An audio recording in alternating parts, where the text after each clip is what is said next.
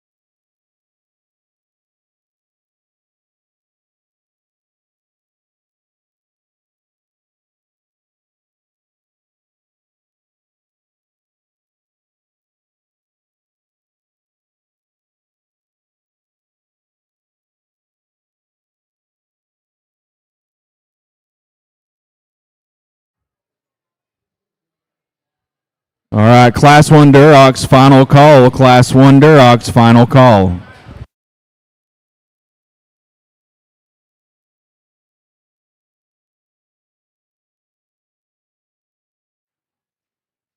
All right, special announcement. If you have family and friends at home who cannot be here, or even if you just want to follow along in the back, you can watch the show on either RFD TV or TaylorFort.com, where both shows will be streamed.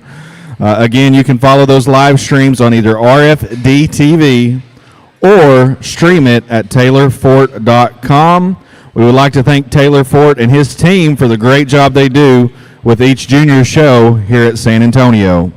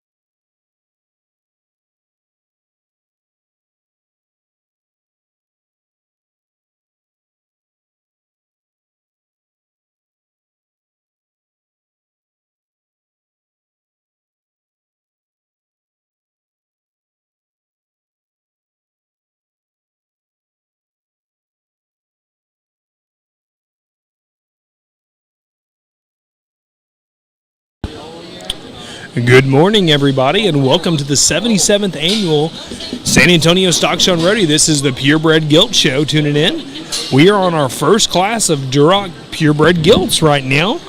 Weight ranges are from 200 to 216, and there are 32 total head in this class. And so what the two judges out here are doing right now, they are pulling them out one at a time after the ones they pinned back here. It looks like they pinned about 12, and they will place, I think, the top 10 head in this class. My name is Landon Rodey. I'm joined by my co-host Wayne here today.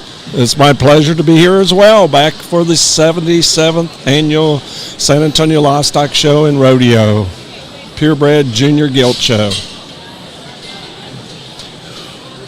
Once we get the bios on the judges, we'll kind of let everybody know who our two judges are today and kind of talk about their little background and where they're from and about their families and how they got to where they're at here today. And this is by far one of the most competitive purebred gilt shows in the nation here, Wayne, and we've seen that over the past 5 years that we've been here doing this commentating for San Antonio, and it's just so competitive from top to bottom. So if you have a chance to place at this show, it's a really big deal, and this Duroc first class is no slouch of a class. And what these guys are doing right now, they're developing a pattern together. There's two judges in the ring. You have a lead judge, and you also have a secondary judge that kind of helps out. But these two guys are working in unison to create a pattern. And as they go throughout the day, for those of you listening or who may be showing later today or tomorrow, we'll kind of let you know kind of what they've been picking, how they've been picking them, why they've been picking what they've been picking. And it's hard to judge it on the first class, Wayne, but we're going to, I think, get something put together. And Wayne, what do we got on this Duroc breed today? So on the Durocs here, if you just now joined us, it is at our 77th annual livestock show, the largest breed of this junior show. These judges are going to be evaluating 405 total head in this Duroc breed. And we've got a total of 12 classes total. So we'll have a lightweight, a middleweight division champion, and also a heavyweight division champion. So with this first lightweight division, we'll go through 5 classes, and then we'll go ahead and select the lightweight division champion and reserve champion. And I'll tell you, I'm really glad that San Antonio's moved to that where they break it up between light, middle, and heavies, Wayne, because I remember one year we judged all 13. I think there was 13 classes back then. And it's hard to pick one champion out of 13 really, really good ones, and San Antonio acknowledged that, and I got to give them a lot of credit for what they did by breaking up the breed specifically in this one when you have a total of how many total classes again? We've got 12 this year. 12 this year? But actually, Landon, we actually, the whole show is up from last year in this purebred show. Last year we had a total head of 1,370 head. This year, last year we had only 1,319, so we're excited that we've got a much larger show than we had last year. So if my math stands correct here, there's a total of 51 head difference? Absolutely, and not only were we up in the purebreds, but we also were up in the crossbreds as well. Last year the crossbreds was 546, and this year it is 601, so that's good to see. All right, ladies and gentlemen, in the purebred ring, Class 2 Durocs, this is your first call. Class number 2 Durocs, this is your first call. Headset loud. Yes. I'm going to have them turn this part.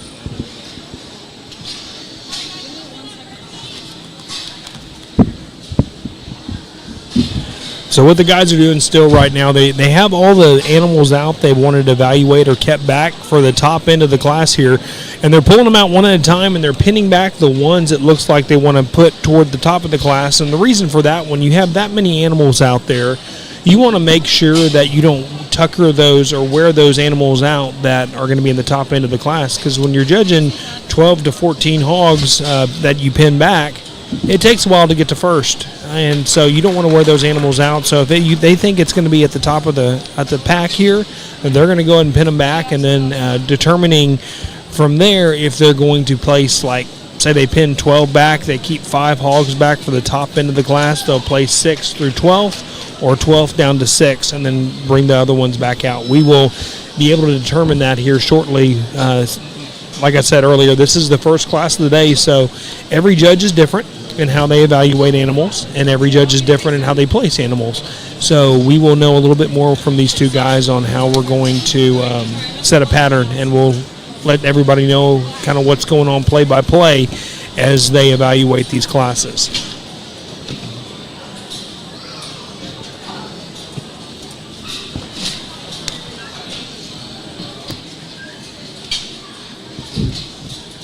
Hey, is there a way we can turn down these a little bit? Yes. I'm so sorry. The mic's fine, just the headset's like real loud.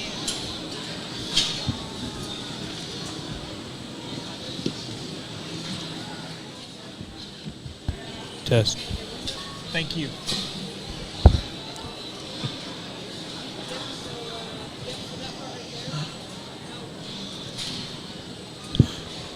Looks like they did keep back 12 total hogs weighing in this first class of Durocs. We started with 32 down to 12. And they are placing from the bottom up. So what they did was they pulled 6 pigs back for the top end of this placing class, and they're going to be placing from the bottom up. So basically there was 12 total. He's pinned back 6 for the top end. He's placing 12th, 11th, 10th, 9th, 8th, 7th. And the top 10 will receive a rosette, right? Rosette, okay. I believe. I believe that is correct as well. Looks like he's down to 4 here in the bottom end of this class. So he's placed 10th and 11th and 12th, excuse me.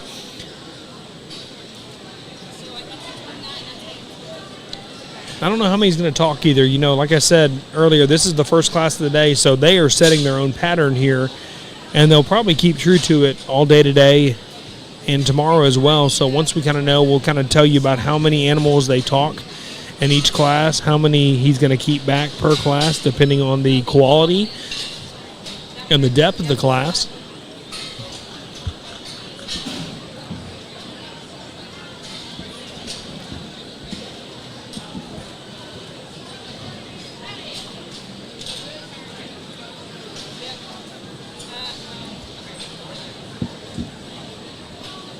Okay, see that right there? Yep, twist that. Unlock it, and then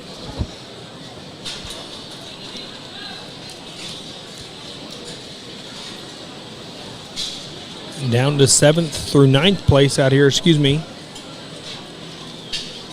7th and 8th place. And, you know, it'll be interesting to see what these guys do, if they're going to go ahead and place these 2 or start pulling these other 6 animals out here.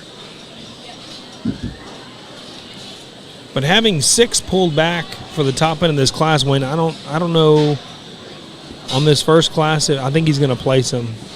Yeah, I think he's probably got enough in his top 6 there, and Yeah. they feel like they've got them lined up and comfortably how they want. So it'll be interesting to see these top 6 out. Yeah, he did go ahead and place those. So they have placed from 7th to 12th place, and now we have our top 6 in this first class of the day fixing to get out there. If you've just now joined us, we're ready to let out the top 6 here, and you know, this is such a competitive show here at San Antonio, and in fact, these exhibitors in this breeding show can only enter 2 purebreds in this entire show. So the competition, you know, to have 1,370 total head and only be able to enter 2 purebreds tells you how many exhibitors we've got out here. You know, it's very competitive. We've got a second one coming out here. We're down to our top 6 individuals coming out for our first class of Duroc Gilts of the day. Like you said, Wayne, there's 12 total classes of Duroc Gilts, purebred Duroc Gilts here today, correct? Yes, sir. And the way they break these up, we're going to do a light division, middleweight division, or medium weight division, and a heavyweight division for your overall Duroc breed here today. And I think is that the only one they do it for, Wayne, or is there other breeds throughout the next 2 days that they do this? All right, purebred showman, class 2 Durocs. This is your second call. Class number 2 Durocs, second call. And I stand corrected. I was told it was 12, but it's actually 13 classes 13 that classes. we've got. Okay. Yeah, so it's Same as I think last year we had 12 classes, and like you mentioned, back in 2024 we had 13 classes before they went to the weight range, weighing these females. And if you just joined us, it's the weight ranges is from 200 pounds to 350. And you've got to weigh within 15 Not in this one pounds. class, though, right? What's that? No, not in this class. But that's where they've got to turn their weight cards in. The minimum is 200, maximum is 350. And then they have a 15-pound weigh back. We're down to our top 5 now. Young man in the kind of grayish shirt was 6th. Down to our top 5 in this first class of Duroc Purebred Gilts here at the San Antonio Purebred Junior Gilt Show, 77th annual, by the way. For those of you just tuning in, this is the first class of Durocs. Young man in the light blue will be 5th. And down to our top 4. Yeah. And usually the first class or two kind of takes a little bit more time because, like I mentioned earlier, they're setting a pattern, they're setting a tone, they're working in unison. You have a lead judge, but you have a secondary judge as well, where they come together and they evaluate them to create a unison pattern here. And sometimes, like the ring help, they'll be able to kind of gauge what they're thinking by looking at them as the day goes on. You can kind of tell what the judge is thinking. When you get new judges out there and new ring help, or you have any ring help working with new people, you've got to figure each other out. And they do it so well and so quickly here at San Antonio, and do it so efficiently as well. And that goes up to all of our volunteers we have here, Wayne. It's an unbelievable number of people that help out with this deal. And the volunteers and Mr. Brian Ferris had mentioned this over the years, and he's 100% correct in what he says about this. He's like, we can't do this without all these volunteers and sponsors that help make this show possible. Young lady in the black and pink was 4th. Down to our final 3 in the top in this first class of Duroc Purebred Breeding Gilts. This being the lightest class starting out this show, we've really got a strong set here in these lightweights. There's here. one that is real powerful coming out at you, and absolutely. And I feel like they're looking at some chest width here, Wayne. Well, you can see all 3 of these got really great foot size and bone work, really open up coming at you, and very elevated. Got really good depth of forerib back to that flank area with some good capacity there for broodiness and being able to carry those babies when they get old enough to have them. Young man is going to be 3rd. We're down to our young lady in the green and young lady in the light. That one that was 3rd was really super powerful. Here we go. Let's hear what they have to say. Well, first off, good morning, and I'd be lying to you if I don't have goosebumps or pumped up to set foot in this ring here today. Obviously, with televised viewings here, so many times when you pop up your computer screen and you see the red pins, it gives me goosebumps. And then you see the cowboy hats that represent San Antonio. So we're pumped up. I got a buddy that's going to sort them with me here today. And we get in this first class, and we think an exceptional class. We got a top pair of them that we like quite a bit. But a non-negotiable class winner, young lady in the greens, got her. Just in terms of bulk, dimension, spread, width, she looks like a Class 1 winner, and what we like about her is she's got probably just some added feature. She's got added roll to her midrib compared to the one that's going to go 2 in this drive, but yet still at the same time, she still represents quality to have that kind of stoutness, to still remain loose in terms of how she wants to hinge out of her upper hip. We thought a real logical class winner. Congratulations to that young lady.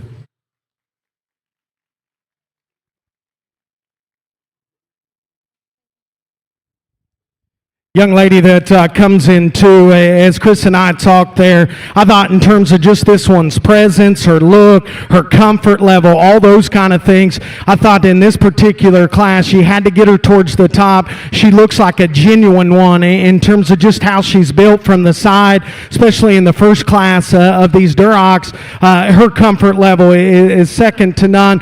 Comparative to our class winner, isn't quite as dimensional in terms of her fore-rib and mid-rib, but man, in terms of just build, design, and look, we thought a real good one to be there in two.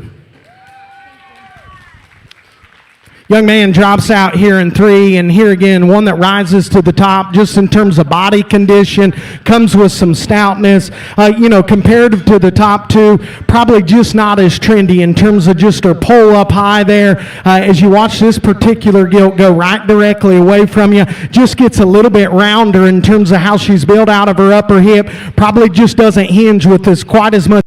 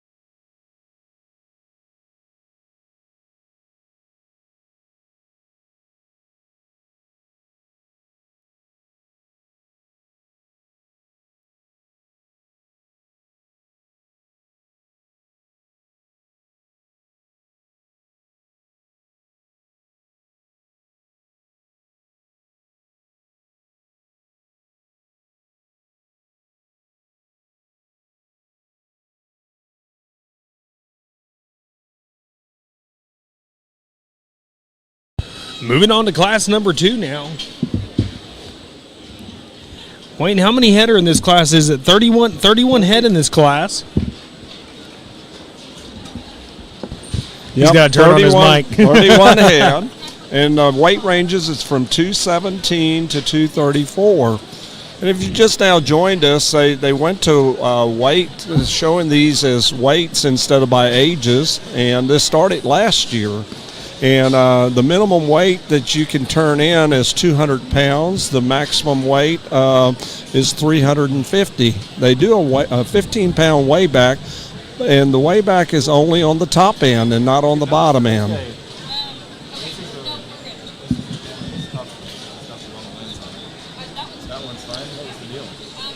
So we're up and running here, and I got to give a shout out to Taylor Fort Podcasting and their crew here for bringing everybody a front row seat to the San Antonio Purebred Gilts show here at San Antonio. It's the 77th annual, and Taylor does a phenomenal job here. And as y'all can see on the screen, that's a lot of play-by-play and up close. And honestly, you have a better seat than the people in the stands do. And I gotta admit, they upgraded the stadium seating last year here at San Antonio. So if you have not got to come here yet to either the Purebred Gilt show or the Barrow show, there's stadium seating here, and it's really, really nice. So if you have a chance to come and support these kids, I encourage you to do so. But if not, we do appreciate Taylor and his crew for bringing us all a front row seat here. Looks like they've already pinned some back, Wayne, and I see 2 in the holding pins right now. So what the guys are doing right now, for those of you on the screens, they're evaluating. The kid will go to the first judge, initial judge. If he points straight ahead, that means you get weighed, and you have to weigh within 10 pounds of that weight card. No, 15. 15. Is it 15? Okay, yes, 15. It's I apologize. 15 on the Gilts. I guess I wasn't listening while ago. And what's kind of interesting is they don't Is that do new? a bottom weight. No, Yeah, no. It was same last year. Same last year, too? Okay. Well, anyway, so if they point straight ahead, you go to the scales and you get weighed. You have to weigh within 15 pounds of your respected weight card on the upper end. So say you you turned in your weight card at 200, you can weigh up to 215. There's no bottom. If you want to weigh your pig and it's 20 pounds under your weight card, that is up to you. But there is no bottom end. It's just the top end. So you have to weigh within 15 pounds on the top end of your weight card. If he points to the left, and the initial judge points to the left, it will go to the secondary judge, and the secondary judge will evaluate it. If he points straight ahead, you'll go to the big arena for a secondary evaluation. If he points to the left, that being the second judge, you will go back to your pins. This is a purebred gilt show, so this is not a market show where you get ready your animals. These females actually get to go on and potentially be mamas one day and raise the next generation of show hogs. So these do not go to greener pastures. They may once you get home, but this is not a terminal show, the Purebred Gilt show. You can take your animals on to other shows, whether it be a county show or another major. Looks like the guys have 6 total pigs pinned back to this point, starting with 31 total head in the second class. And once again, the weight ranges on this second class of purebred Duroc Gilts goes from 217 to 234.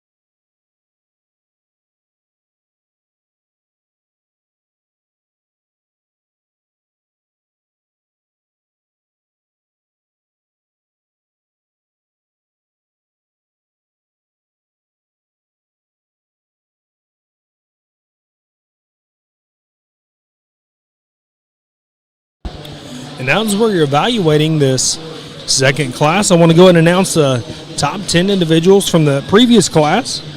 In 10th place went to Michelle Martinez. 9th place was awarded to Dakota Nixon. 8th place was shown by Lainey Turrentine. 7th place was exhibited by Haley Lincoln. 6th place was shown by Dawson Chumley. 5th place was exhibited by Testing Case 1, Piper. 2, test. They are testing out the mics on the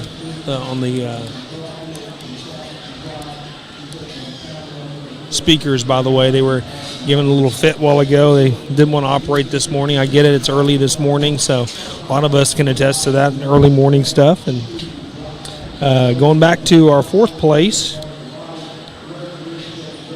was exhibited by Dakota Baldwin. 3rd place was shown by Jake Fisher. 2nd place was awarded to Hayden Weiner.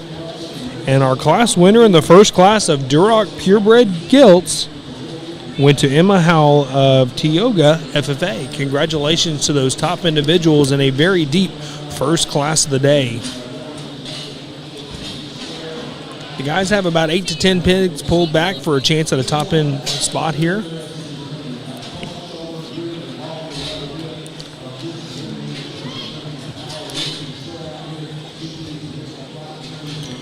And we're going to pull them out one at a time here in a minute. And what the guys did was they pulled back their top end hogs here.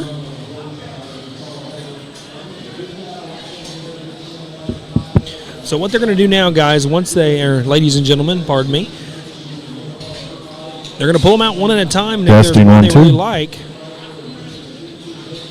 they are going to pin them back. Like I said, they're testing out the speakers here. So you may hear test 1, 2 between the podcast here. That is not for us. Apparently, we're live and running this morning. I've had a few people message me already this morning, and I'm glad they're tuning in from all over the United States. But going back, they're pulling them out one at a time. If they really like your animal, they're going to pin you back for a chance at a top placing spot in this second class here. And once they pin back the top end of this class, they're going to pull all these pigs out, by the way, first initially. Then they're going to place from the bottom up until we have a class winner. You just now tuned in. We are on class number 2 of our Duroc Purebred Gilts. 31 total head in this class. Down to about 10 or 12 here. Just like right then, Seth went ahead and pinned back this young lady really, really quickly in the red. She came out and went right back to the pin. So that Gilt must have hit him pretty hard in the sorting pin back behind us here.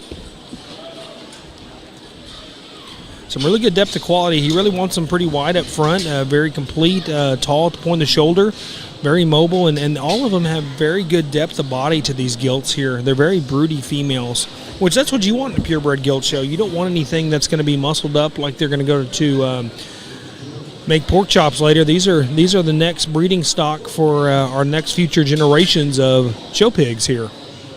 So you want the mamas to have a very maternal look to them.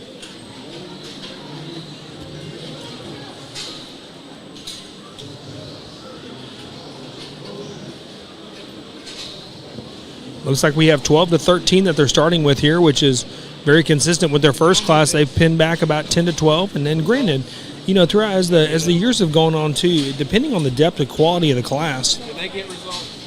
Can I borrow this? Yeah.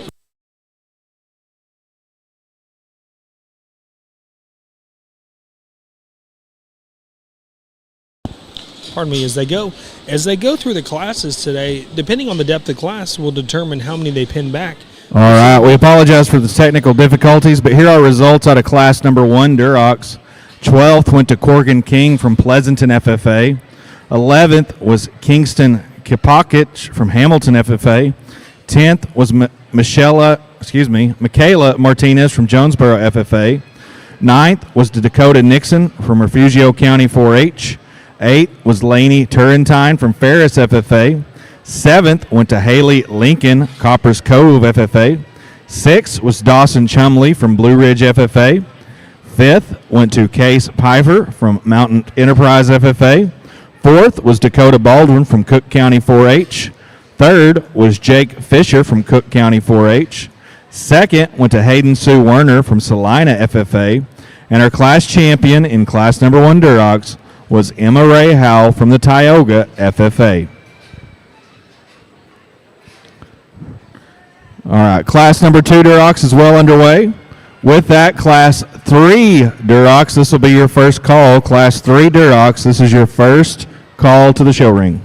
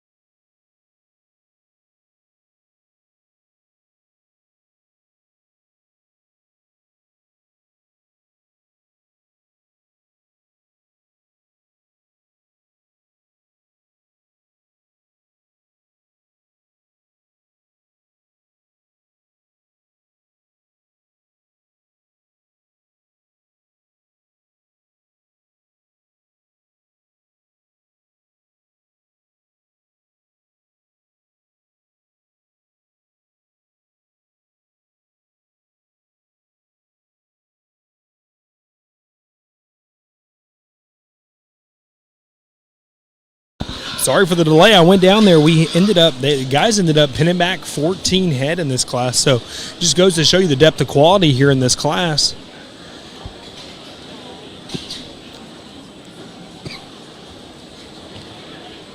There's 8 total hogs that they pin back. So usually you'll pin back about 4 to 5, but I guess this is deep enough class where they want to have 8 and just kind of evaluate those 8 and work their way back down again.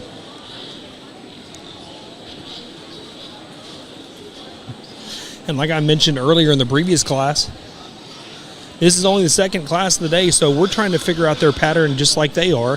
When you judge with somebody and you feel comfortable judging with somebody and you're in a new facility, ring help, everything, it all has to flow together, and they're all doing this together as the show goes on. And the more the show goes on, the more the pattern will kind of present itself. And also, as a ring help, when you're working the gates or the boards, whatever it may be, and we appreciate all these volunteers who dedicate their time to be here to help these kids, they can look at the judges at some point throughout the day and know exactly what they're thinking without them saying anything.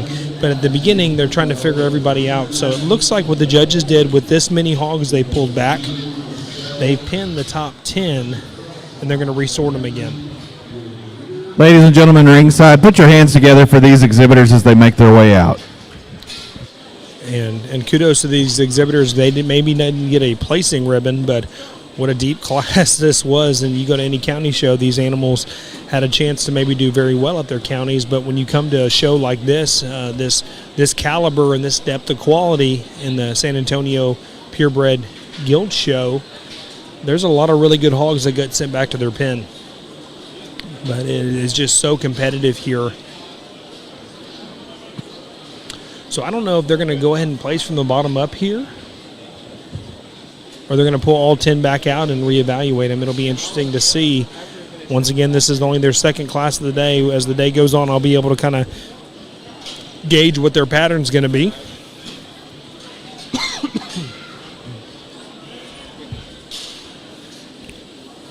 Started with 31 head in this class, down to the top 10.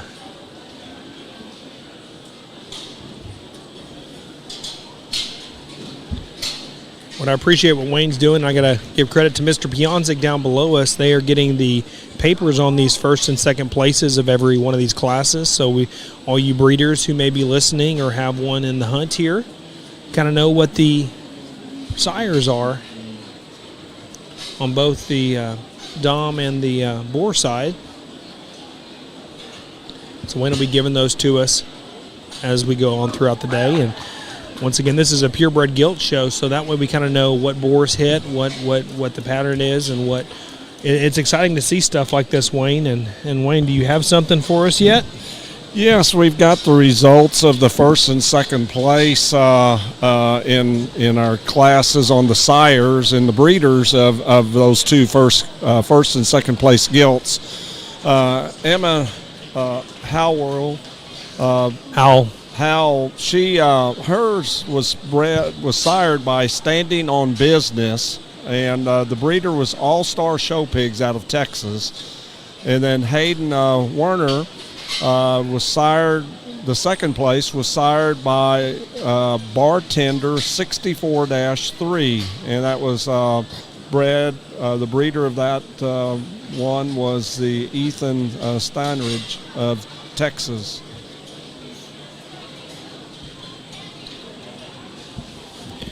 Ethan Stanridge. Now, it looks like they're pulling them out all 10, so they're doing a double sort here, Wayne. They started with 14 to 15, pinned back 10, and now they're reevaluating them and pinning back the top end of the class again, so they're double sorting here in this class. It does take a little bit more time to do that, but at the same time, you got to give them, props for really taking their time and making sure they get each one of these classes done correctly and how they want to. You don't wear these animals out either. They have 3 at the top end of this class, and this is the final animal coming out. So we have 10 left, and he's going to go and pin another one back. So young man has a chance to be in the top 4 in the class. The young lady in the black will also get pinned back. That will be 5. And what Seth's going to do from here is evaluate these other ones and place from 10th down to 6th, and then evaluate these top 5 individuals he pinned back and the holding pins here.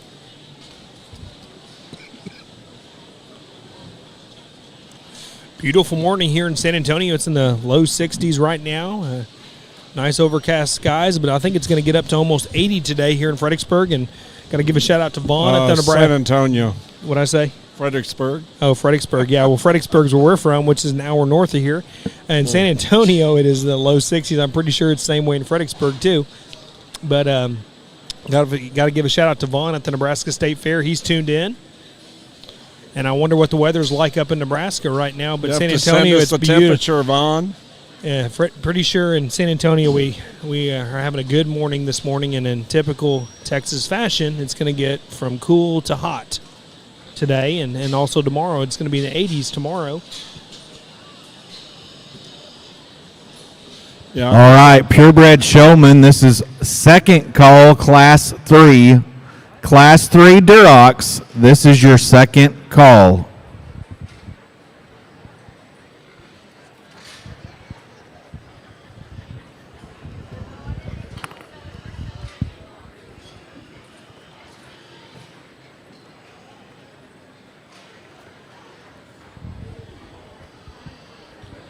Looks like we're down to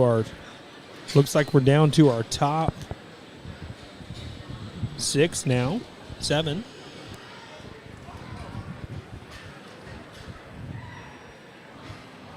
While we have just a moment at this time in our purebred arena, we'd like to introduce our 2 judges for this year. We will start off with our associate judge, Mr. Chris Hofschulte. He is the herdsman and co-owner of Hofschulte Genetics in the great state of Oklahoma. He was a member of the 2012 national judging team at Oklahoma State and has judged numerous shows all across the U.S. and is pleased to be in San Antonio. His business is family-owned, and he manages 120 sows utilizing boars throughout the boar stud as well as the nation. And he's happily married to his wife, Caitlin, and they have 2 daughters, Hallie and Lottie. And with that, our lead judge for this year is Mr. Seth Kepliner from Springfield, Ohio. He is a livestock producer and married to his wife, Kinsey, and has 2 sons, Eli and Clinton, and a daughter, Clara. Received his education from Urbana University in middle childhood education, history, and math. And he loves going to sporting events and especially livestock shows with his own family. Has judged in 30 different states, everything from the Exposition, the Winter National, Indiana State Fair, Texas Elite, and many other. He loves raising hogs and is proud to have many winners throughout the nation. One of his favorite things about livestock shows and agriculture is the people you get to meet from all walks of life and how they work in different parts of the country. Another would just be watching the kids and families work for a goal and get to achieve that goal. No better feeling seeing those hugs, high fives, and smiles at the end of the day. Ladies and gentlemen, let's give a warm San Antonio welcome to our two purebred judges today, Mr. Keplinger and Mr. Hofschulte. Once again, for those of you who kind of tuned in, those are our two judges here today. Seth is the lead judge. He's got the beard, and he's going to be our lead judge here today in the Durocs, and they'll kind of alternate different breeds here. Looks like we're down to our top 4 individuals in this second class of Duroc Gilts here today at San Antonio. Another really nice set of Gilts in our Class 2 here at San Antonio. We've got 31 in this class, and down to our top 4 here. Absolutely. And if you kind of the pattern that we're kind of seeing in these judges, really good legged. They've got to be mobile. They've got to be square to the ground. Having that extra depth behind that forerib back to the flank, coming at you with some chest width as well, and that mobility. They've kept that balance from end to end all the way through in both of these classes, and substance of bone is real good on all of these Gilts. And everything I've seen now, granted, these are the smaller classes, so they're going to look a little bit fresher than some of the ones in the later classes here today. Once you get up into those 300-pounders. But they definitely need to be clean front and tall. Every one of these Gilts is tall at the point of the shoulder. I mean, every single one of them is very elevated in the front end. And they take a really long stride through their front end off their foreleg. And what's crazy about how long of a step they do take, they're very square to the ground as they place their feet down. They don't get outside their skeleton. They stay within their skeletal means here. It's like the young lady in the black was placed 4th. Mm-hmm.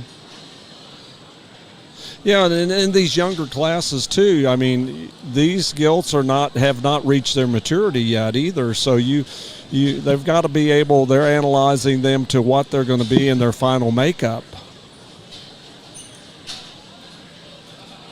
And I think all of these Gilts here in this class definitely are ones that will continue to grow and develop because they're all very mobile here in these top 4. And what's great about this show too, what'll be so much different than the market show, obviously, this is not a terminal show, so you can take these Gilts on to other majors if you want to, or your county show if you have a later county.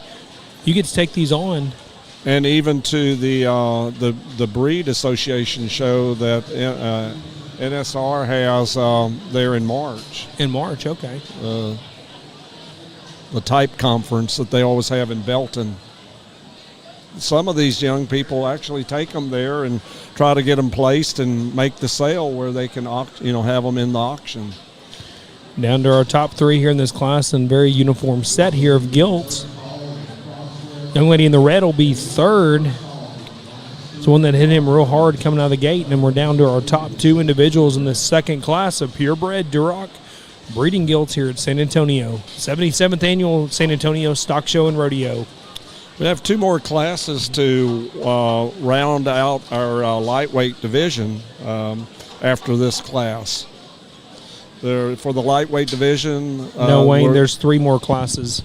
Oh, I'm sorry. Yes, 3 more. Here goes my Seth. eyesight. When we get into this second class, and I know there in the first class, you guys shut me off there a little early, and I told Chris there, I said, man, they're already tired of listening to me in the first class. We come into this second class and probably a little more give and take, but we think we got a non-negotiable class winner, a young lady there in the pink and white. That Gilt comes out, demands your attention in terms of just build, design, presence, comes with some added feature in terms of just her mug shape. She's so genuine as she comes right at you in terms of how she wants to tie from knee to ground, the position position of her front foot, I think, is so ideal. You study her in terms of just her mid-body, just the swoop to her midsection is excellent as well. And then what really trips my trigger is we watch that particular gilt go away in terms of the motivation to her rear leg, in terms of just how she's able to plant and drive. We thought she was just a shot more robust in terms of her midrib, just a shot more motivated out here in terms of how she wants to step and reach. I like the Gilton too quite a bit. We talk about aesthetic value in terms of skull shape. We talk about leg hair flare, and hey, we got to talk about it because the guys that want to buy them command this thing and demand us to do so. Obviously we're not going to make our priorities on it, but those are positives. Those are aesthetic.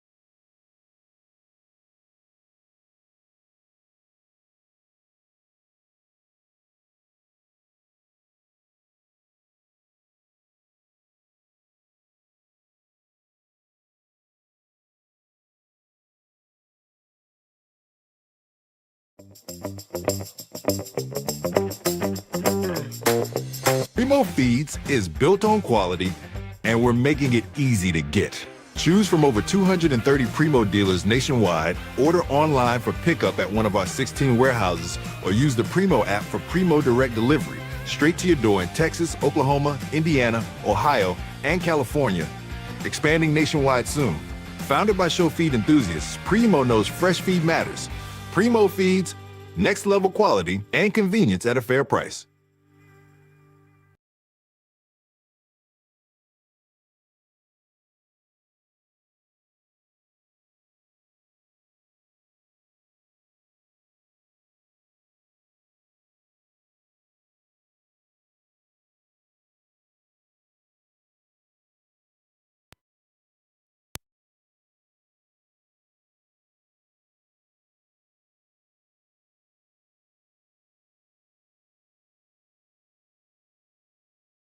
That concludes class number 2. Sorry, we're having some mic deals. They're trying to, sometimes technology doesn't want to work, and that's just the nature of the beast, but they're working on getting all that fixed as quickly and promptly as possible so y'all can hear the what the judge has to say. And I got to give Seth a lot of credit here. He's like, you know what, we're going to keep rolling. We don't want to keep these kids waiting. So he went and individually told each one of those kids what he liked about the animal, what he would change, and just because the parents and the stands couldn't hear it, he wanted to make sure the kids who showed the animal did. And so I got to give him props and kudos for doing a good job and keeping the integrity behind judging intact in that way. So, but good props to Seth there. We're on class number 3 here now of our Duroc Purebred Gilts. Weight ranges on those females goes from 235 to 247, and there's 30 head, so there's about 1 or 2 head less than the previous 2 classes. For those of you just tuning in, they're going to go to our first initial judge, Mr. Seth, and he's going to either point straight ahead. If he points straight ahead, you have to go to the scale and obviously make sure your paperwork matches your animal, and that's where they do the check-ins and everything and evaluations. And you have to weigh within 15 pounds on the upper end of what your weight card is. So if you turn in your card at 220, you can weigh up to 235 with your gilt once you cross the scale. If he points to the left, it's going to go to our secondary judge, Chris, and Chris is going to point straight ahead or to the left. If he points straight ahead, you go to the big arena for a secondary evaluation after the first initial sort of all these animals, one at a time. If he points to the left, you go back to your pins. And like I mentioned earlier, this is not a terminal show, so you get to actually take your gilt home and on to other stock shows. And maybe you don't do as well as you hoped, depending on what kind of animal or what place you had. But don't get discouraged, because there's other shows you can take them to if you have a Lake County show, like so many do, or there's other major shows. And with these younger gilts, they have a lot of growth and room to grow and mature. And your animal might have been a little bit rawer and kind today, but doesn't Testing mean you 1, can't get them 2. ready to rock and roll. Looks like we got the mics up and running again, and like I said, I appreciate San Antonio for being prompt on that so everybody can hear. We have 2 more classes to conclude our light division of our Duroc Purebred Gilts here today. A total of 13 classes.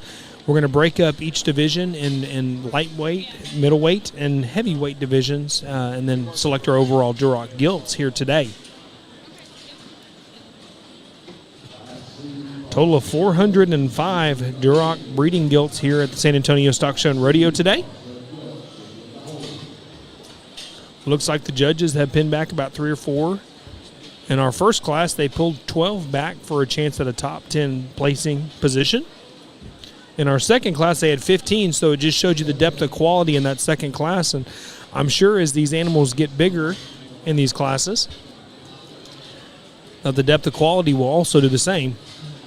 You have more room to work, more room to put muscle on. They get better as they get bigger, by theory.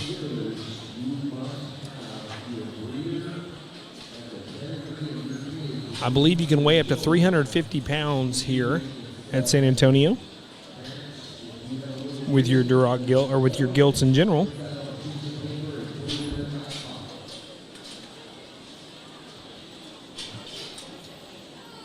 Guys have pinned back 5 so far. All right, here are results out of class number 2 Durocs. In 10th place, we had Kimber Janik from Victoria East FFA. 9th was Cody Kelso of Marion FFA. 8th was Kayla Lucky of Troy FFA. 7th went to Bailey Coker of Mansfield FFA. 6th was Cassidy Dowdy of Valley View FFA. 5th was Jacob Powell of Jourdanton FFA. 4th went to Sutton Winter from Lubbock County 4-H. Kylie Brown was our 4th place winner from Natalia FFA. 3rd went to Clay Keys from Hale County 4-H. 2nd went to Sutton Winter from Lubbock County 4-H. And our class champion was Corinne Welch from the Leon FFA. In the back, we have class number 3 Duroc underway. If you are in class number 3 Durocs and not at the ring, your window is short, so we need you here.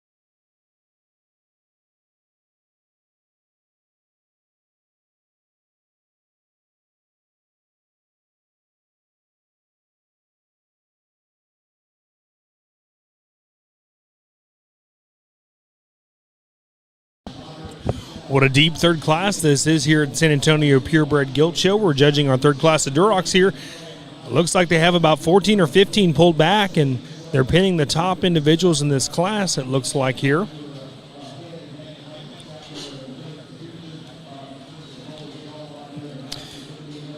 It'll be interesting to see if they pin back 10 again and then reevaluate, or if they're going to pull back their top end and start placing from 10th down to first here. That is the fourth pig they pinned back so far. 12 total pigs he pulled back. Want to welcome our two judges here today. Our lead judge for the San Antonio Purebred Gilt Show is Mr. Seth Kimplinger. And our secondary judge here today is Mr. Chris Hofschulte. And I hope I said that right. I'm going to ask Chris later just to make sure, but I'm pretty sure it's Hofschulte.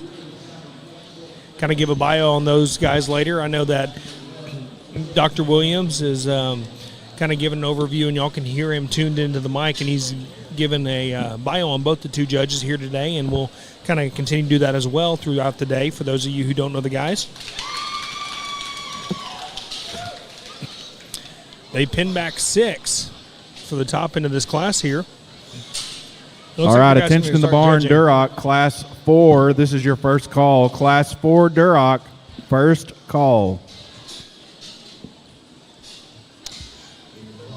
Yeah, it looks like like you mentioned, we've got 6 pinned back, and while they're evaluating the ones out here in the ring, I have the results of Class 2 on our first and second place on the sire and the breeders of those two gilts. Our first place, who was exhibited by Corinne Welch out of Leon FFA, the sire of her gilt was Rock Steady 14-10, and the breeder was Brecken Slot out of Texas. Our second place was Sutton Winter out of Lubbock County 4-H. And the sire of that gilt was Sharkfin 54-3. And the breeder was Wintex Farms out of Texas. Congratulations to both of these breeders on breeding 2 exceptional gilts in Class 2. Looks like we're placing down from 12th down to probably 6th here. Or 7th, excuse me.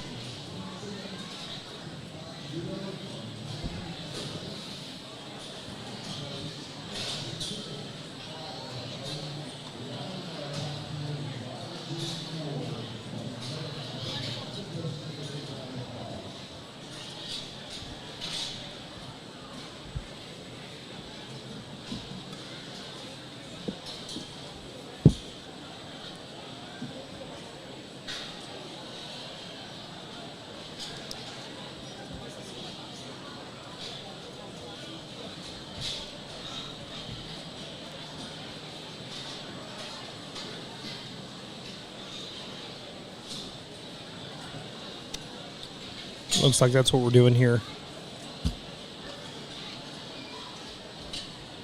And once he evaluates these animals that are left out here, he's going to pull out his top 6 and place from 6th until we have a class winner in this third class of Purebred Duroc Gilts here at the 77th Annual San Antonio Stock Show and Rodeo.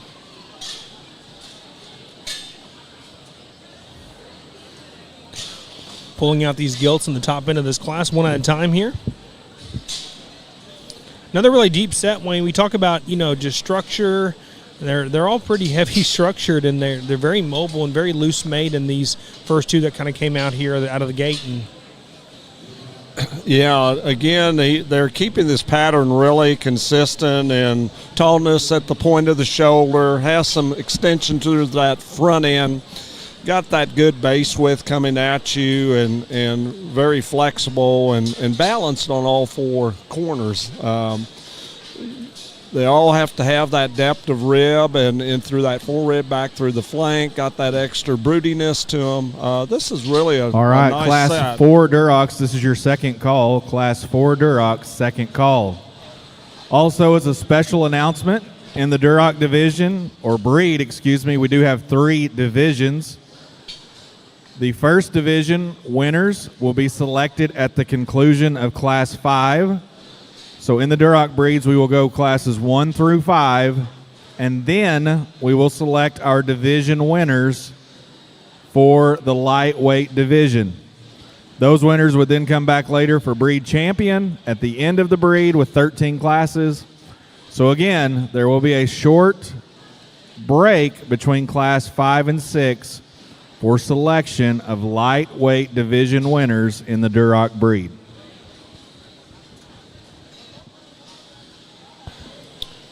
So Dr. Williams so eloquently put it, so everybody knows we're going to have a light, middle, and heavyweight division champion and reserve champion of this Duroc breed, followed by the overall selection of our Duroc breed later in the day. We're on class 3 of 13 total classes of Durocs, and we're down to our top 6 in this third class here. Looks like the young lady in the black vest is going to be 6th place. And looking at all these classes, they were really broken really nicely and equally. I mean, they range, I think the biggest class of the day will be in class 8 of our Duroc drive. It's 36, and they go from 29 to 36.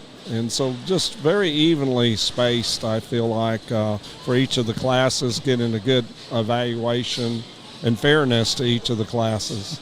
Well, you know, Wayne, what I see in these gilts, all of them have good depth of body. They look very broody, and that's what I've noticed throughout the day so far. And like I said, this is only our third class. You know, we got a lot of classes to do today. No, and I'm looking at these gilts that we have out here in our top 5, and it looks like as we're coming along, this heat's getting turned up in this quality and consistency. These top 4 out here are just really uniformed in their makeup.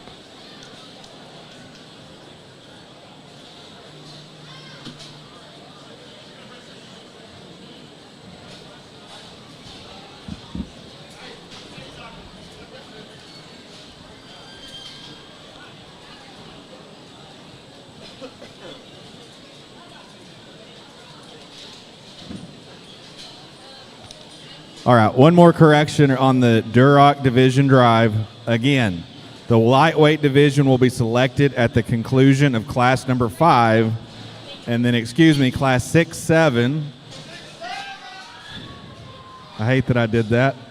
Anyway, classes 6 and 7 are actually the division winners, so there would be a slight break before class number 8, which is the 6th class. So anyway, so again, at the conclusion of class 5, we will select that lightweight division winner and reserve and so on. If you just now joined us, we are in our Duroc breed, which is the first breed of our 77th annual Junior Purebred show here at San Antonio. We actually have more Durocs. We're up from last year.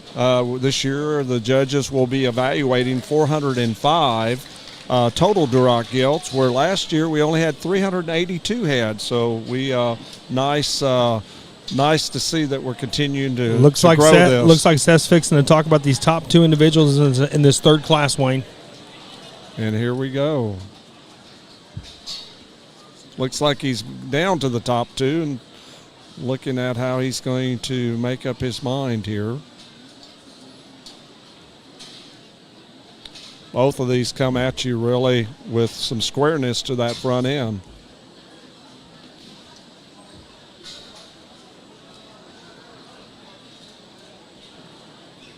Kind of comes down to personal preference here on what he might decide here. But both really extended through their front end. Young lady in the dark with the dark gilts wins the class, and the girl in the pink sweater is second. Congratulations. I think another solid class, and I'm going to try to whip right through them before they cut me off again.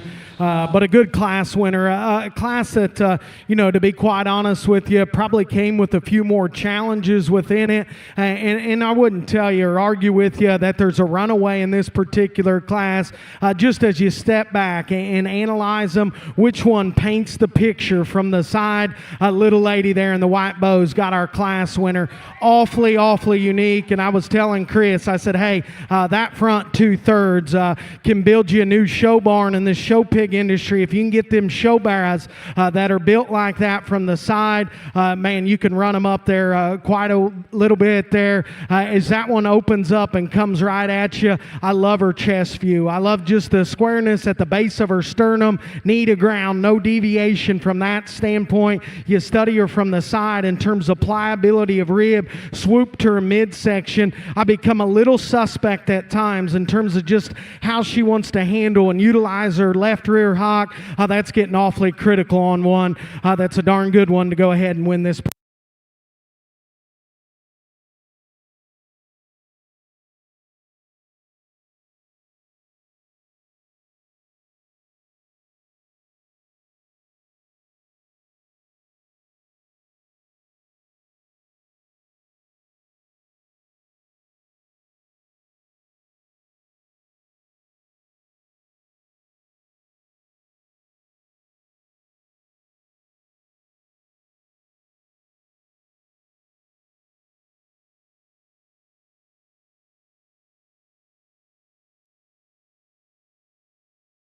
They don't want to hear me.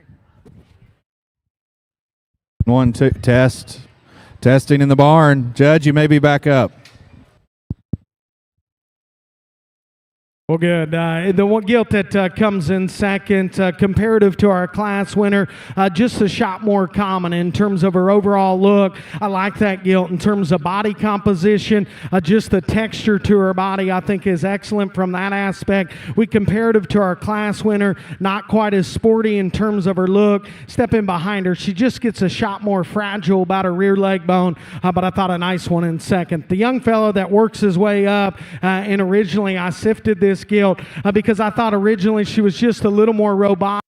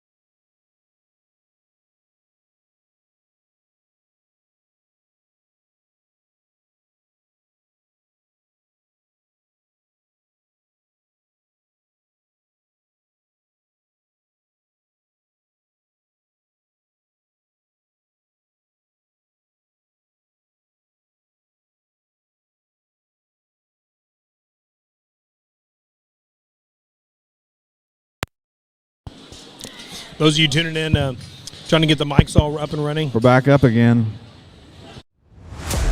Husky from Winning Enterprises is a one-of-a-kind, multi-species supplement designed to promote show-ready shape, mass, and bloom. Its unique egg yolk-based formula maximizes nutrient absorption to deliver optimal results quickly. Build winning huskiness in your swine, goats, sheep, or cattle by top dressing with Husky for 30 days before exhibition. The results are undeniable. Feed the dog and see the change. Shop the champion's formula at winning-enterprises.com. Husky from Winning And then we Enterprises have one more class is a of one-of-a-kind. lightweights to conclude our lightweight division.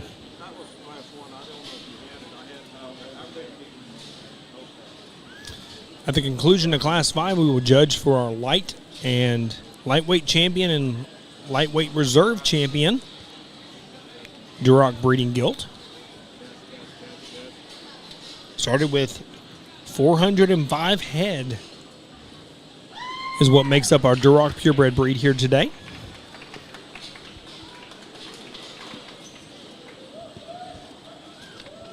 Our lead judge here today, once again, is Mr. Seth Kiplinger. And our secondary judge today is Mr. Chris Hoff-Schulte. I want to give these two a big shout out. One's in Ohio and the other one is from Oklahoma. So Oklahoma's not too terribly far from us, as we know, here in Texas. So probably, I'm sure he flew down. But at the same time, that's a neighboring state to us here in Texas. Welcome both these guys to a very, very competitive purebred breeding gilt show. This is one of the toughest in the country when it comes to purebred breeding gilts. A lot of scholarship money is given out to these kids.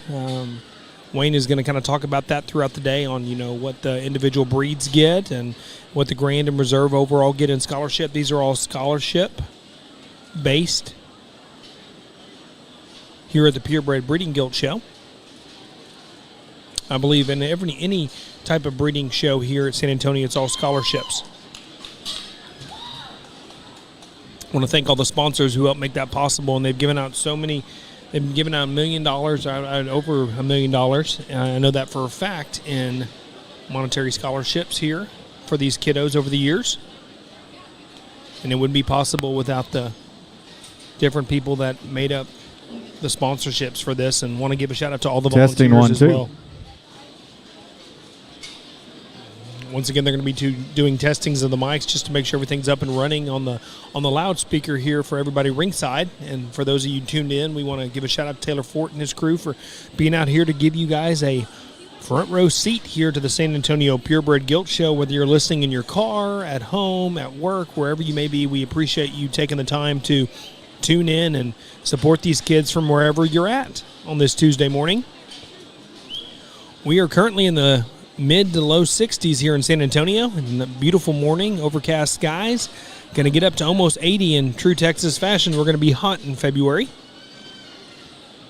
And I'm sure you northerners will send us a good cold front and hopefully some rain with that sooner than later. What the guys are doing right now, they're evaluating the initial sort. If Seth points straight ahead, you go to the scale and you have to weigh within 15 pounds of your turned-in weight card. And if you do that, you will have a chance at a top 10 placing spot. If he points to the left, it'll go to Chris, and Chris will evaluate your animal. If Chris points straight ahead on your screen that you can see there, you'll go to the big arena for a secondary evaluation at the conclusion of the first initial sort of these gilts. If he points to the left, you go back to your pen, and we wish you the best of luck at future shows you may be taking your breeding gilt to. One thing I like about the Purebred show, there's a lot of places you can take your animal on past San Antonio if you so wish. If not, they go into the breeding herd and have a chance to make the next generation of show pigs.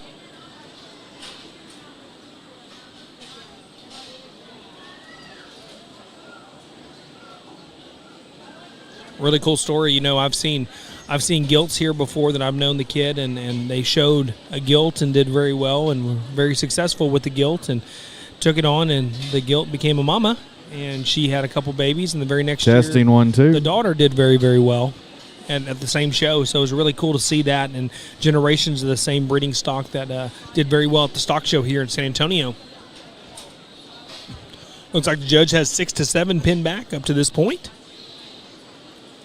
Here in class number 4, this is our second to last class of the lightweight division of the Duroc breeding gilts here at San Antonio.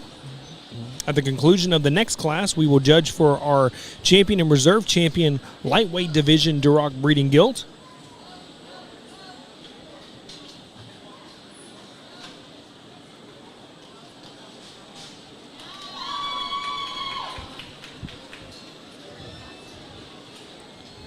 Testing 1, 2.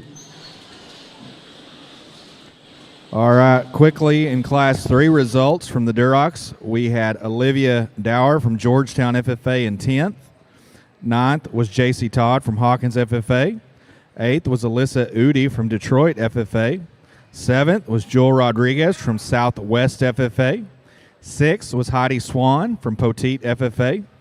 5th was Elizabeth Harkins from Williamson County 4-H. 4th went to Grayson Colterm from Lavernia FFA.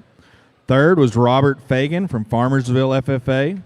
2nd was Katie Littlejohn from Potter County 4-H. And our class champion was Blakely Truitt from the Grosbeck FFA.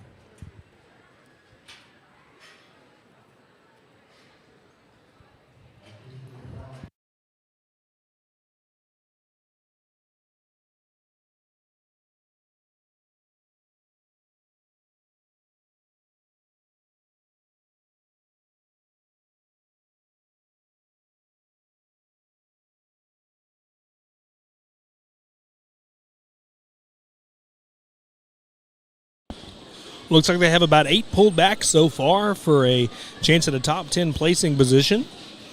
There's about 7 out in the big arena right now for a secondary evaluation at the conclusion of the first initial sort.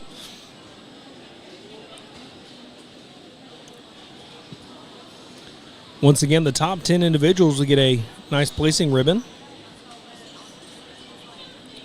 And the top 2 from each class have the opportunity to show for the lightweight division champion and reserve champion.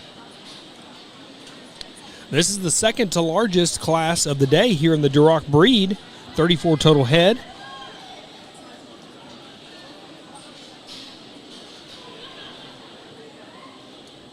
The largest class of Durocs of the day is 36 head.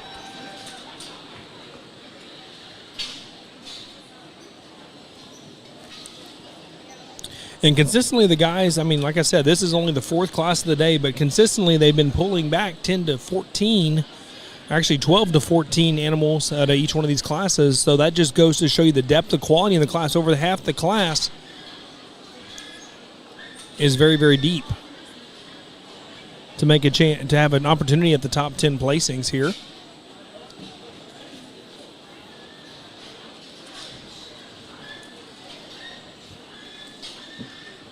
What the guys will do once they conclude their initial sort, they'll go in the big arena and see if there's anything they want to pull out of there. And I will tell you all, if you are showing later in the day or tomorrow, if you get put in the big arena, don't get discouraged, because I've seen cases where maybe you didn't get a good look coming out of those pins from the initial sort, and now that your animal has room to kind of stretch its legs, you can really show it off a little bit. And I've seen individuals come from the big arena, get repinned, and placed in the top part of the class. So don't give up. Never give up on anything you do in life, number one. But when you go out there and show, just keep showing, because you have an opportunity to have a second chance out here, and that's what this big arena's for. Maybe the judge just missed something, or sometimes that animal in that first initial sort doesn't want to get its head up or get walking right, and sometimes that gives an illusion to the judge, like, hey, maybe it's not quite ready enough yet. We'll see kind of what happens here.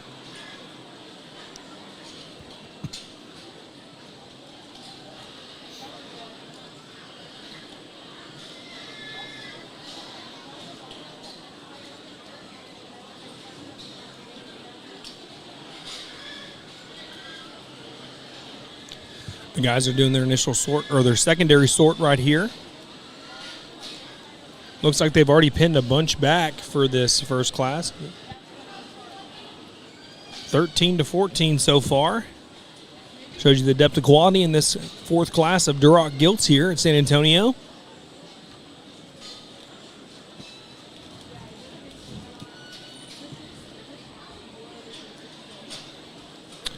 And what I really appreciate about these two guys, they're really taking their time to see if there's anything in here they want to bring back out for a chance at a top 10 placing position.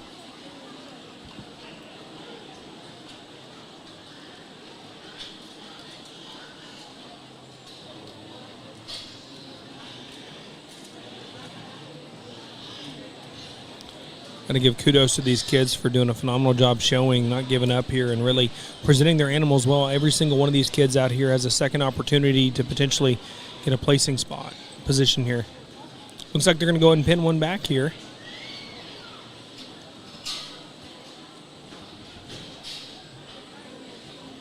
It looks like they're going to excuse these individuals. All right, ladies and gentlemen, ringside, if you hear me, put your hands together for these young people as they make their way out. Deep class, lots of quality, but a great group of students once again.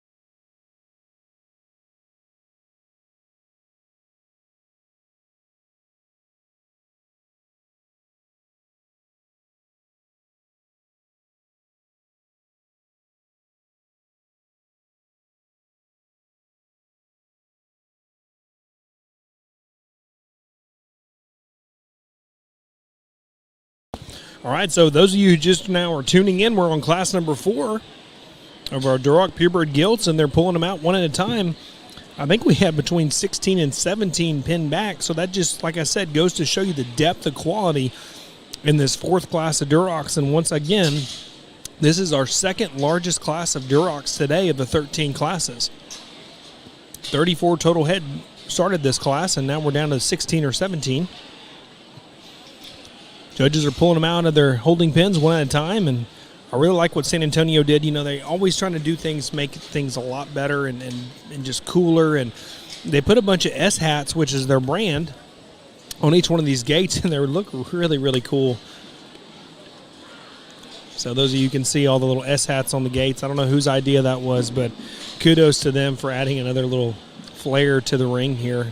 Ring's large and allows your animal to stretch out really well in this arena here at San Antonio.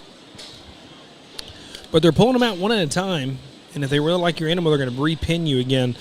And with the depth in this class, I could see them doing like they did in the 2nd class of the day, where they pin back 10 and then reevaluate again. I said we're too early on in the day to really set a total pattern when it comes to what they're going to do placing versus not, but I can tell you they place from the bottom up. That has been consistent in all 4 classes, but the amount of pigs they pin back, it'll be interesting to see what they do here. It's such a large and deep quality set of animals. This young lady came out of the big arena earlier, and I got to give her props for showing her heart out over here, having an opportunity to show for a potential top 10 placing position here, excuse me.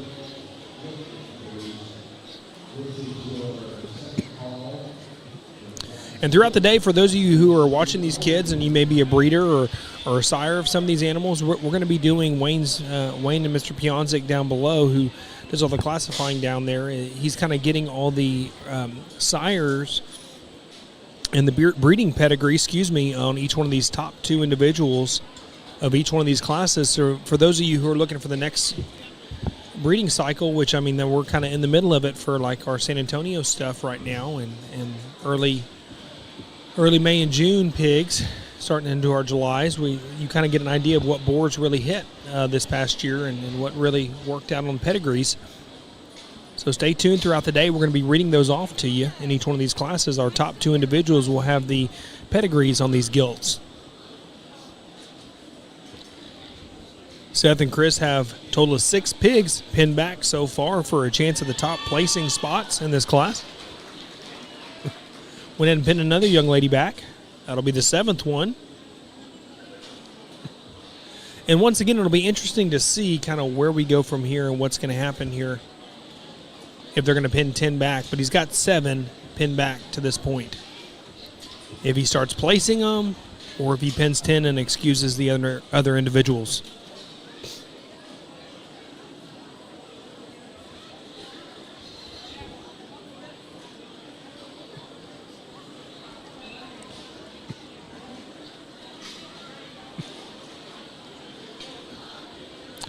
I'm joined by my co-host today, Wayne Rohde. He has actually stepped away for just a second.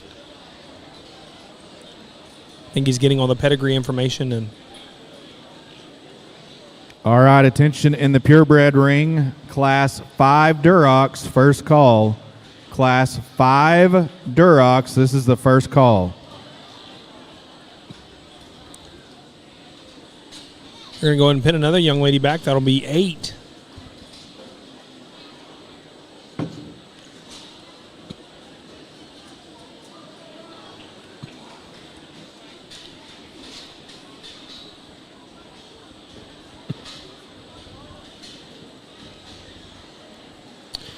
And they're talking right now with Mr. Rebel. He's a volunteer, donates a lot of his time for these kids, and he's been doing it as long as Dad and I've been doing the commentating, and I know he's done it even before then. So I want to give a shout out to all these volunteers. He's going to go ahead and Seth's going to go ahead and place that young lady. I think she's going to be your 10th place. I don't know if he's placing all these or not. I'm not totally sure what he's going to do here in this class. Those of you who don't know, we're about 10, 12 feet off the ground here, and we can see everything that's going on, but we can't hear everything that's going on, obviously, which is not always a bad thing.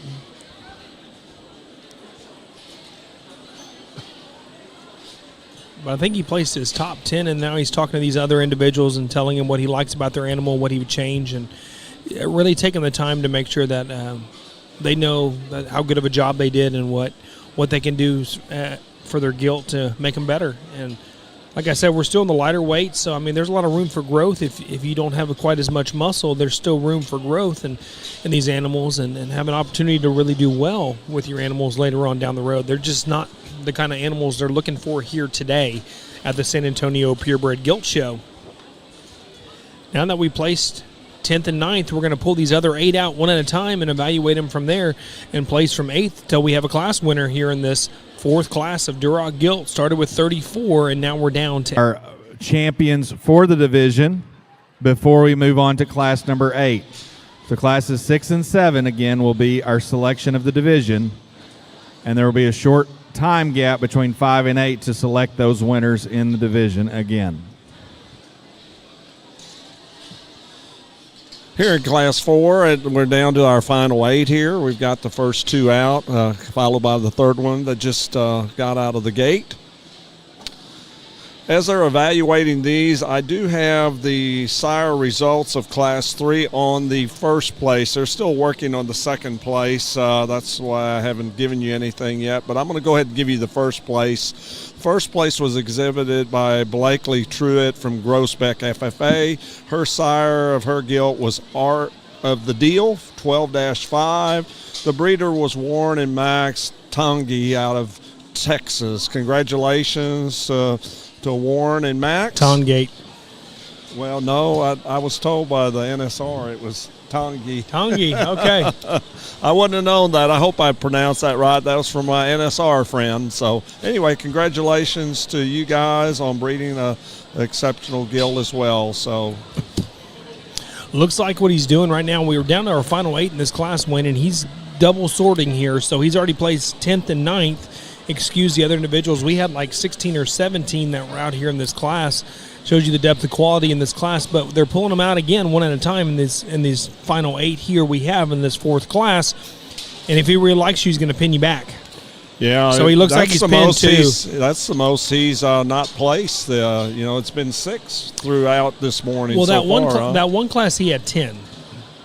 Before he placed them? Yeah, before he placed them. He evaluated them, pulled 10 back, and then starting to realize for the sake of time to go ahead and place a couple and excuse the other ones. But looks like lady.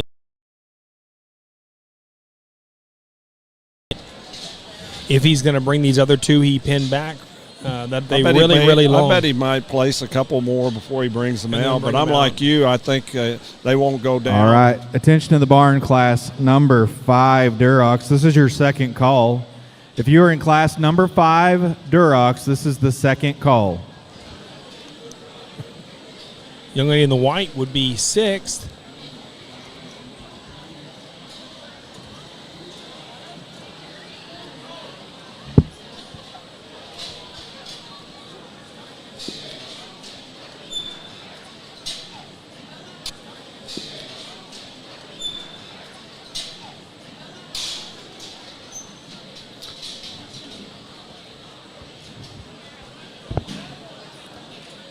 I suspect they might go ahead and place another one here and then let the other 2 out. But might be wrong. They might place them down to just leaving 1 out and then release the 2 they've pinned back. It'll really be interesting. I know these gilts are going to have a lot longer to kind of run out here, and they need to take that in consideration too, that they've allowed these animals to kind of really get out here and move their legs for a long period of time when the other 2 have rested. Yeah, that's the task that each one of these exhibitors work with is getting these gilts trained and well conditioned so they can handle more extended driving times. So Austin Boyles just texted me. He said that second place in that class, the sire was the Road Ahead and Get Hooked on a Get Hooked mom from Fischerbacher. Well, thank you for that. Thanks, Austin. They're working on those papers downstairs. Hey, Austin, I'm glad you're tuned in. I hope your ears aren't burning too bad. Austin and Dylan Boyles are very essential to our organization, and they give so much time and dedication back to these kiddos as well. Got to give a shout out to those two and their family. They both come from very good families, and appreciate all they do for these kiddos. Absolutely. Down to our top four. So he placed two more, and then he left fourth and third place standing. And now he's going to evaluate, which is the smart thing to do. You want to evaluate those two that really hit you hard with the other two you have out there, so you know how to place these. This is just like livestock judging in a sense.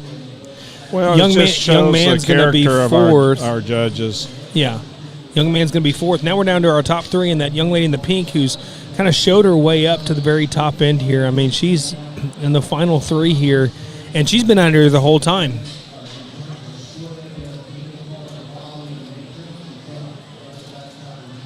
And she's starting to get a little tight on her a little bit. Yeah, she's going to place her third. But good job. That lady who came in third, man, she showed him the entire time. She didn't get to pin back or anything, but the fact that she ran that hog and conditioned that hog as well as she did goes to show you what you do at home. You spend the time to make sure that you have your animal ready for the long drive in case you have to. And you can tell when somebody's really worked with their animal and somebody who hasn't for a long period of time, because that hog never got tired. Absolutely. Down to our final two in class number 4. This is our second to last class of our lightweight division here in the Duroc breed.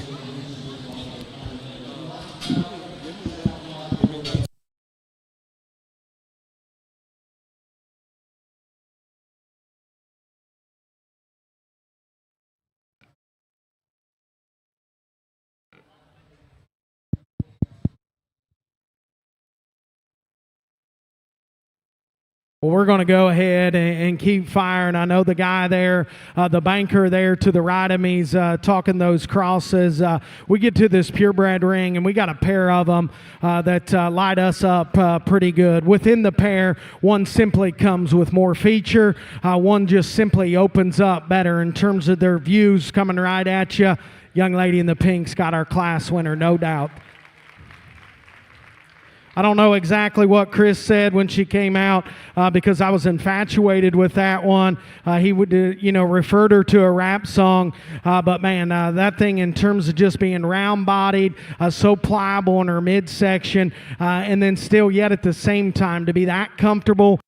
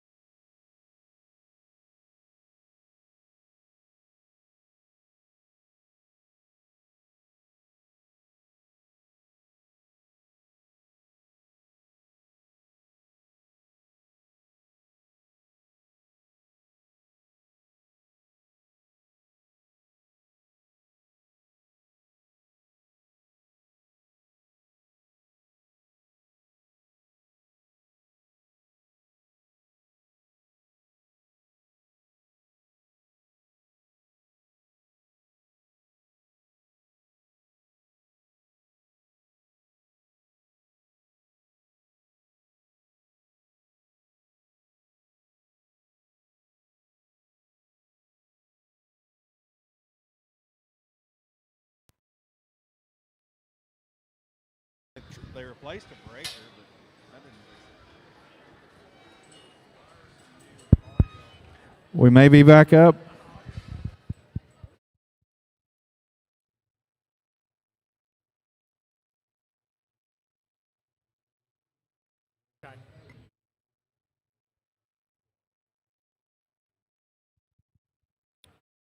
I was going to take a little longer on this class just so I can describe them because like I talked to Chris there, we thought an absolutely incredible class. We thought an incredible top pair.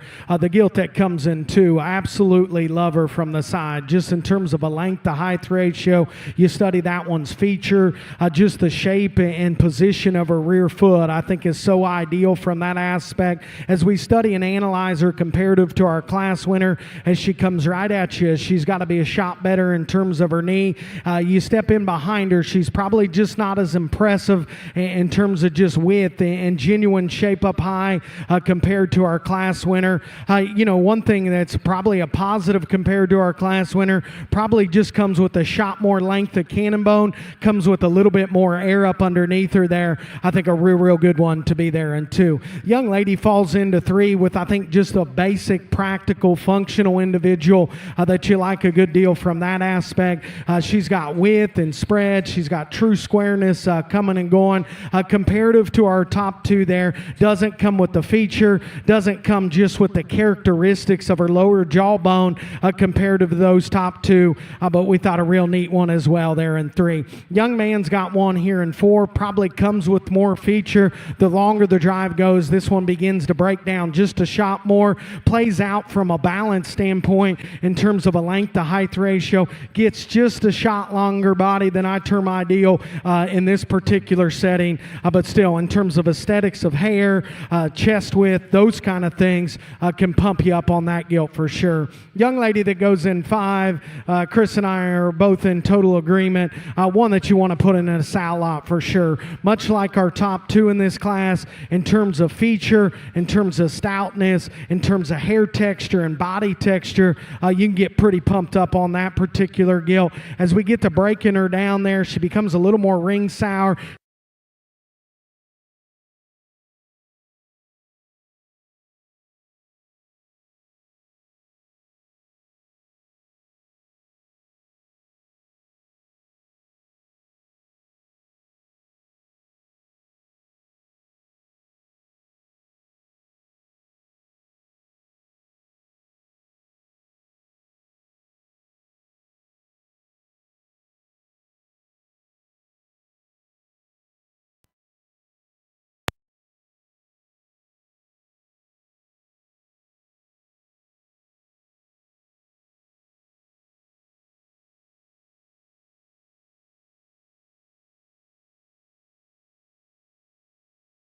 Adams Fab. Established in 2007, they build custom livestock pinning and equipment to fit all your needs. Hanger feeder rods, adjustable slam gate latches, and skirted panels, it all comes standard. Custom pins made by hand and hot dipped galvanized so that you know that they're going to last. Adams Fab is a certified TIPS vendor and can design, fabricate, and install equipment to fit all your needs. Visit AdamsFabLivestock.com to get started today. Adams Fab. Established in 2007, they build custom livestock pinning and equipment to fit all your needs.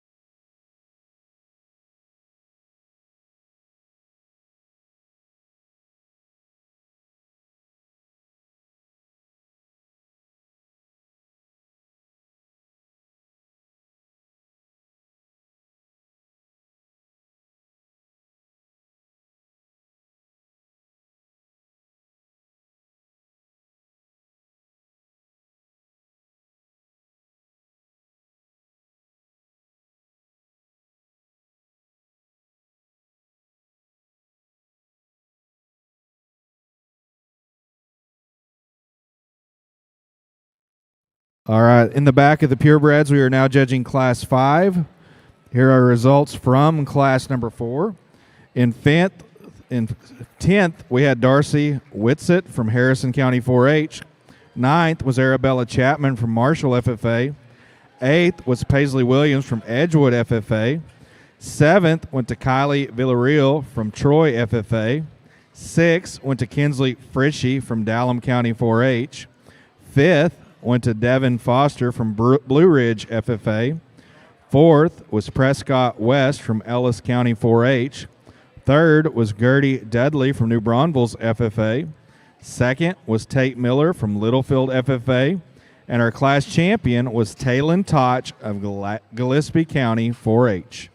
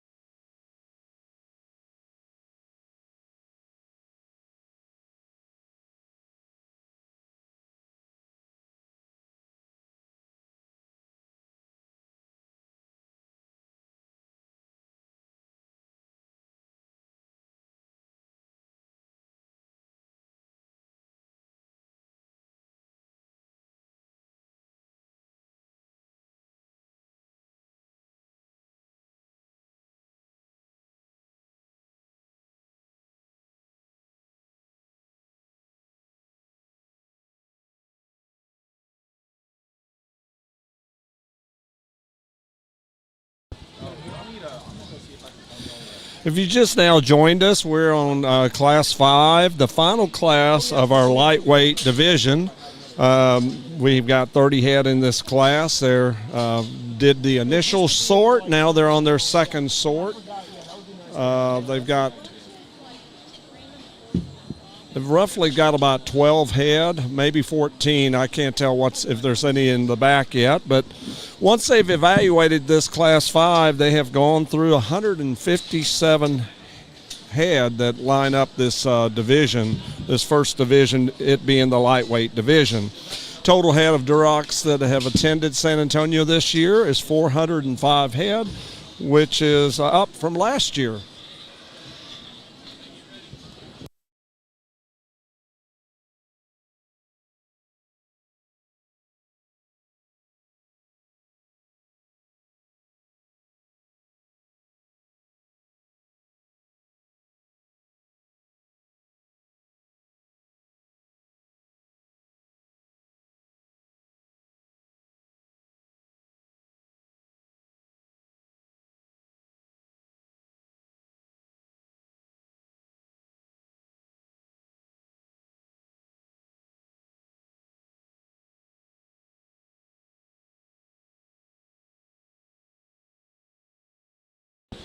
Like Wayne had mentioned earlier, we're in our last and final class of our lightweight division. I believe they're going to pull all the first and seconds out. And like I said, y'all just need to bear with us on one of the breakers is tripping in the back, and that's what's causing the feed to kind of break up a little bit. And it's nobody's fault by any means. They're just trying to get it fixed and evaluated so you can hear the judge and his reasons as well through the mic.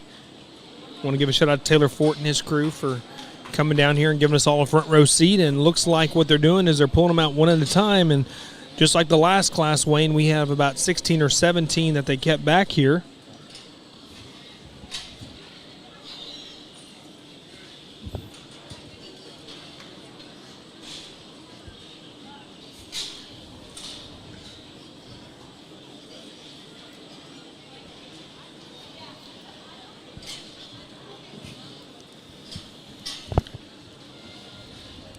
And what they're doing is they're taking them out one at a time.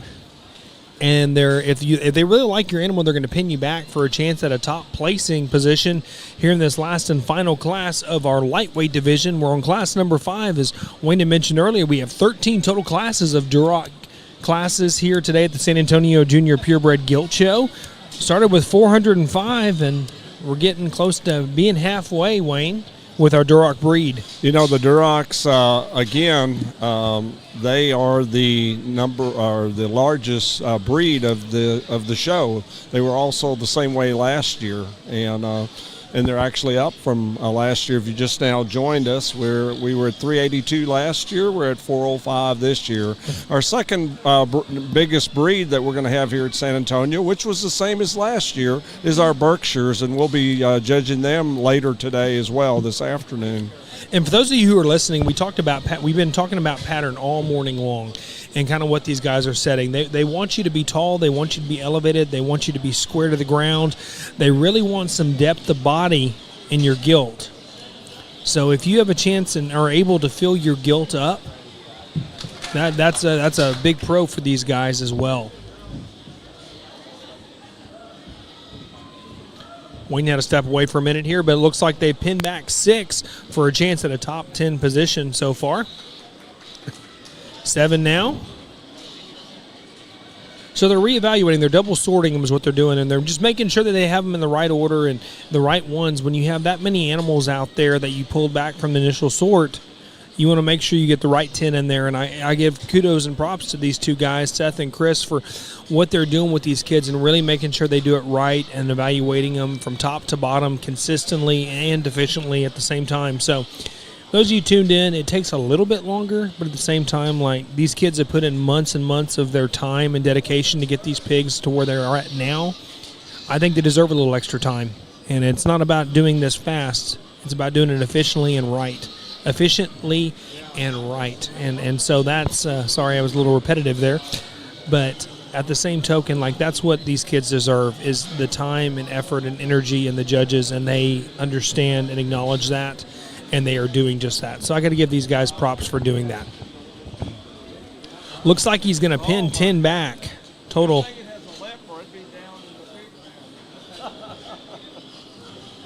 So he is going to pin 10 back and then resort again.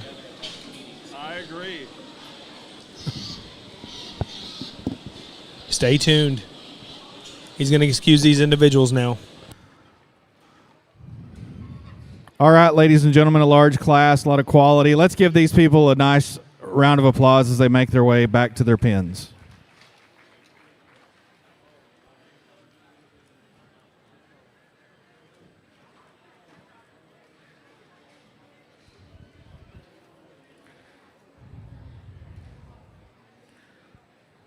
Okay, ladies and gentlemen, if you had a first or second place Duroc in classes 1 through 4 Durocs, if you had a first or second place Duroc, this is your first call back to the show ring.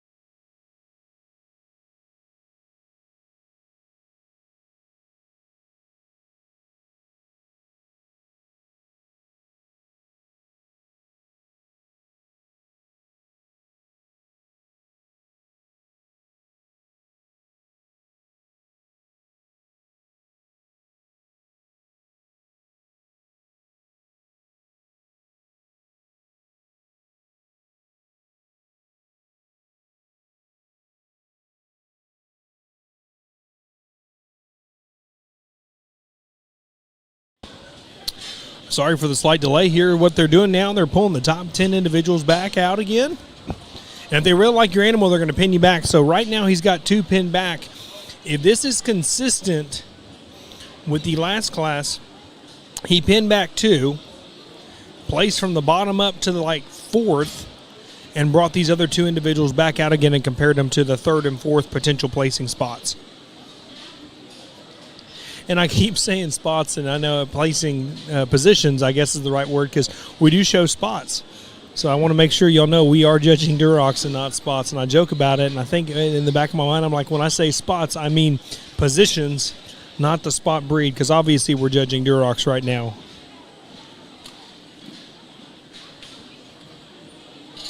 For those of you who know animals and hogs, y'all know exactly what I'm talking about. But for those of you who may be just tuning in to watch your grandkid or your niece, nephew, twice removed, whatever it may be, you're just here to support these kids and know one of the kids in the ring, these are Duroc breeding gilts we're judging right now. They're down-eared brown pigs. And the old saying with Durocs is, Durocs, they'll grow on you. They mean that figuratively and literally. Durocs are known for their quick growth rate. Wait.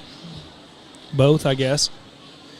My family was in the Duroc breeding business for a very, very long time. We started in 1970, and so Duroc pigs to me, we're totally out of the pig business now, but Durocs to me are very near and dear to my heart, and I will tell you all, as a breed, the Duroc specifically has gotten so competitive. and it's a good thing. I'm proud that people want to show Durocs and really make them look really, really good. And from top to bottom, the quality around the United States is just unbelievable how good these Duroc Gilts really are. And I say Duroc Gilts, I mean barrows as well. The boars, the mamas, the females, everything about the Duroc breed keeps getting better and better and better, and it really shows in the show ring. Just the depth of quality is unbelievable. So they are placing from the bottom up here, and I really think Seth's going to leave a couple out here to compare to the two that he has pinned back. That will be probably more than likely in the top 4.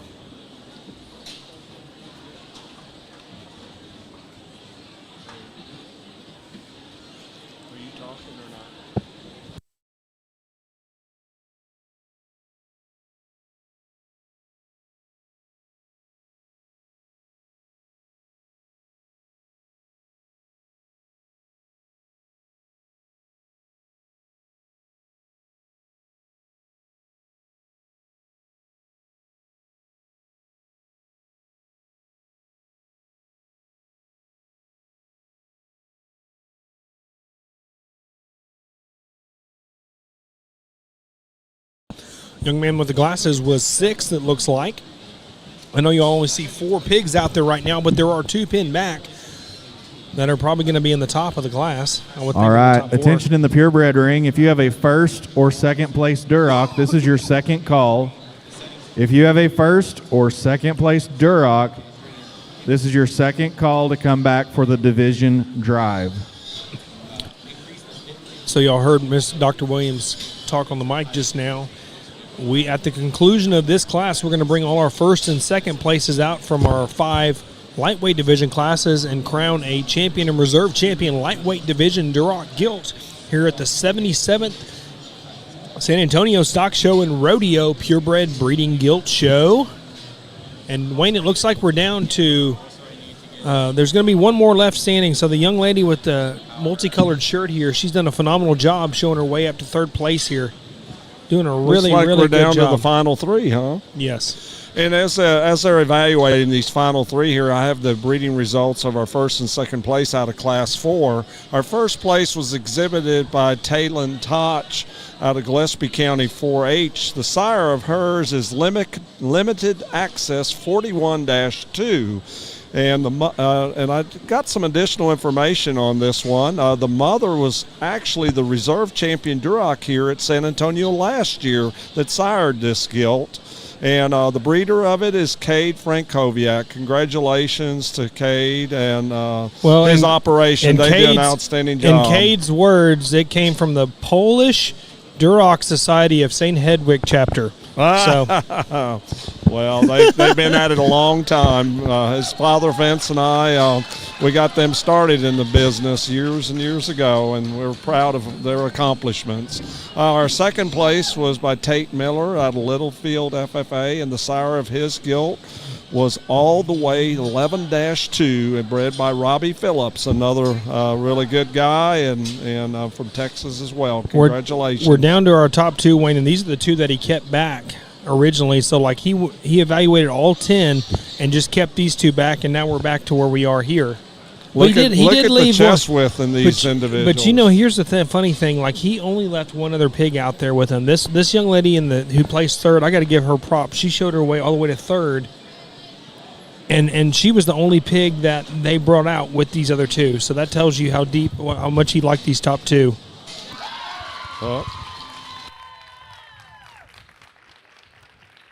Well, we're going to try it again and see if we can get through a class on the microphone.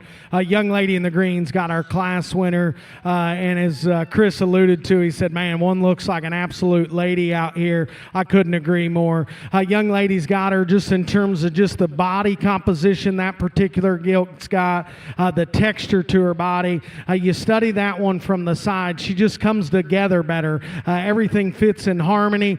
She's comfortable out here. You can make the argument argument, the one that goes there in 2 in terms of just having an absolute mean mug to her, gets you pumped up as soon as she comes out of the gate. She's awesome in terms of her chest width. You like the shape and turn that she's got up high. We start studying that gilt from the side. She gets a little easier in her top line. And as I told Chris there, I said, hey, I'd like to just make this gilt's rear leg bone match her skull shape just a shot more. Not that she's fragile. I'd just like to inflate her rear leg bone to go ahead and give her the green light to win this particular class. The 1 and 3rd, was one that I initially liked coming out, and I still like her. I think just a basic, practical, functional kind of gilt. As we study her in terms of just skull shape, character to her lower jawbone comparative to the top 2, she becomes a little more common. She becomes a little more common in terms of just the shape of her upper hip, and it's not a bad thing. She just doesn't have the extras in terms of just wowing you from that aspect, but the young lady's done a tremendous job. As we drop out number 4 here, I love the skin tone that this particular gilt's got. She's darker pigmented. She's awesome in terms of her forerib. I like her skull shape. I probably got a little more critical on her in terms of just the position of her front foot. I won't call her uncomfy out here, but yet at the same time, I'd like to see her just go with the shot more ease. I'd just make her front foot and the position of it just a shot stronger from a pastern standpoint, but I still thought a gilt that came with some feature, came with some awesome body shape. We just got to fix her up front. Young man's gilt, and he works his way to the top. He does an absolutely incredible job of getting this particular gilt driven. Of the top 5, she's just got to have more in the lower 1/3 of her body cavity to go ahead and move up any higher. I talked to these kids down the line, told them where their projects needed to be better. Another good class. Glad we got to get through it on the mic. Let's put our hands together for these kiddos.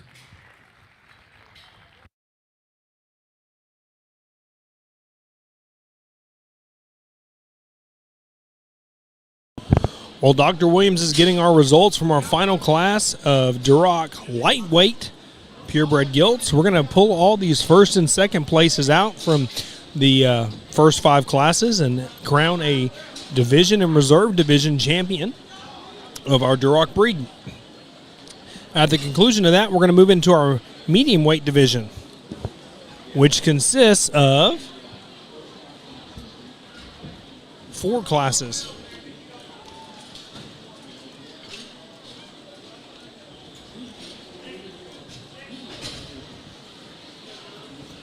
And that's where we're going to start getting into the heavier weights. So like our lightweight division consisted of animals that were between 200 and 265 pounds. Between these 5 classes, kind of broken up accordingly. We're going to pull all of our first place animals from each one of these 5 classes out. Crown a champion, and so just for instance, for example's sake, for those of you who don't understand how this works, say the first place in class number 3 was champion, we will bring out the second place then from class number 3 to show against the other first places in those 5 classes. So if you have a kiddo who's a second place in one of these classes, or you a family member, or whatever it may be, close family friend, and they had a second place, don't give up hope that they don't have a chance to get reserve champion division, because I've seen both the champion and reserve champion come out of the same class just because that class happened to be so deep.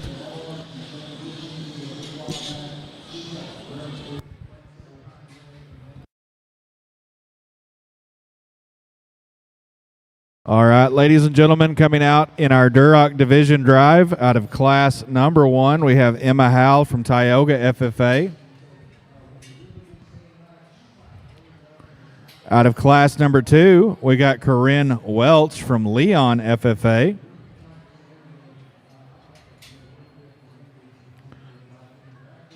Out of class number 3, Truett Blakely from Grosbeck FFA.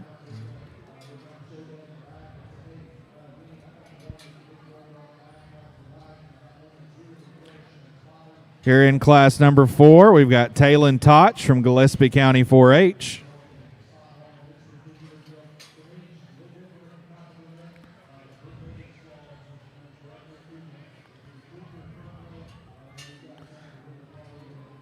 And out of class number 5, we had Brayley Kirkpatrick from Toller FFA.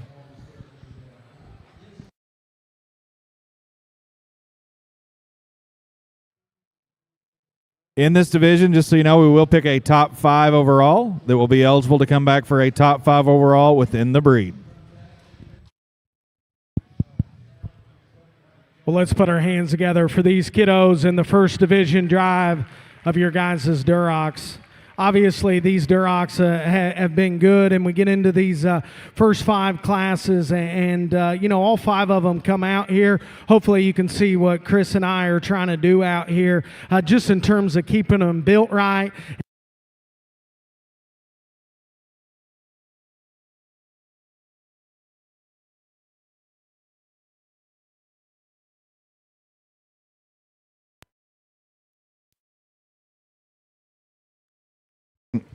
Test, test, test. Like I stated there, I think the first division is exceptionally good, and we get 5 of them back out here, and I told Chris, I said, man, I'd be lying to him if I thought it was close in this particular division. One just puts it all together in terms of having the stoutness, in terms of having feature, and then yet at the same time, she's still good enough in terms of her look, design from the side. We think she's extra good. Young lady, you got it. Congratulations to you. Congratulations to Taylon Toch from Gillespie County 4-H. Coming out next from that class, we had Tate Millard of Littlefield FFA.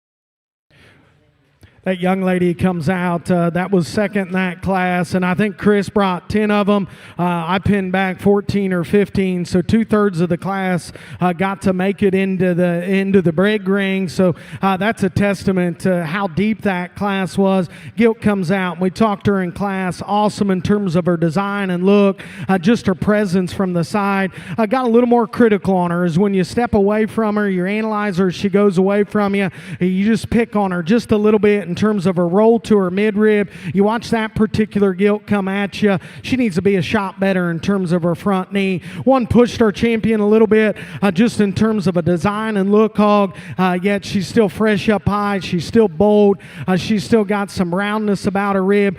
Probably not as captivating in an area or two, but she's darn good as well. Young lady in the green, you'll be reserved. Congratulations to you.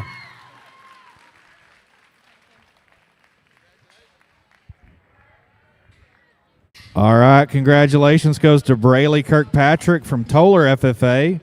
Coming out next, we've got Rayleigh McCurdy from Aquila FFA. And again, guys, we're selecting...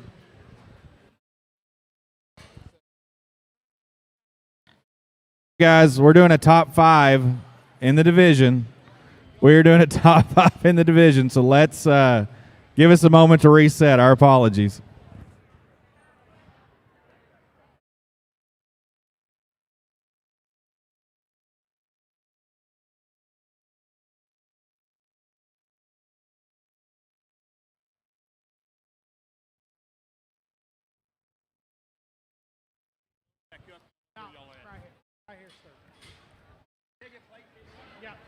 All right, so at this time, we're going to get these kids lined back up momentarily. And again, we do select a top 5 overall for the division. Our judge is going to do that with some handshakes, and we will get that recorded and announce that soon.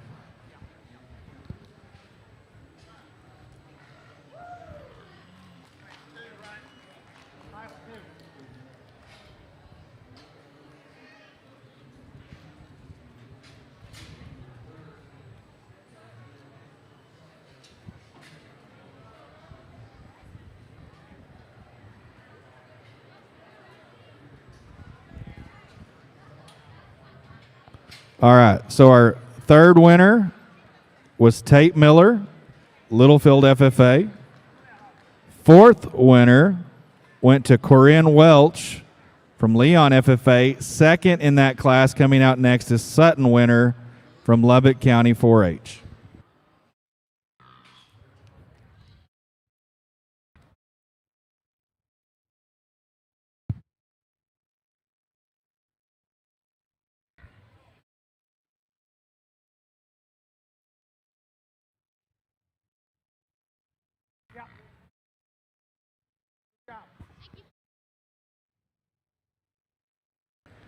And fifth overall will go to Sutton winner from Lubbock County 4-H.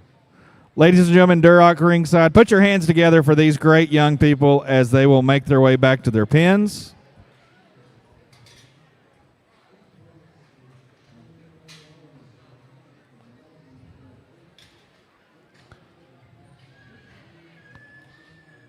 All right, so a quick review. Our division champion went to Talon Toch. Our reserve division champion went to Braley Kirkpatrick. Third was Tate Miller. Fourth was Corinne Welch. And fifth was Sutton Winner. Those 5 pigs will be eligible for the overall top 5 in our breed drive at the end of the Duroc. So again, those top 5 will come back one more time at the end of the Duroc division. And this will be a first call for class number 8 Durocs.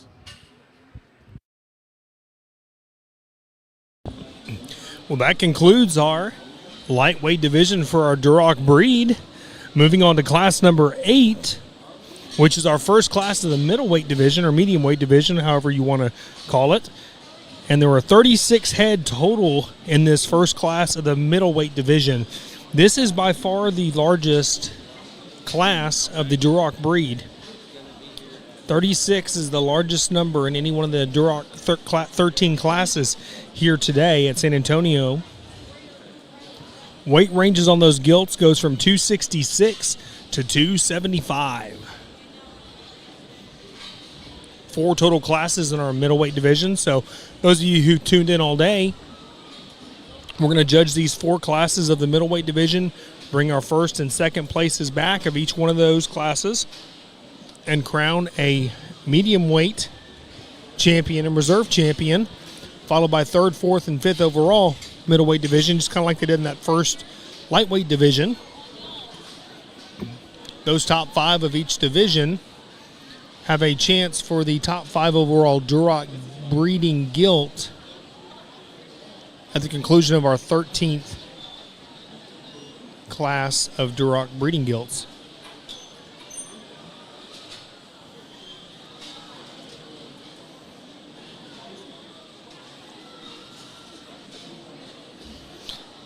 And I believe we're judging 4 total breeds today: Durocs, Landrace, Hamps, and Berks today.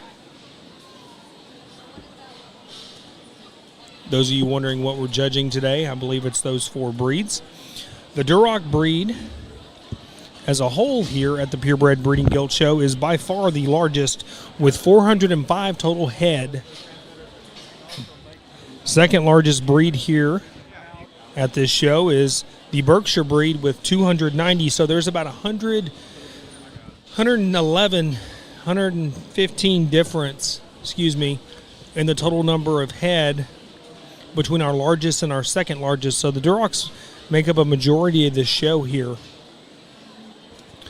Total of 1,370 purebred animals here.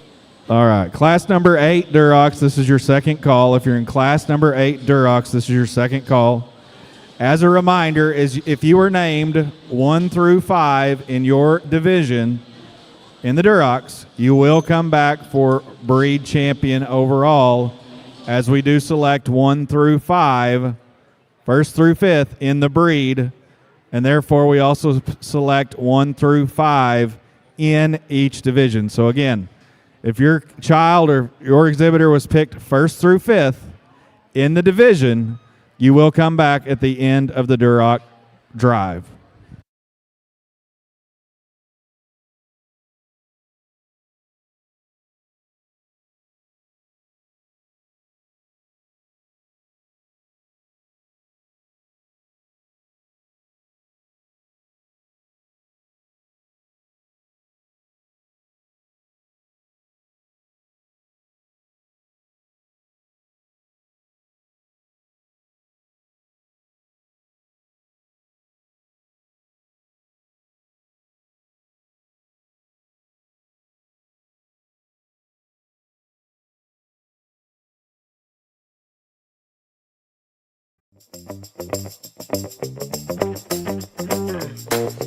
Primo Feeds is built on quality, and we're making it easy to get. Choose from over 230 Primo dealers nationwide, order online for pickup at one of our 16 warehouses, or use the Primo app for Primo Direct Delivery, straight to your door in Texas, Oklahoma, Indiana, Ohio, and California, expanding nationwide soon.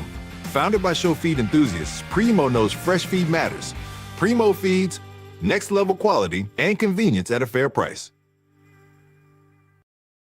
Purebred breeding gilt show is one of the toughest in the country. From top to bottom, if you have a top 10 breeding gilt here at San Antonio, you have a really, really good breeding gilt. It just goes to show you, too, in the breeding side of things, you don't... Was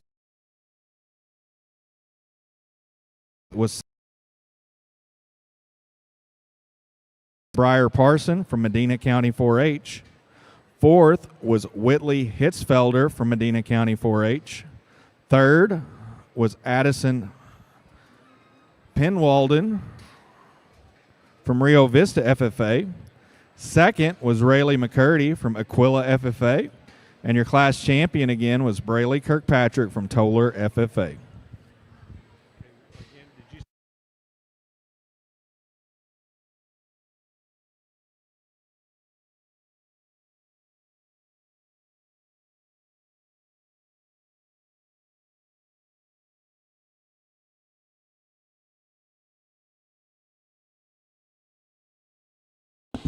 So once again, going back to my comments here, you know, if you're not always looking for the most complete gilt, yes, is that what you're trying to raise and show? Absolutely.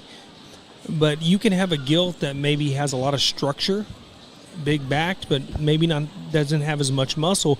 That's the kind of boar you want to take her on. You want to go extremities with extremities to come up with that overall package. Because two perfect animals do not always sire two perfect animals. In theory, you would think it would, but it doesn't always work out that way.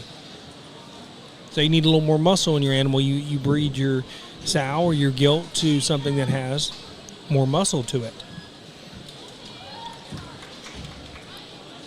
And that's for you individuals who maybe didn't grow up in the show ring or raise show pigs. That's kind of what you look for from a breeding standpoint. I know a lot of breeders are tuned in today, and Wayne, I think, has the results from the last class, and then also the division and reserve division on the siring, the pedigree of these females, don't you, Wayne?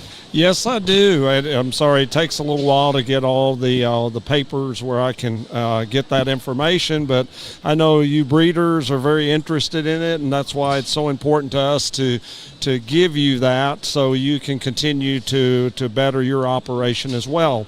The lightweight division champion went to Caitlin Toch, which was also the champion or the first place out of Class 5. But in Class 4, sorry. In Class 5, we'll go ahead and give you those results first. Class 5 was Brayley Kirkpatrick. The sire of that, her gilt was name brand 7-6. It was bred by Byers Farms out of Illinois. Congratulations to the Byer family. They've been a long-time breeder up in Illinois and have a great operation as well. The second place was also bred by Byers Farms that belonged to Rayleigh McCurdy. And that was a tearjerker 379-2. And congratulations again for breeding two outstanding gilts out of that class. So rounding up our division champion, that went to Talon Toch out of Gillespie County 4-H. The sire again was Limited Access 41-2. What's interesting about this gilt was the mother of this gilt was the actual reserve champion Duroc of the Durocs show in San Antonio last year. So that consistency of genetics is continuing in the Cade Frankowiak breeding program. Congratulations to him for breeding that champion, lightweight division champion. The second place came out of Class 5. That was Braley Kirkpatrick, and the Buyers Farm bred that one. And again, the sire of her gilt was name brand 7-6. And they go on and do a 3rd through 5th overall. So they went on into taking the second for the 3rd overall. They took it out of Class 4. It was Tate Miller out of Littlefield FFA. The sire of his was all the way 11-2, bred by Robbie Phillips out of Texas. Congratulations to you, Robbie. He has a really good Duroc herd as well. Then on 4th overall went to Corinne Welch. The sire of her gilt was Rocksteady 14-10. It was Brecken Slot out of Texas was the sire of her gilt. And then the 5th overall went to Sutton Winter. And the breeder of his was Wintex Farms, and Sutton's gilt was sired by Shark Fin 54-3. So congratulations to all the winners here in our lightweight division. If you've just now joined us, we're starting our middleweight division, which is Class 6, or not Class 6, it's actually a different Class 8. number. Yeah, because the way they do the division and reserve division, each one of those is considered a class. So, like, Class 6 is technically the division champion, and Class 7's the reserve division champion.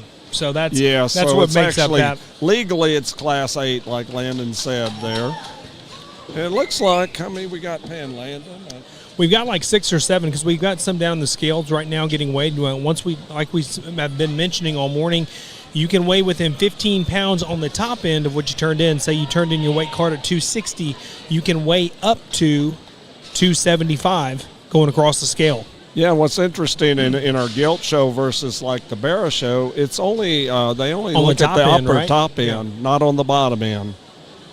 Now, I've asked that question with show officials before. I said, well, okay, so what if somebody brought in one that's 150 pounds and they turn in 200? And the way they answered me on that says, well, it's the discretion of the judge. If they feel it doesn't meet the 200-pound deal, then they deal with it. So that's I've never seen that happen, but it could happen. You never know. And what's ironic, and Miss Amy Staling pointed it out to me, Class 6-7 was the lightweight division. Anybody who knows what 6-7 is, I'm still trying to figure that out. 6-7, the kids' lingo. I'm 35, and I feel like I'm old now because I don't know the lingo of kids now. But whatever reason, 6-7 is super duper important to kids, and if I could have like a 5th grader explain that to me, that'd be great. I'd like to learn about that too. Dad, you can barely get memes down. Dad said, I got a meme today. I said, what's a meme today? And it was actually a meme, for those of you wondering. So right now, Wayne, it looks like we have 8 pinned back so far. I can see one more down below us. So 9 for sure. They've been keeping anywhere between 12 and 16 in the past 5 classes, depending on the depth of quality in the class. And if you just now joined us, we have in our Duroc show, which is the biggest breed of the entire show here at San Antonio in the Purebred Gilt Show, we have 405 head that our judges will evaluate. And this Class 8, being our 5th class of Durocs, is our biggest class of our Duroc show. It's 36 head. And so it is our biggest class. That is correct, Wayne. It looks like we have about 4 or 5 out in the big arena right now for a secondary evaluation. For those of you just now tuning in, they're going to go to Seth first, and if you point straight ahead, you go to the scales for an opportunity at a top 10 placing position. If he points to the left, they'll go to Chris, and Chris, if he points straight ahead, you're going to go to the big arena for a secondary evaluation, and that's exactly what the guys are doing right now. If Chris, who's the secondary evaluator, points to the left, you will go to your pins and have an opportunity to show your gilts at another county show if your county is later in the year, or another major show potentially at a purebred gilt show. This is not a terminal show. These are breeding gilts, so you can use them on to make the next generation of show animals if you so wish.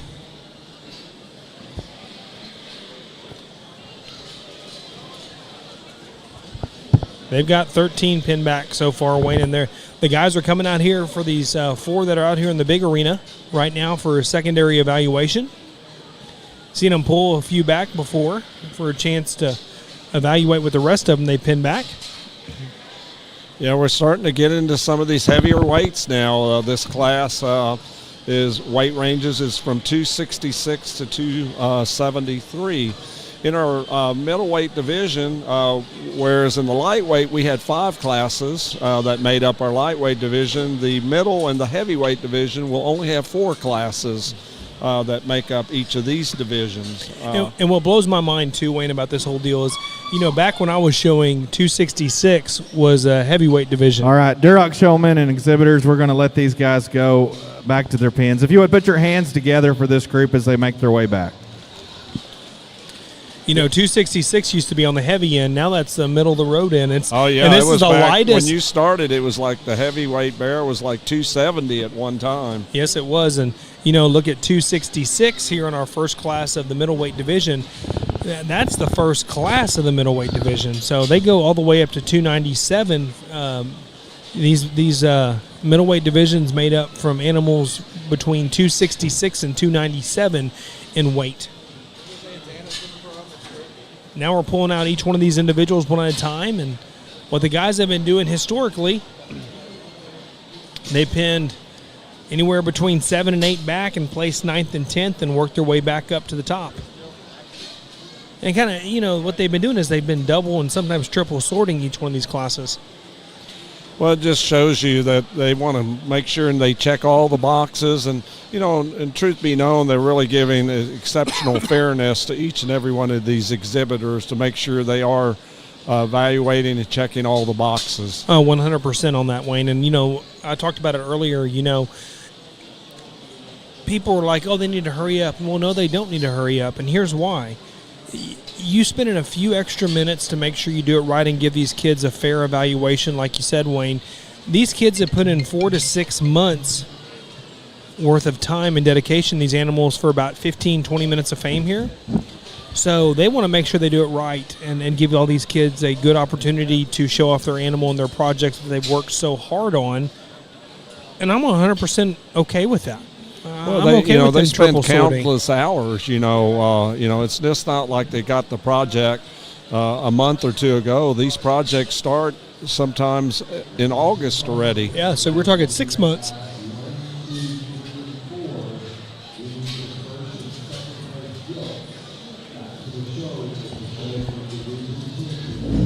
Looks like they pinned 1 back so far for a chance at the top part of the class. Pin back another young lady.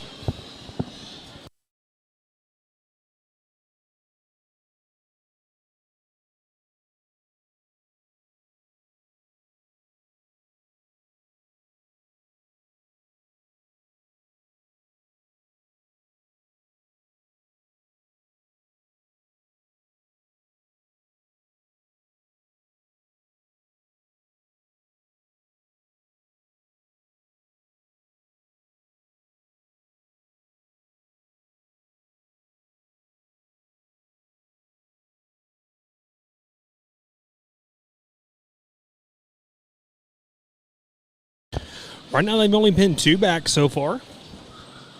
Still 3 more to sort through. Went ahead and pinned another 1 back, I believe.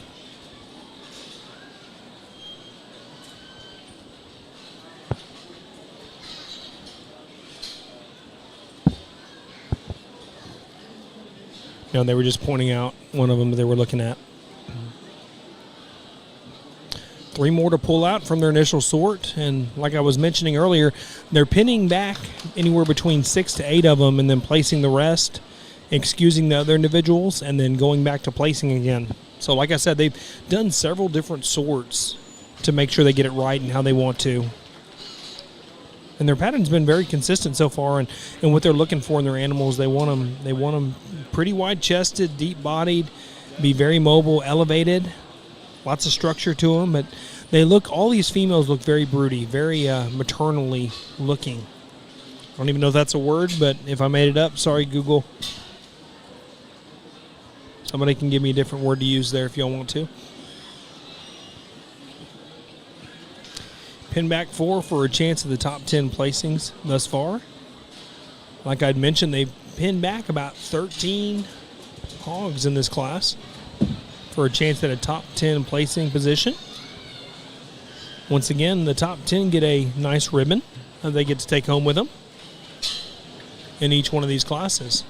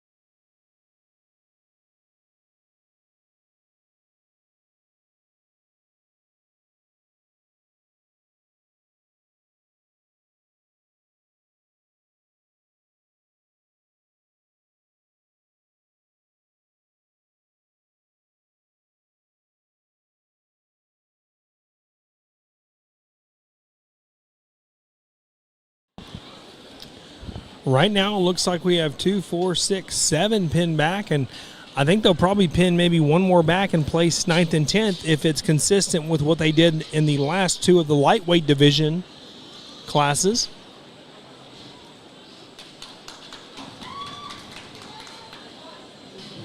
I just tallied it up. They kept 14 back for a chance at a top 10 placing.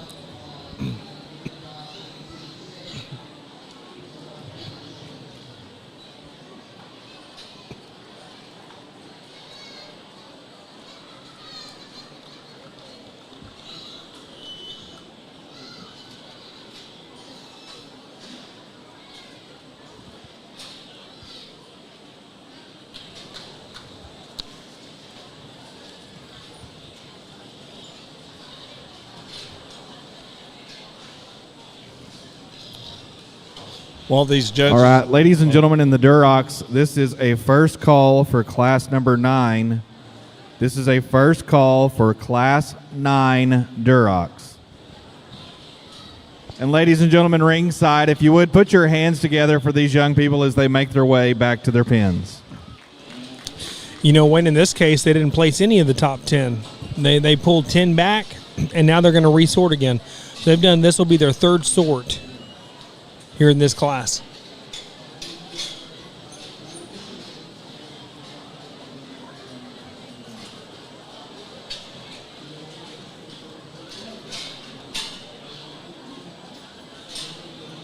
Open it up.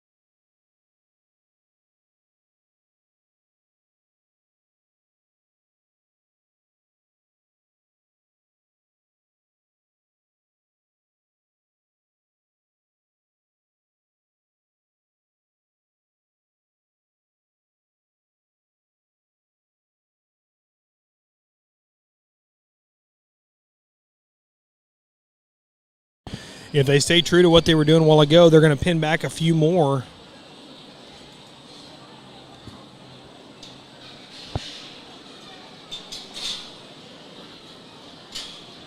Because in the last few classes, they pinned 2 back, and then started placing from the bottom up and brought those last 2 out when they got down to like 3 or 4 pigs left.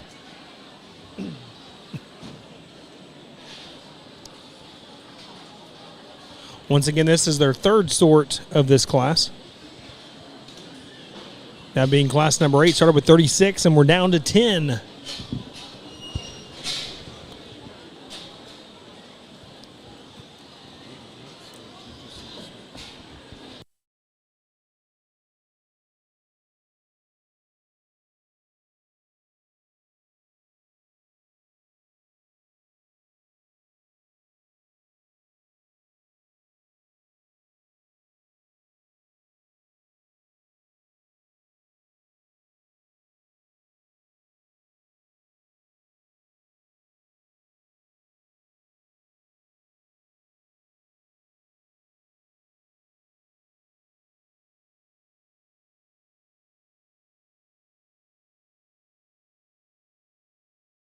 So for those of you who are showing later on, and you may be watching this is a good learning tool here.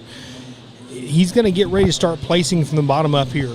If you're still out in the ring and he's placing from the bottom up, you want to try to hide your animal because you can actually move up placing-wise by doing that. You're not trying to take away from being seen, but at the same time, you can move up a couple placing positions just by hiding your animal a little bit.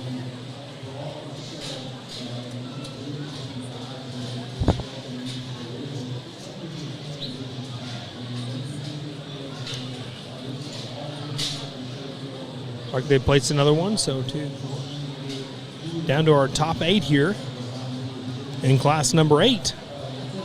8 left and 8.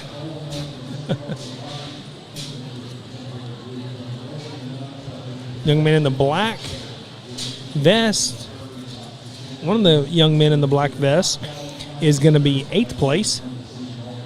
And so we have 2 pinned back for those 2 animals will come out at the very end thinking they're going to be in the top end of the class. That's what the judges have done historically, and they've usually kept those 2 together. At least it held true in the previous 2 classes they did this with.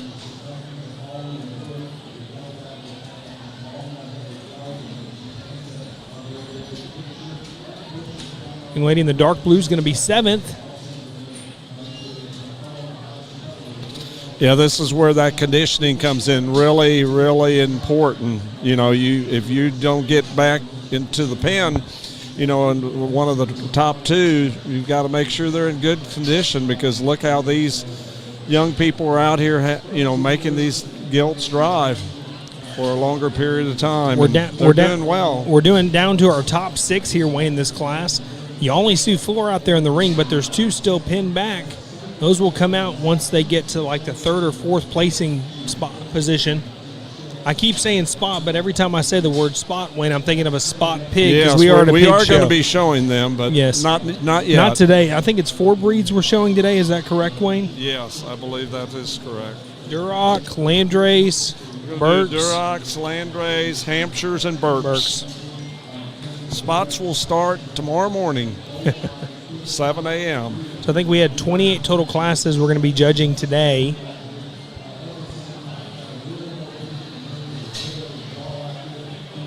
And I'm talking about classes. I'm not talking about the divisions or the breeds.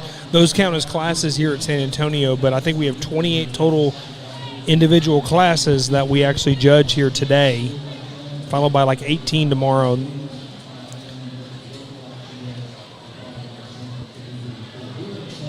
They're really, I mean, they've got 3 pigs out there.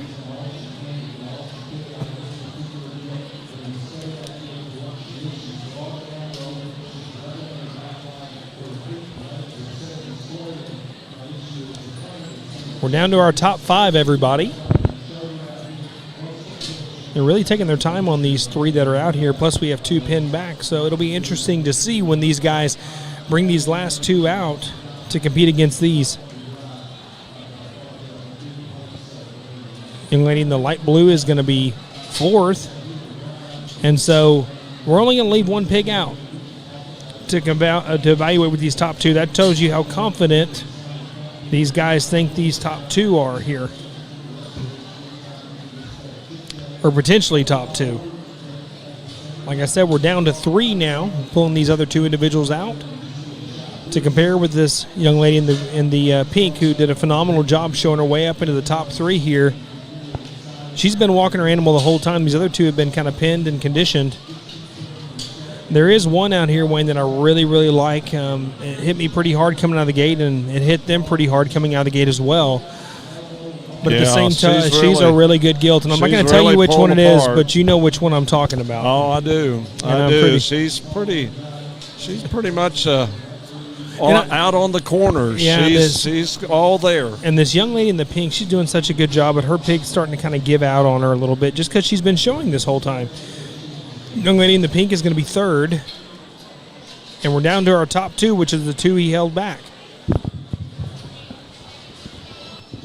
Well, another good class on our side, and I think we got a real logical class winner there. Young lady in the center ring's got her. We talk about design, look. We talk about painting the picture from the side, and man, oh man, when you open up those red gates with that cowboy hat, and one comes out at you like that, can be very, very intimidating. You step off to the side of her. She's got the forearm size, the front ankle, keeps everything in the correct position, angles to be right on that particular gilt. You know, at times when Chris and I talked, when that little lady just kind of lets that thing do her thing, that's an easy kind of class winner. Some debate and discussion between 2 and 3. Both of them are quality gilts. I just relatively like this one in terms of where she wants to set in her shoulder blade. She's comfy in her step in terms of how she wants to utilize her upper hip there. She'll open up with a tremendous amount of chest width. The argument can be made with the one that comes out in 3. We can say, hey, this one's probably just a shot stouter featured, but yet at the same time, as we analyze that gilt in terms of the crest line of her neck, in terms of where her shoulder blade sets relative to her skeleton, I just didn't see that gilt being quite as ideal as the one that goes there in 2. Young lady's done a tremendous job in terms of just skin and hair, presentation. I'm always rooting for those kids like that. The 1 and 4 comes out next, and I told Chris, I said, hey, if this one makes a $150,000 bore, I will not be shocked, because you talk about one that is so extreme in an area or two in terms of having a aesthetic value in terms of bone and feet and feature, skull shape. The character and slope to her noggin, I think, is very, very unique. You say, why put her in 4? She's too narrow gauge throughout in terms of her views coming and going. You watch her front knee as well. We need that to be a shot better. She needs to be rounder about her center body to go any higher. But a very, very unique one that I just had to talk about to put there in 4. Young fellow that goes here in 5, he's got one that works his way up there. It's a comfortable kind of gilt out here. I told Chris, I said, hey, she's just a little more common in terms of just her throat latch and the top side of her neck there. But man, as you watch that gilt step and reach, you like her, you'd probably open her up in her knee wall as well. I thought a good class. Let's put our hands together for those kiddos as they head on out.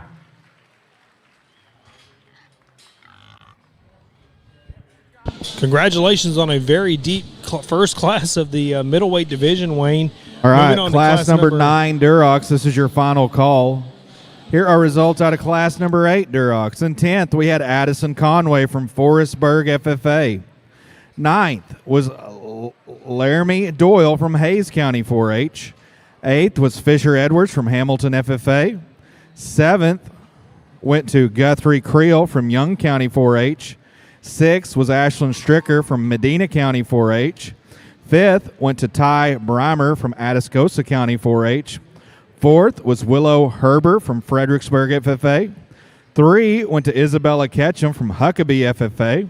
2nd was Lane Anderson of Young County 4-H. And our class champion was Kylie Keith from Lee County 4-H.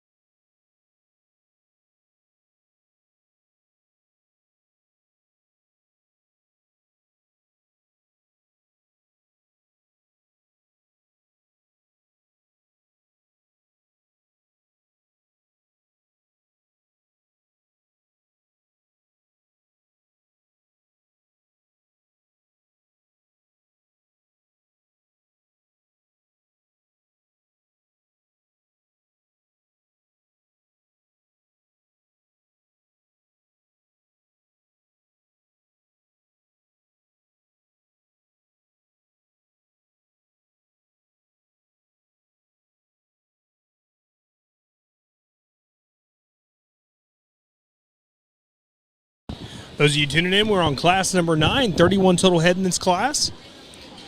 Weight ranges on these gilts goes from 274 to 282. We are judging Duroc gilts today, not giraffes or elephants. Those of you who are looking for the zoo, it's on a different channel.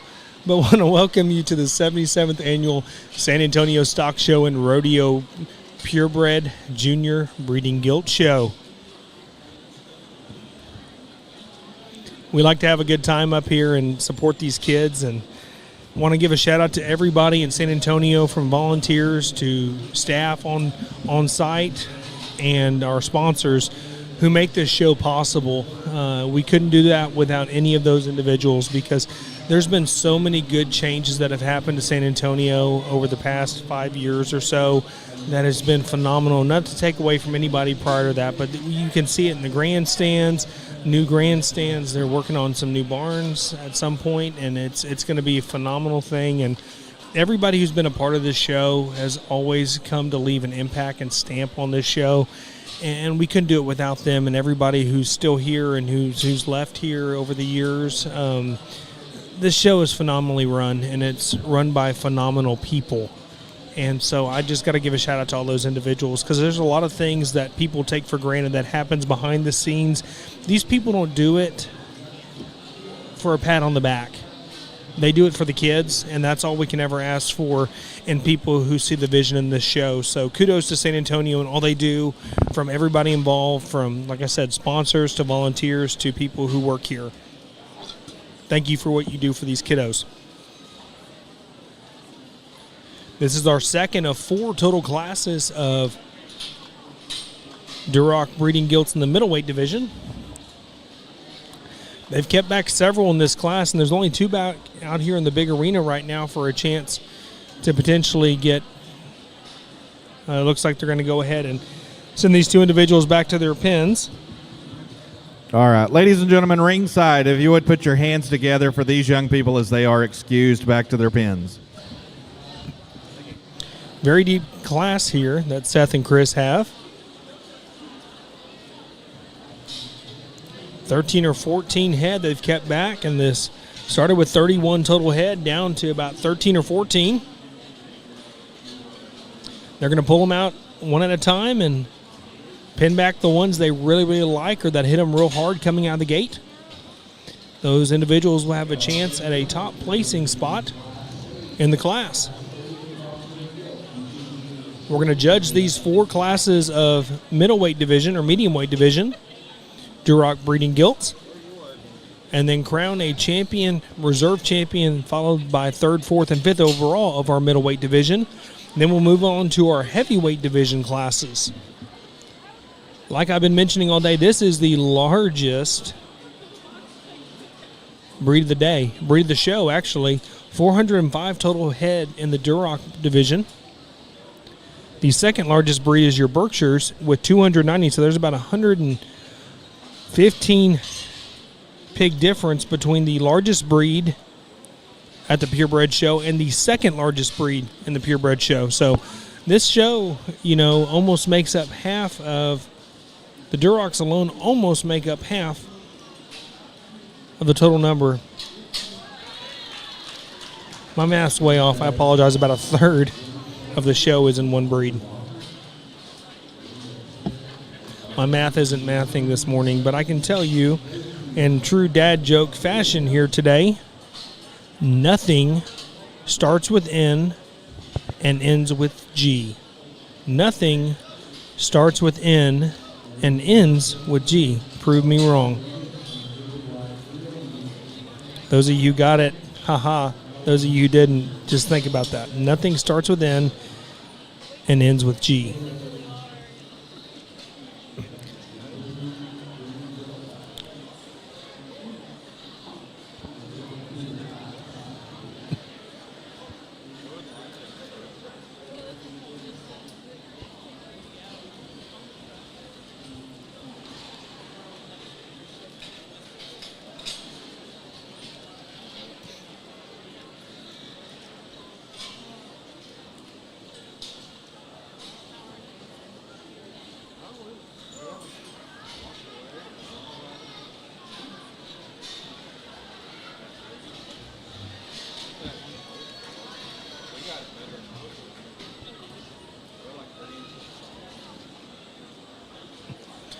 They pinned back one so far, actually two now. Young lady in the green sweater's going to get pinned back. She's going to have a chance at a top placing position.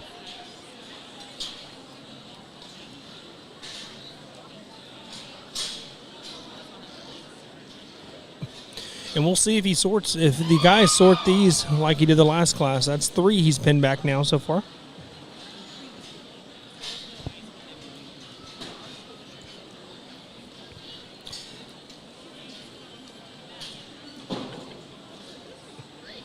They've been triple and quadruple sorting some of these classes, but like I mentioned earlier, why not take the extra time to make sure you get it right? Don't be too prideful in thinking you know everything, and they're taking the time to make sure they sort them right, and if that takes a third or fourth sorting to narrow it down, well, by all means. The ring is yours. We're just here to help watch and support these kids, and I appreciate both these guys taking the extra time on these individuals here today.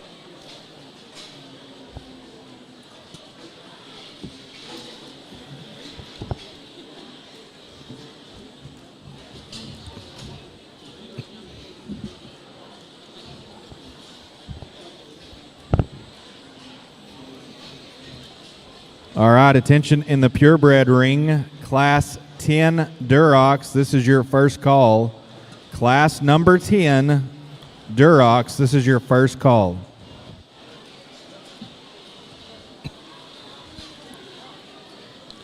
Looks like they've taken all the pigs out one at a time, and now they're kind of evaluating them. They pinned back 3 that they really, really like out of this class that hit them hard coming out of the gate. Be interesting to see if they pin any more, or if they're going to start placing. No, they're going to go ahead and start pinning. So they're going to keep placing. So young lady in the pink is going to get pinned. Young lady in the black shirt is going to get pinned. That'll make it 5 that they pin back now. I could see them pinning all the way to 8 like they've done the past 4 classes.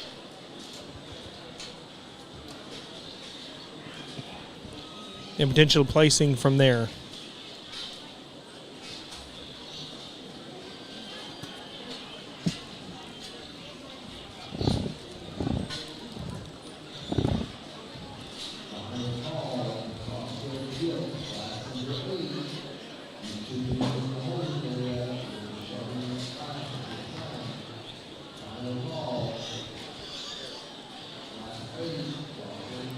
Give you the final number. They kept 13 total pigs back out of the start of 31 total head in class number 9 here. I want to give a shout out to Taylor Fort and his crew for coming out here, and everybody who's tuned in. Thank you for Taylor and his crew for giving us a front row seat to this show here. And if you know any of the sponsors that are going across your screen, go thank them for what they do and to help make this broadcast possible.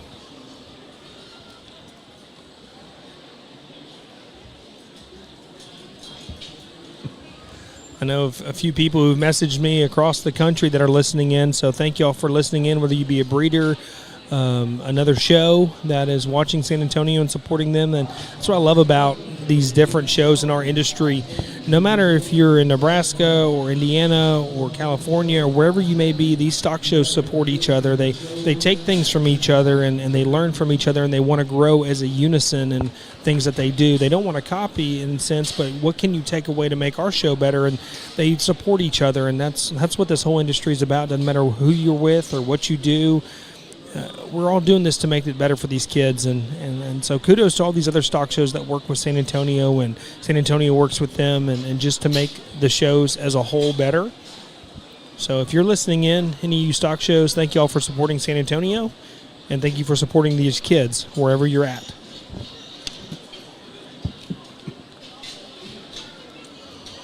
Looks like they're placing now.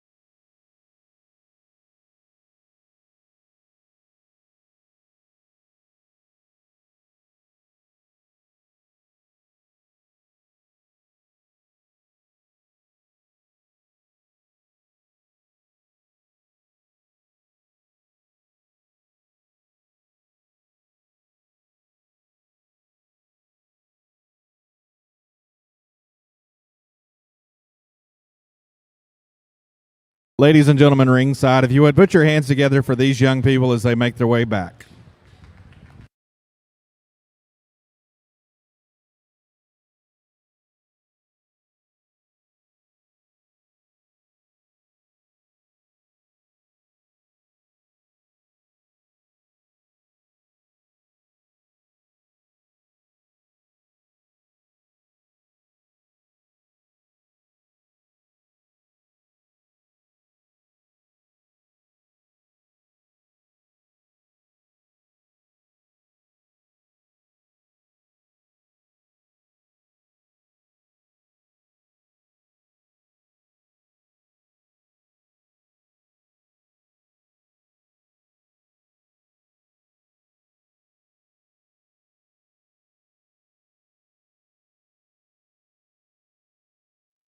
All right, class number 10 Durocs, this is your second call. Class 10 Durocs, this is your second call.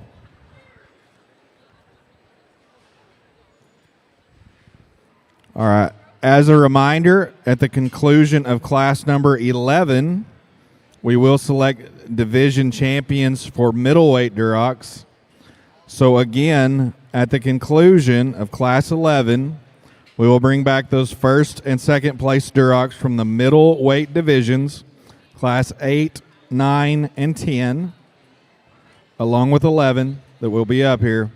So again, between 11 and 14, we will select that division and reserve division with the top 5 once again.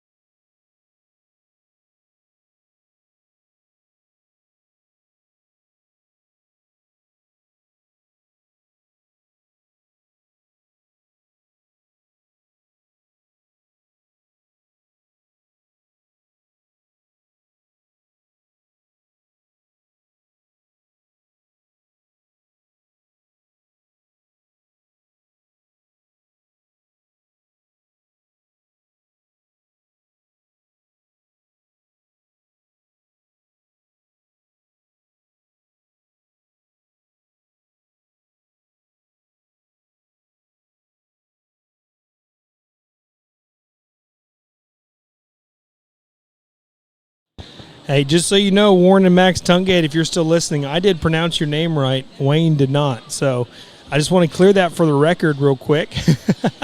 We're down to our final 3 here in this class number 9 of our Duroc breeding gilts here at San Antonio. This is our second of 4 total classes of the middleweight division. It looks like Seth's going to go over there. I think the young lady in the purple is going to be third. Down to our top 2 here. Ironically enough, these are the first 2 these guys pinned back.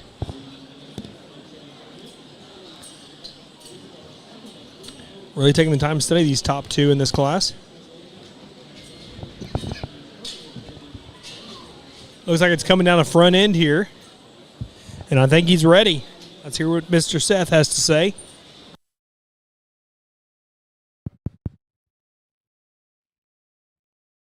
I think another good class and a good top pair. I'd be lying to you if I didn't think there was a runaway. Young man in the center of the ring's got her. We're going to stick to the script in terms of how we're going to pick them. That one fits the script. In terms of design, look, we open the gate. And when you come with that kind of view to this particular guy, you're going to be able to get slammed back real quick. She's round-ribbed. She's boxy in her build. Yet at the same time, to have that much squareness, to have that much just true base width, and then yet at the same time to remain mobile out here, I think it makes a real logical choice to go ahead and be our class winner. The young lady that goes in 2, that Gilts no slouch, and I guess the breeding hog man in me likes this Gilt. I love her comfort level. I love her step and reach. I become more critical in terms of her design up front, in terms of just her lower cheek and the description of her jawbone. As you study that particular Gilt, where I get real critical on her, young lady knew it as well. Didn't want to drive that one just right directly at me. I need to change the design of her front knee to go ahead and move her up any higher. But I thought a very good one, one that's just practical and basic. She simply beats the ones 3 through 5 in terms of just skeletal quality, comfort level, and how she hinges out of her upper hip. The 1 and 3, the longer the drive goes, as you study her, I naturally prefer her from a design standpoint over the ones in 4 and 5. As the drive goes on there, she becomes a little more restricted and robotic out back. I thought she was naturally taller at the point of the shoulder than the one that comes out here next. The ones in 4 and 5 are very similar, and I guess I didn't read their ear notches because, man, they could look like litter mates. And I'm guessing at some point in their life they probably were expensive because they have the aesthetic values that we're all chasing in the show pig industry in terms of leg hair flare, in terms of being big-legged. We got to simply make them better from a skeletal standpoint. We got to elevate this one at the point of her shoulder, and then yet at the same time we got to set it back and just make that one more comfy in terms of that one's reach. Same song, different dance comes here in 5. I thought she was probably just a shot more restricted than the one ahead of her, and that one too. We just got to set the blade back.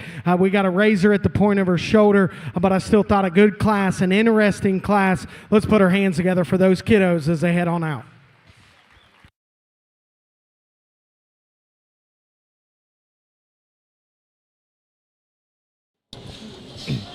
Congratulations on another deep class here at San Antonio Purebred Gilt Show.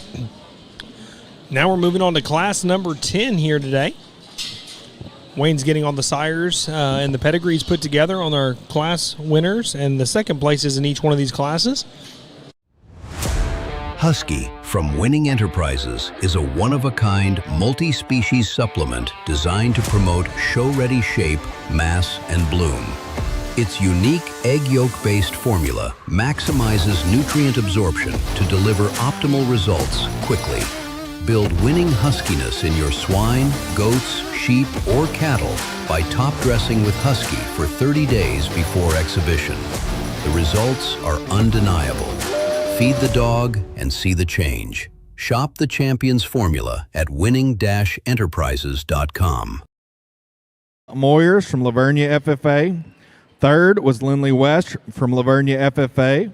Second was Emma Howell from Tioga FFA.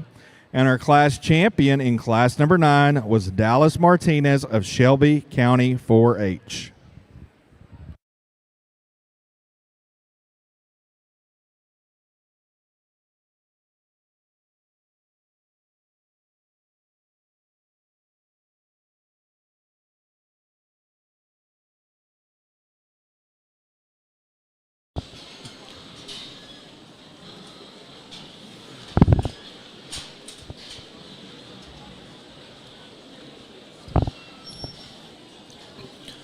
Once again, for those of you just tuning in, we're on class number 10. There's 31 total head in this class, and weight ranges go from 283 to 290. Of these 4 middleweight classes, a total of 127 head are in the middleweight division. This is our third of 4 classes of the middleweight division.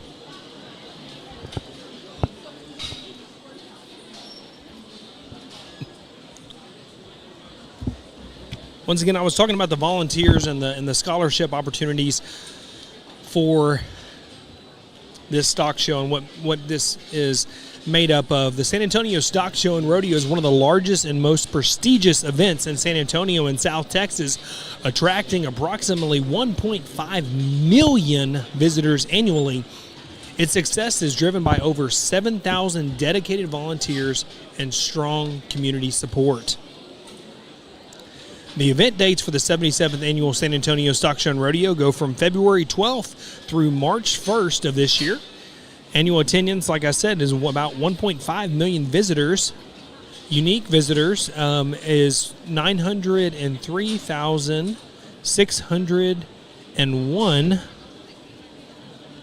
And the volunteers, over 7,000 volunteers make up this stock show. And anybody who works here will tell you this stock show could not be run without the volunteers that make up this show. And over 7,000 people dedicate their time, vacation, and this is a paid free thing. You know, when it comes to being a volunteer, you're volunteering your time, which to me is the most valuable thing you could ever give somebody, because it's only yours to give and you can never give it back or never get it back because it's your time.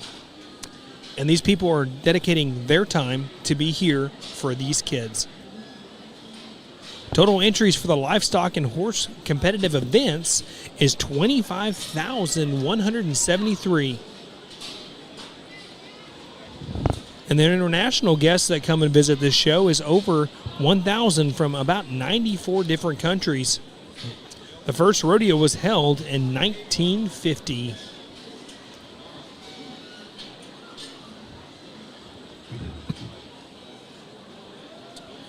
The 2025 awards and scholarships that were given out here at San Antonio was over $12 million worth that was awarded. Lifetime impacted students, over 1.1 million Texas youth since 1949. There's been over 13,000 Texas college students from all 254 counties around the state. Thank you for what you do, San Antonio. Thank you for what you do for these kids. Looks like we have about 7 pinned back so far in class number 10. And these individuals will have a chance at a top 10 placing position in this particular class of purebred Duroc Gilts. 2 out in the big arena right now. Those individuals will have an opportunity for a secondary evaluation to see if they get pinned back and weighed. You can weigh within 15 pounds, like I've said, of your turned-in weight card. If you turn your weight card in at 270, you can weigh up to 285. There's no low end on that.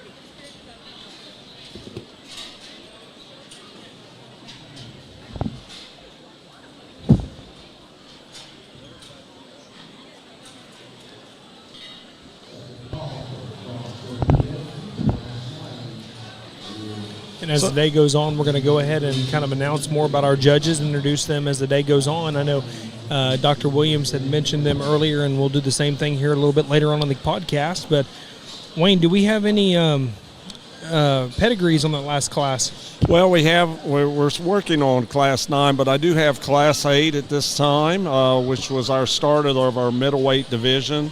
Our class champion exhibited by Kylie Keith, was out of Lee County 4-H, was sired by Bedrock 57-6, and it was bred by the Burger Farms out of Texas. And to truth be known, this Bedrock 57-9 also sired the second place in that class, belonging to Lane Anderson out of Young County 4-H. And But then the breeder of that one was TP, that's T as in Tom, TP Show Pigs out of Texas. Congratulations to both of these breeders, and look like there's some good consistency there with this boar as well. Again, that was Bedrock 57-6.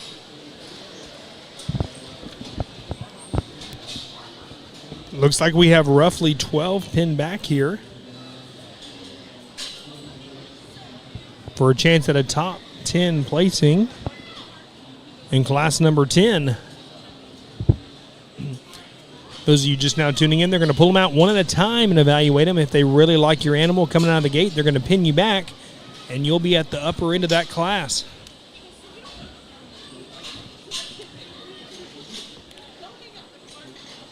Just like in life, that initial coming out of the gate, first impressions are huge.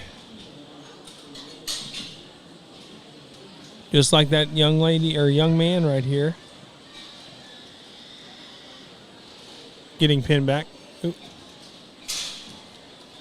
Never mind, young lady's getting pinned back.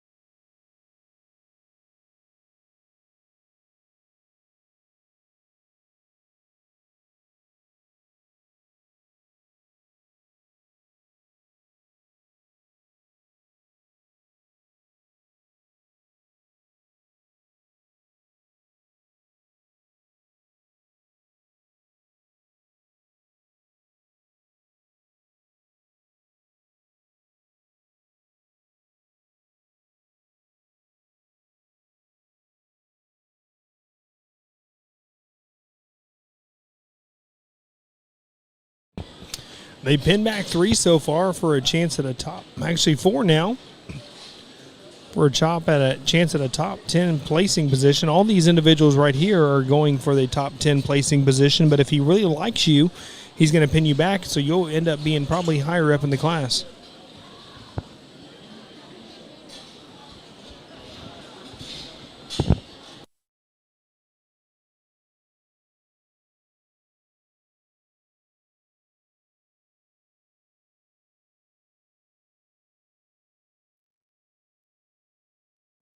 All right, class number 11, Durocs. This is your first call.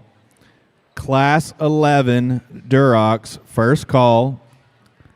As a reminder, first and second place Durocs from classes 8, 9, 10, and 11 will come back at the end of class 11 for division champions.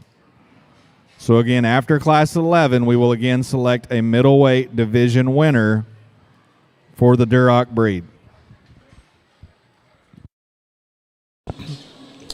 They pin back 5 so far. I don't know exactly what they're going to do here because the last class they judged, they pulled back 5 and then started placing from 6th to 10th, whereas other times they've done it from bottom back up again. And I guess it just, obviously it's the judge's discretion, but it'll be interesting to see what they do in this class. It also depends on the depth of the class, and there's a lot of factors that play into that, but consistently the ones he's repinned back, he's going to put in the top end here. So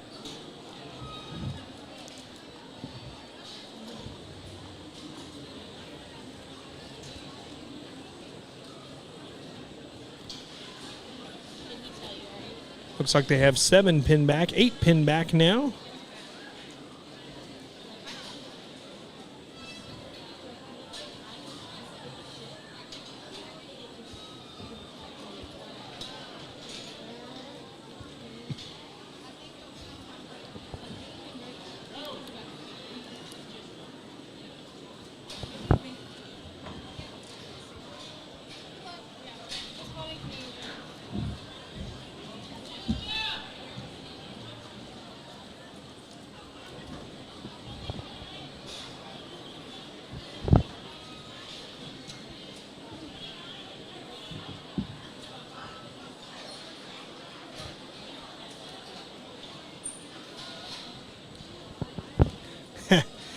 Got to give a shout out to Mr. Blake Kennedy.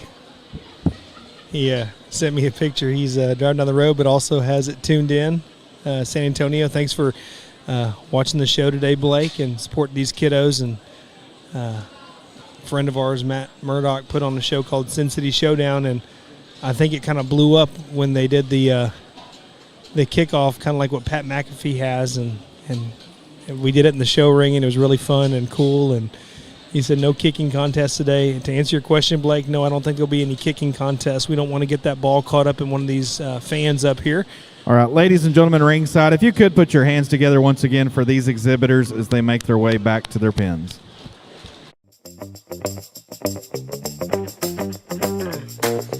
Primo Feeds is built on quality, and we're making it easy to get. Choose from over 230 Primo dealers nationwide, order online for pickup at one of our 16 warehouses, or use the Primo app for Primo Direct Delivery, straight to your door in Texas. Up here. And like I said, this is our second to last medium weight division class. We have one more class. And then we crown a middleweight division champion and reserve division champion, followed by 3rd, 4th, and 5th overall of each one of these divisions. And the reason for that, y'all, is we're going to do top 5 of the Duroc breed at the conclusion of all of our heavyweights. So, I mean, you could have 3rd, 4th, and 5th overall come out of the middleweight division potentially. So that way we get all the top 5 individuals in the Duroc breed, especially as large as this breed is. I mean, you talk about it, a third of the show almost is made up of just the Duroc breed alone. We're judging 4 different breeds today. We're judging the Durocs, the Landrace, the Hampshires, and the Berkshires today. There's about 110 pigs difference between our largest breed, which is the Durocs, and the Berkshire breed. About 110 pigs difference in numbers. Overall numbers for San Antonio's jumped up by about 50 head here at the Purebred Gilt Show. They pinned back 2 so far, and consistently they pin back about 2, maybe 3. And then they start placing from the bottom up, for those of you tuned in wondering what's going on here today.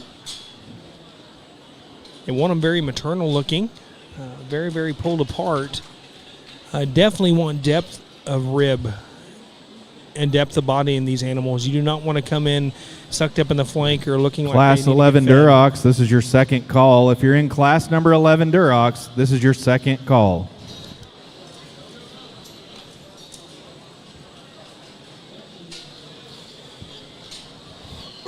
Well, while the judges are evaluating Class 10, I do have the results of our top 2 on the sires and breeders of Class 9. Class 9, our class champion, belonging to Dallas Martinez out of Shelby County 4-H. The sire her gilt was Bridge the Gap 8-3. And that was bred by the Byers Farms out of Illinois. They've had a really good day as well today. Had several in that top end. Congratulations to the Byers Farm. And then our second place in that class, belonging to Emma Howell, was sired by All the Way 11-2, and it was True Genetics out of Indiana that bred her gilt. The second place in Class 9. Congratulations to the breeders and to the exhibitors of Class 9. Job well done. And what we're doing right now, y'all, we're placing from the bottom up here. They have 3 pinned back, so what they'll probably do is get to about 4th place and probably bring these other 3 back out again. And we'll see where we go from there. All these individuals out here doing a phenomenal job showing their animals right now. And food for thought for those of you at home watching, maybe you have a big brother, a big sister, or cousin that's showing and you're not quite old enough to show yet. When they're placing from the bottom up, you want to kind of hide your animal a little bit. You can actually move up in the placing just by kind of hiding it. When the judge is ready to look at you, he's going to, so don't try to tucker him out too much. But don't make it obvious now. Yeah, don't make it obvious. You don't want to be in the corner and just sit there because that can go against you as well. But yeah, don't. When their judges is looking at you, keep them away from the. Keep them in the big group, and not and away from the judge if you can. Absolutely. So we see 3 pigs out here, but there's actually 3 pigs still pinned back. So we're actually down to our top 6 in class number 10. Once again, this is our second to last class of the medium weight division. At the conclusion of the next class, we will start evaluating for our middleweight champion, reserve champion, followed by 3rd, 4th, and 5th overall.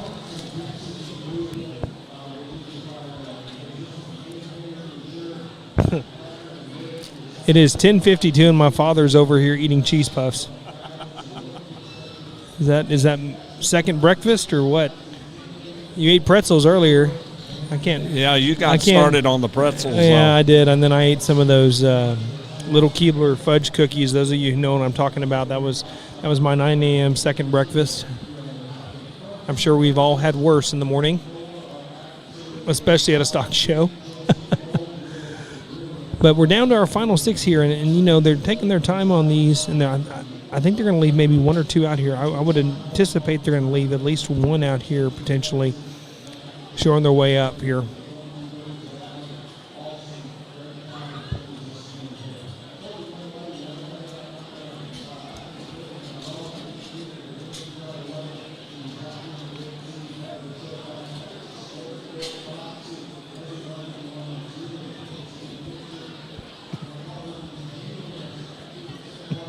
You know, Wayne, when it's this close, you would think he's going to go and place this young man, the light blue here.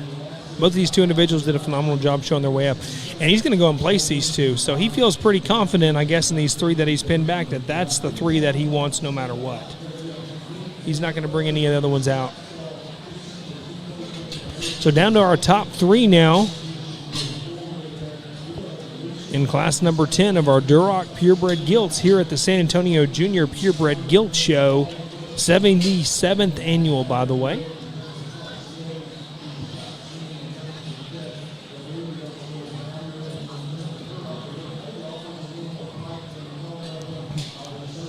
Now we have our top 3 here. Be interesting to see where he goes from here.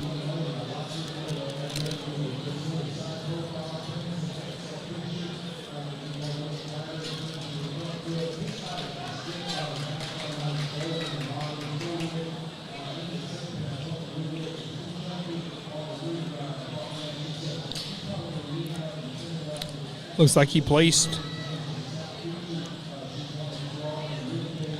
the young lady in the black. She was 3rd. Now we're down to our top 2. I really think there's one that he's going to use. And he was pretty high on this animal from the beginning, and I totally agree with especially on this red breed at current times. We got to protect them in terms of their front knee. And when that gilt opens up, man, she's impressive. I love her from the side. She's a flat-backed individual. Everything just goes and fits in harmony in terms of just how she wants to be motivated out back. In terms of her range and reach, she's pliable about her midsection. She's attractive about her look from the side. Looks like a lady. That naturally allows her to go ahead and win the class comparative to the gilt that goes in 2. We can make an argument that one's position of her front foot may be a shot better. It don't hinder our class winner a bit. I thought this one was a little more forward in terms of her blade set. She needs to probably just be a little more lengthened out in terms of just blade to ear from that aspect. But man, she's still got some attributes that you gravitate to, no doubt. As we drop the 1 out in 3, she's got the feature that you like. She's got the skull shape, those kind of things. I absolutely dig in on this one in terms of just just body shape, in terms of the turn to her loin edge, I think is appropriate in a female hog setting. As I study this gilt coming at you, that's where I become the biggest critic on her in terms of just her front knee set. I do think her shoulder blade sets correctly. We just simply got to change her as she comes right at you. Young man's got a gilt that just works her way up, and Chris and I talked about this one. You can say she's just got more chest width. I think she's got just a little more condition in terms of the top side of her neck there. She too wants to just push forward in terms of her blade set, much like a lot of these red hogs that we get to analyze here. I didn't read her being quite as stout in terms of just her rear foot size, but still a gilt that you like and admire for body condition. As we drop the one out here in 5, she was another one that I thought needed to probably just open up in terms of her knee column. I like her at the base of her sternum, but as you watch her come right at you there, she just wants to concave too hard. She too's got to be just a shot stouter in terms of her rear leg and rear foot. Young man's done a tremendous job, though. The ones down the line, I talked to them individually, told them where their projects needed to be better. Now they're a good class of reds. Let's put our hands together for those kiddos.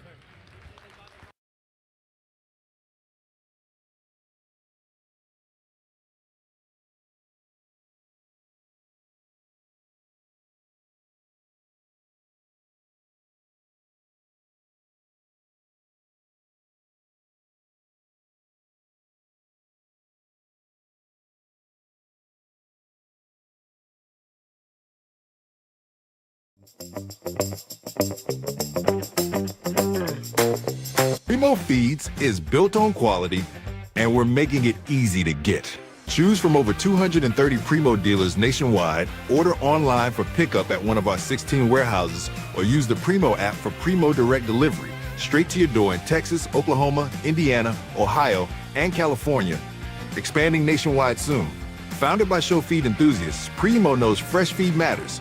Primo Feeds, next level quality and convenience at a fair price.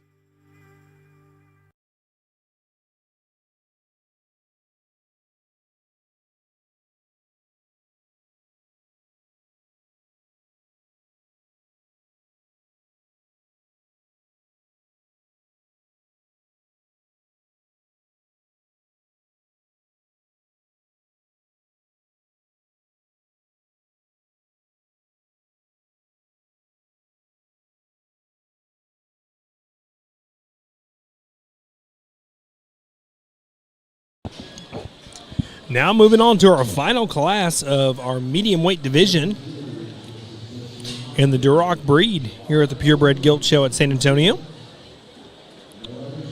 29 total head in this final class, and weight ranges on these gilts goes All from right, 291 Class to 11 297. Durocs is underway in the back. Class 10 results. Our 10th was Kylie Roberts from Grand Oaks FFA. 9th was Landon Grigsby from Belton FFA. 8th was Brooklyn Vanda from D'Hanis FFA. 7th was Richard Hinton from Divine FFA. 6th was Jackson Bryan from Pleasanton FFA. 5th was Connor Sides from Fredericksburg FFA. 4th was Braden Satterwhite from Leakey FFA. 3rd went to Brooklyn Mendoza from Springtown FFA. 2nd was Easton Beerham from Academy FFA. And our class champion went to Briley Clufus of Marion FFA. Again, Class 11 Durocs is underway in the back. After Class 11, we will again select division winners for our middleweight divisions, Classes 8, 9, 10, and 11.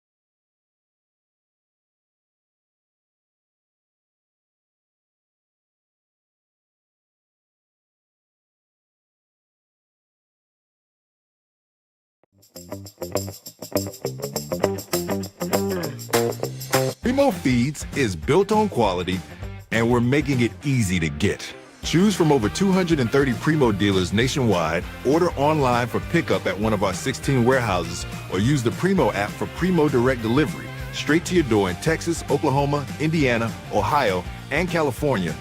Expanding nationwide soon. Founded by show feed enthusiasts, Primo knows fresh feed matters. Primo Feeds, next level quality and convenience at a fair price.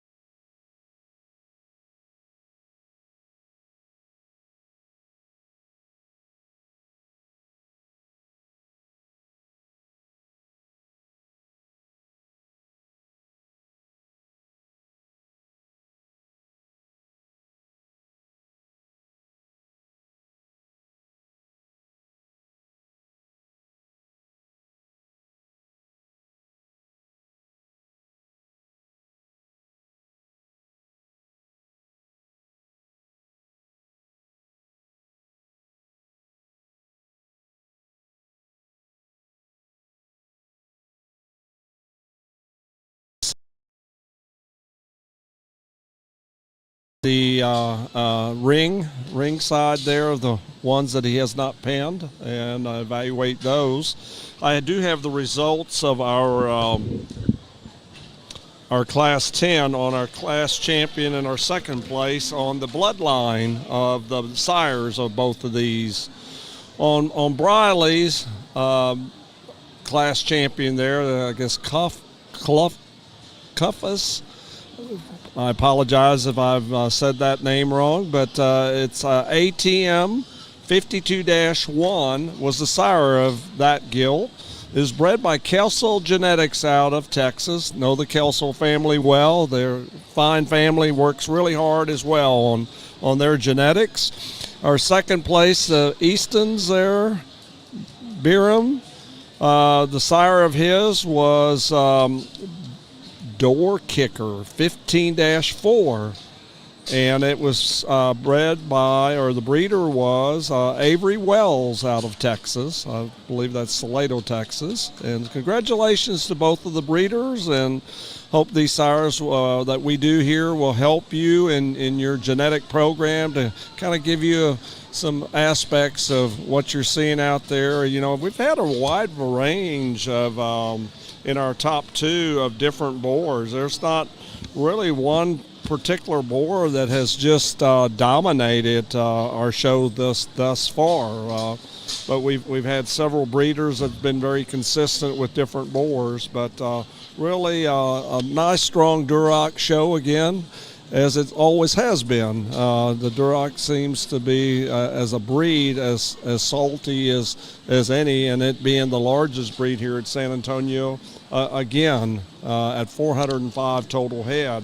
In our middleweight division, our judges will evaluate, or will have finished evaluating 127 head in this middleweight division. This particular class, in Class 11, we're at 29 head.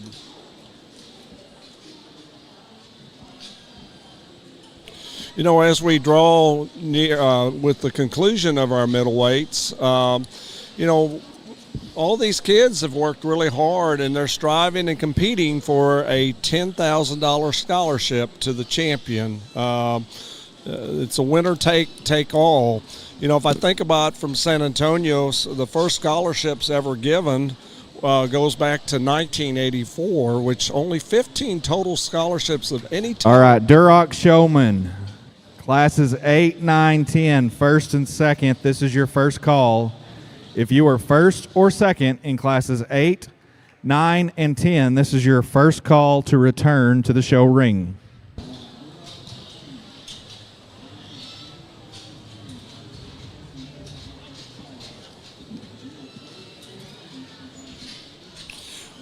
As I was saying, as the judges are looking at these pigs out here in the ring yet, first scholarships was $15,000 or 15 scholarships totaling a mere $90,000.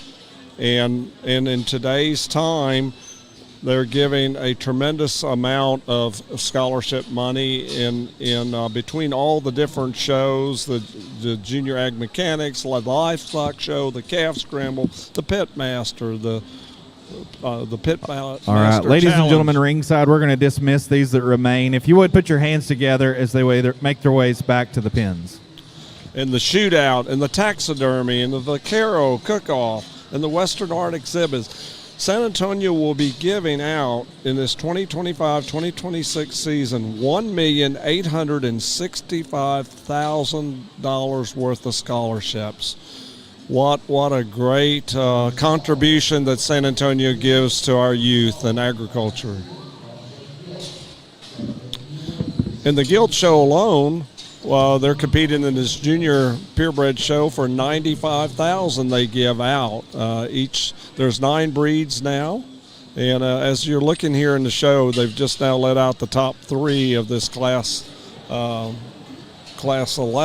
Well, is there a total of how many do they pin back? Is it 3, 4, 5, 6? It looks like they had six back, which is totally different than what they did the last class. They usually just kept 1 or 2, so I guess that shows you the depth of quality in this class. They didn't pin back 2; they pinned back 6. Now joined us this last class of the middleweight division here. The top weight in this class is 297, so we're pushing that 300 very hard now.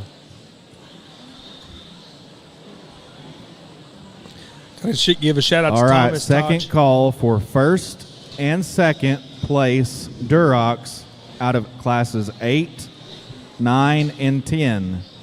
Again, if you were first or second in classes 8, 9, or 10 Durocs, this is your second call. So kind of going on what Dr. Williams just said on the live feed here, we are on our final class of the medium weight division. At the conclusion of this class, we're going to move on to our selection of our middleweight division champion and reserve division champion, followed by 3rd, 4th, and 5th overall of that particular weight break. Down to our top 5 in this final class of the medium weight division.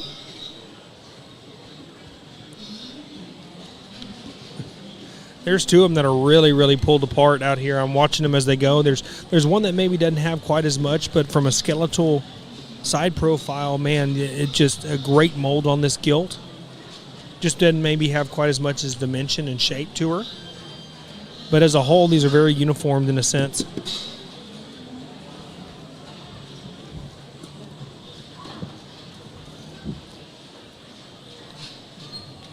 Young man in the maroon was 5th, Down to our top 4 here.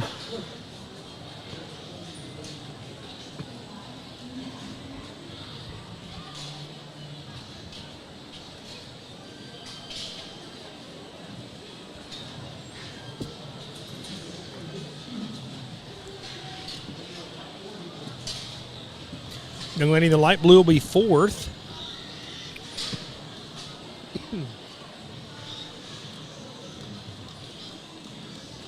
And then there were 3, Wayne. Now the heat is on. Yep. Young man's pig's kind of getting a little softer on the back end there.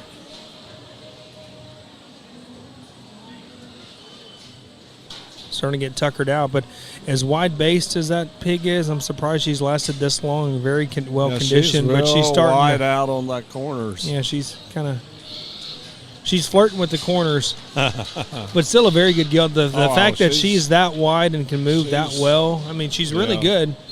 It's going to be a matter, I think, of just like who can withstand a little bit more.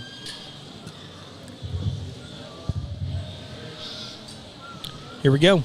I think a good class, and you know, there's a little bit of give and take here at the top end, but I think you know, both of them offer us a tremendous amount of quality. A young man in the greens got our class winner.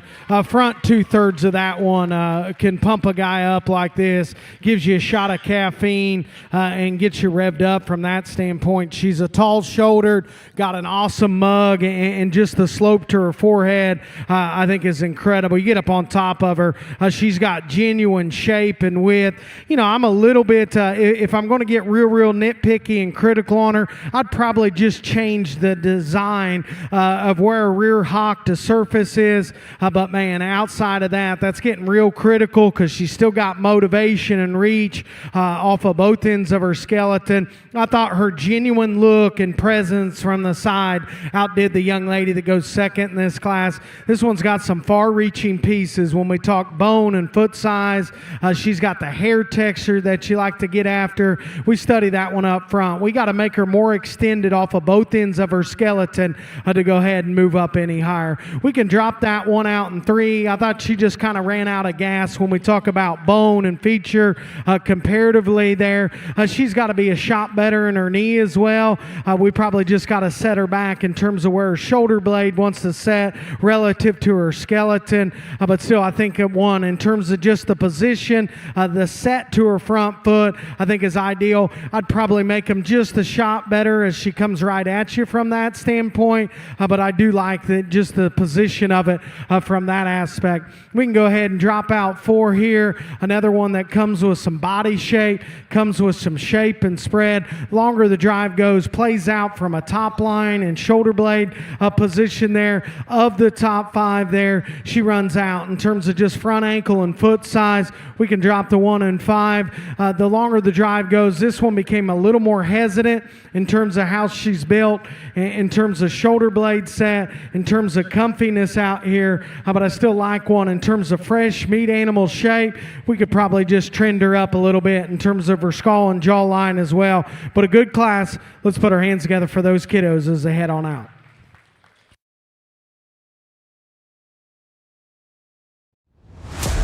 Husky from Winning Enterprises is a one-of-a-kind, multi-species supplement designed to promote show-ready shape, mass, and bloom. Its unique egg yolk-based formula maximizes nutrient absorption to deliver optimal results quickly. Build winning huskiness in your swine, goats, sheep, or cattle by top dressing with Husky for 30 days before exhibition. The results are undeniable. Feed the dog and see the change. Shop the champion's formula at winning-enterprises.com. The overall selection of our middleweights as our division champion and reserve division champion of our middleweight division. Wayne is working diligently to get the pedigrees on those first and second places from that last class. And also we'll get the pedigrees on the champion, reserve champion, 3rd, 4th, and 5th overall of the middleweight division.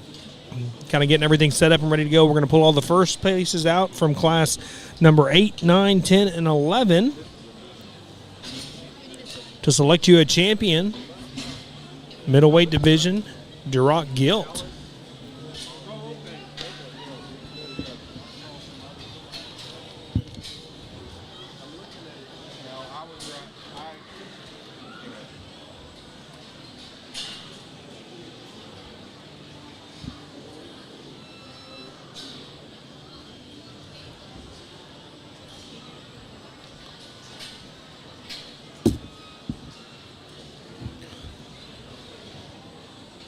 Our lead judge today is Mr. Seth Kemplinger, and our secondary judge today is Mr. Chris Hofschulte of Oklahoma. Seth's from Ohio, and I'll kind of read a bio on these guys later as I have it. Adams Fab. Established in 2007, they build custom livestock pinning and equipment to fit all your needs. Hanger feeder rods, adjustable slam gate latches, custom pins made by hand and hot dipped galvanized so that you know that they're going to last. Adams Fab is a certified TIPS vendor and can design, fabricate, and install equipment to fit all your needs.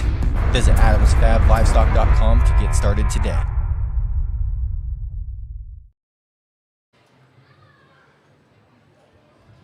All right, let's have a division drive. And coming out in this class, from class number 8, we've got Kylie Keith from Lee County 4-H. Second was Lane Anderson from Young County.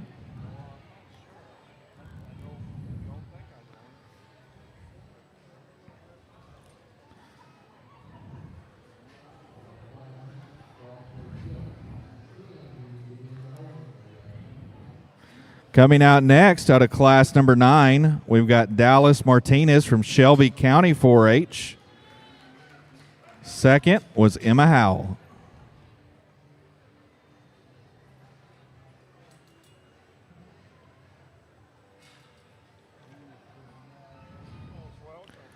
Here out of class number 10, we've got Briley Clufus from Marion FFA. Second in that class was Easton Bierham from Academy. And out of class number 11, we've got Dallas Martinez again from Shelby County 4-H. Second in that class was Molly Gowan from Kendall County. All right, ladies and gentlemen, again, if you're in class 14, that will be up next. This is your second call for class 14 Durocs.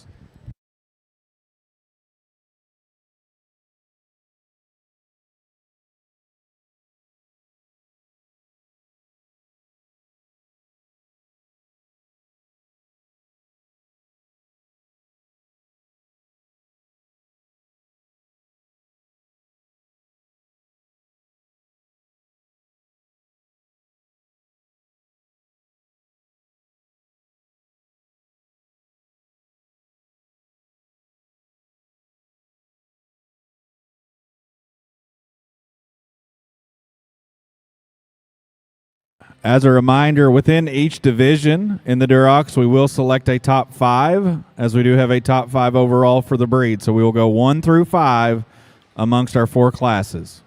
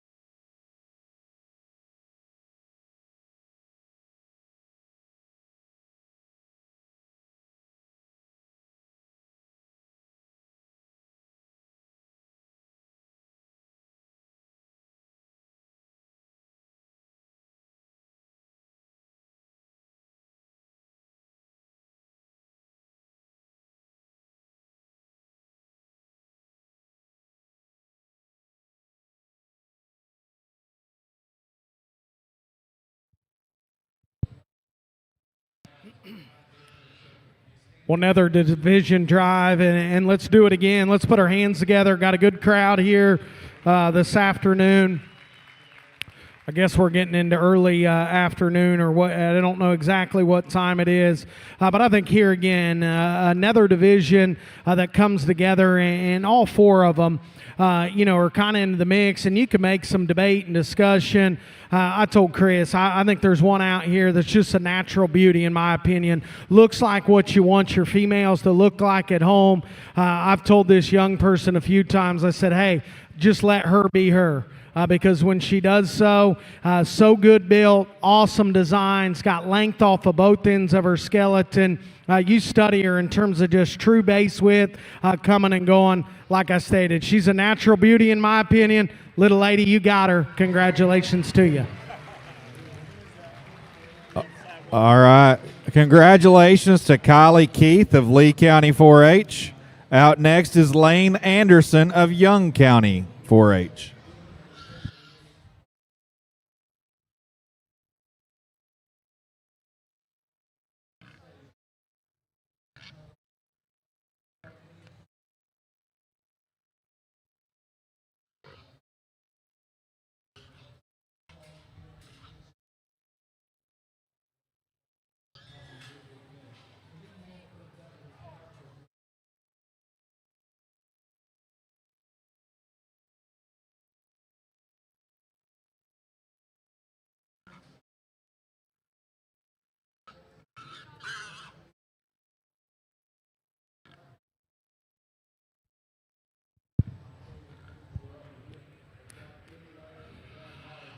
It's always good to bounce ideas off of a guy, and honestly, I got a lot of respect for Chris and his whole family. It's been generational in terms of livestock, man, there in Miami, and like I stated, I got a great deal of respect for him. Just kind of talking to him there, I said, there's one of them out here that, for reserve, I just naturally trust, in terms of where they want to put their hock, in terms of their motivation to the rear leg. I think it's just a shot better than another one out here. Young man, you got it reserved. Congratulations to you. All right, congratulations goes to Dallas Martinez, Shelby County 4-H, your reserve in division. Coming out next for a third overall potentially is Emma Howell of Tioga.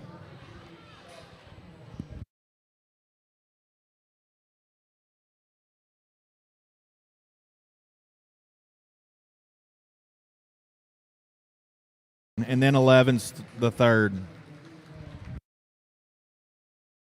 All right, third in division, Dallas Martinez, Shelby County 4-H. Coming out next is Molly Gowan.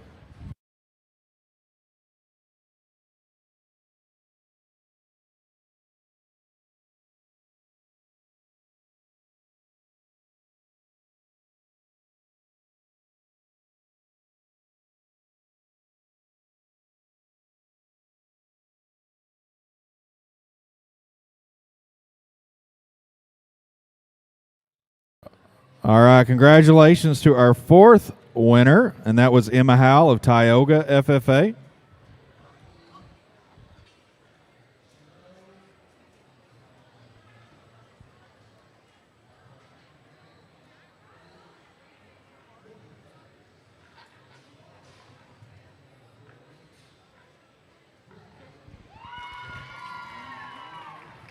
And fifth place goes to Molly Gowan from Kendall County 4-H. So again, those top five will be eligible for the top five breed in the Durocs at the end of the division or breed. So congratulations to those winners. At this time, we will now move on to class number 14 in the back. This will be the final division of Durocs and will include 4 classes once again.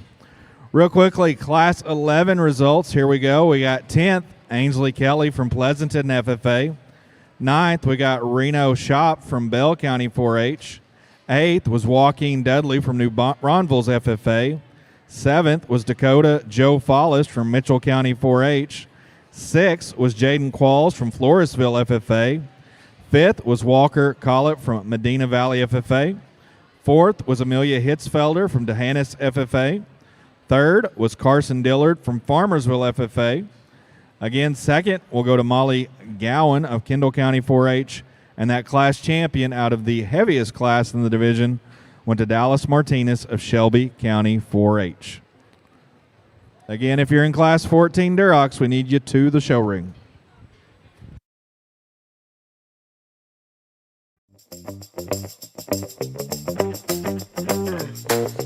Primo Feeds is built on quality, and we're making it easy to get. Choose from over 230 Primo dealers nationwide, order online for pickup at one of our 16 warehouses, or use the Primo app for Primo Direct Delivery, straight to your door in Texas, Oklahoma, Indiana, Ohio, and California. Expanding nationwide soon.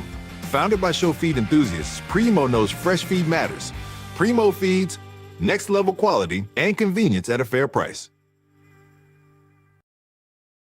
7-pound difference between the lightest and the heaviest in this class based on weight cards. You can weigh within 15 pounds on the upper end of what you turn your weight card value in at. Total of our heavyweight division makes up about 121 of these females of the 405 total Duroc Gilts here at the show today.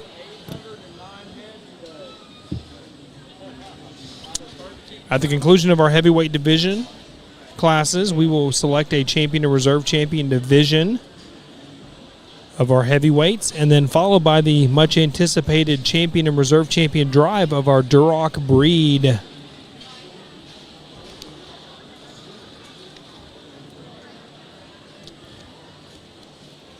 And for those of you tuning in all day and kind of wondering when lunch is going to be, I'm not totally sure just yet. I would assume we're going to get through all the Durocs first before lunch break, but I know we are doing 4 total breeds today. We're doing the Durocs currently, followed by the Landrace breed, the Hampshire breed, and then we conclude it with the Berkshire breed. Wayne, do you have the sires on the Class 11? And then also the champion, reserve champion, 3rd, 4th, and 5th overall.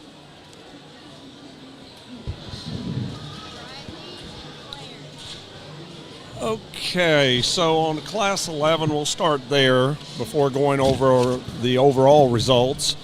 Out of Class 11, our class champion was Dallas Martinez. The sire of her gilt was Name Brand 7-6, bred by the Byers Farm family in Illinois.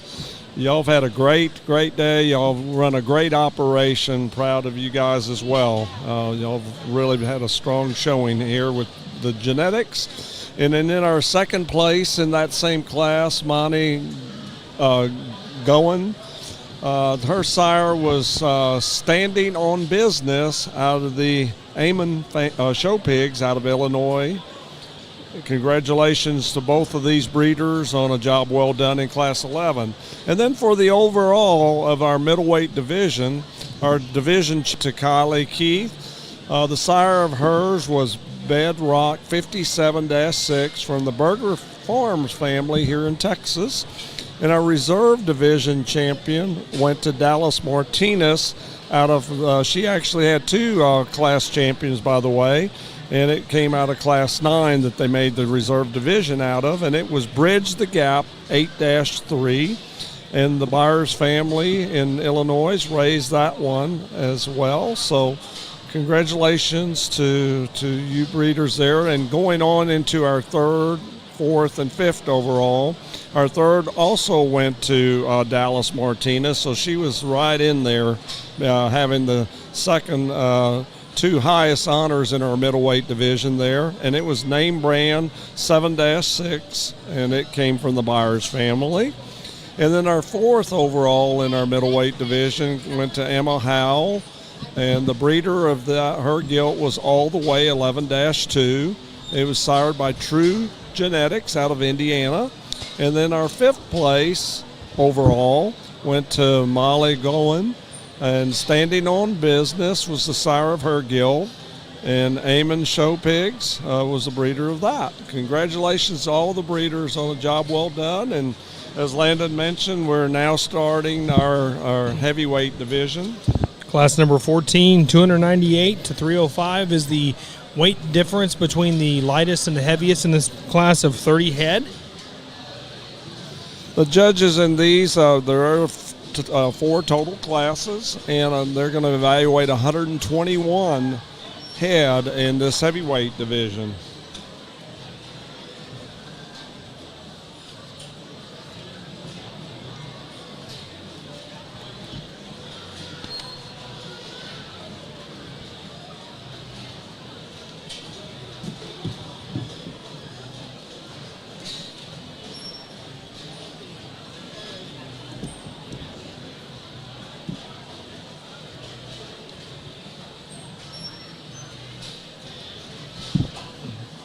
Once again, we have 4 total classes of this heavyweight division.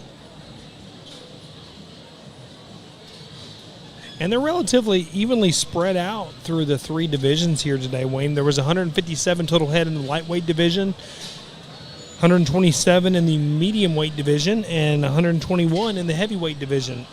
The lightweight division had the most classes, obviously, based on, number-wise. I mean, we're at another 30 head. Or maybe the weight. So the weights probably were pretty well, yeah, close but you look at the numbers though. 157 versus 121. That's a 30 head class. Yeah, so that would mean 1 extra class in there.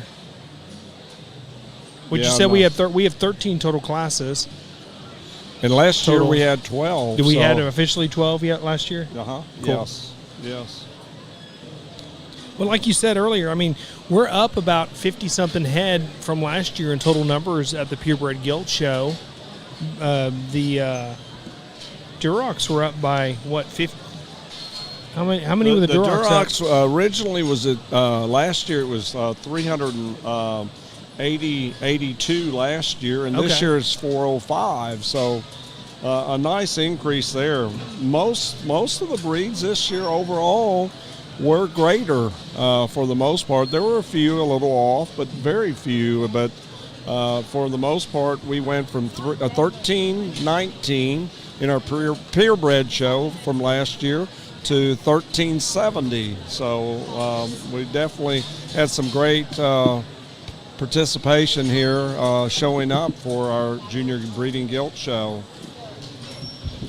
Now, as we complete our Duroc show, all of these Durocs, this breed, of course, is competing for a $10,000 scholarship. When these breed scholarships first started in this breeding junior program, they started with $6,000 for the breed, and then they went to $10,000 several years later. And so, San Antonio worked really hard to make that all happen. And it's and then what happens is when we finish with the heavyweight division, then we're going to name the champion, the reserve champion, and 3rd through 5th overall. What's interesting to me is that they have had an update in the rule change on how they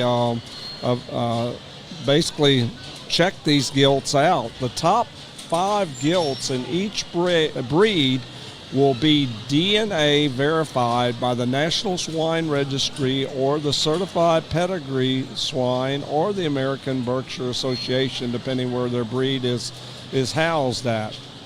Any gilt not meeting the DNA requirements set by the Swine Registry are subject to disqualification.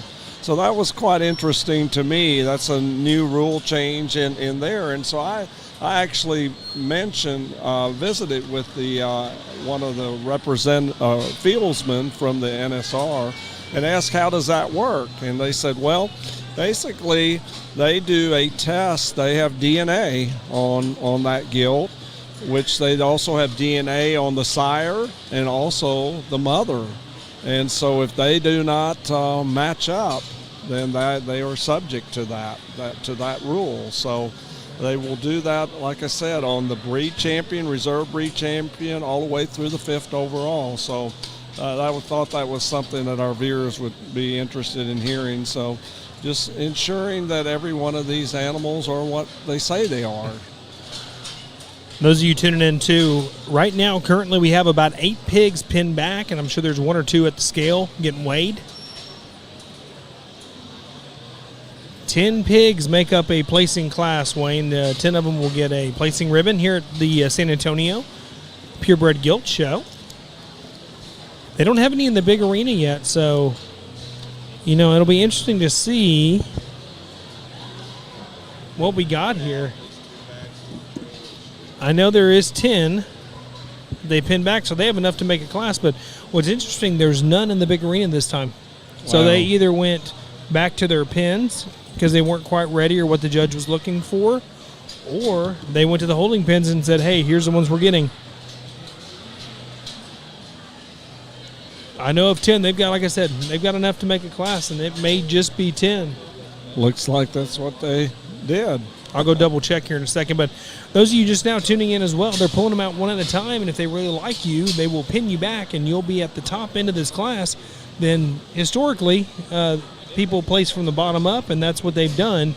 I think there was one class where they placed, they pinned back 5 and placed 6th, 7th, 8th, 9th, 10th in that order, but for the most part, they placed from the bottom down.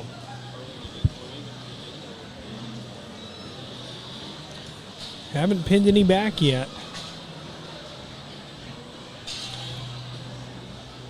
This gilt program, San Antonio had had that foresight of figuring out how they could reward more kids and further their education, and they did it through these scholarships. And what's neat about what San Antonio has put together is, a breed champion will get a $10,000 scholarship, but a exhibitor can continue to compete in the gilt show or other competitive events here at San Antonio, and they can win up to $20,000 in total scholarships. And that does not affect, if they apply for the 4-H or FFA that San Antonio gives. That does not, that criteria has nothing to do with that particular scholarship. So, an exhibitor has a great opportunity here to further their education by competing in these different competitive events. And they've come a long ways, because since 1994, the first scholarships given were only 15, totaling $90,000. And today, the livestock show, all competitive events, we're talking about ag mechanics, livestock shows, calf scrambles, pit master challenge, shootout, taxidermy, carol cookout, western exhibits. Now they give $1,865,000 in total scholarships out. So fine job, San Antonio, having the foresight with the scholarship program, and you guys have done an outstanding job, and we thank you for all you do and our 7,000 volunteers that help us. Well, and anybody who works for the show will tell you that's what makes up this show, is all the volunteers and the people who sponsor all this money that goes back to these kiddos. They are huge advocates for this program and also these kids.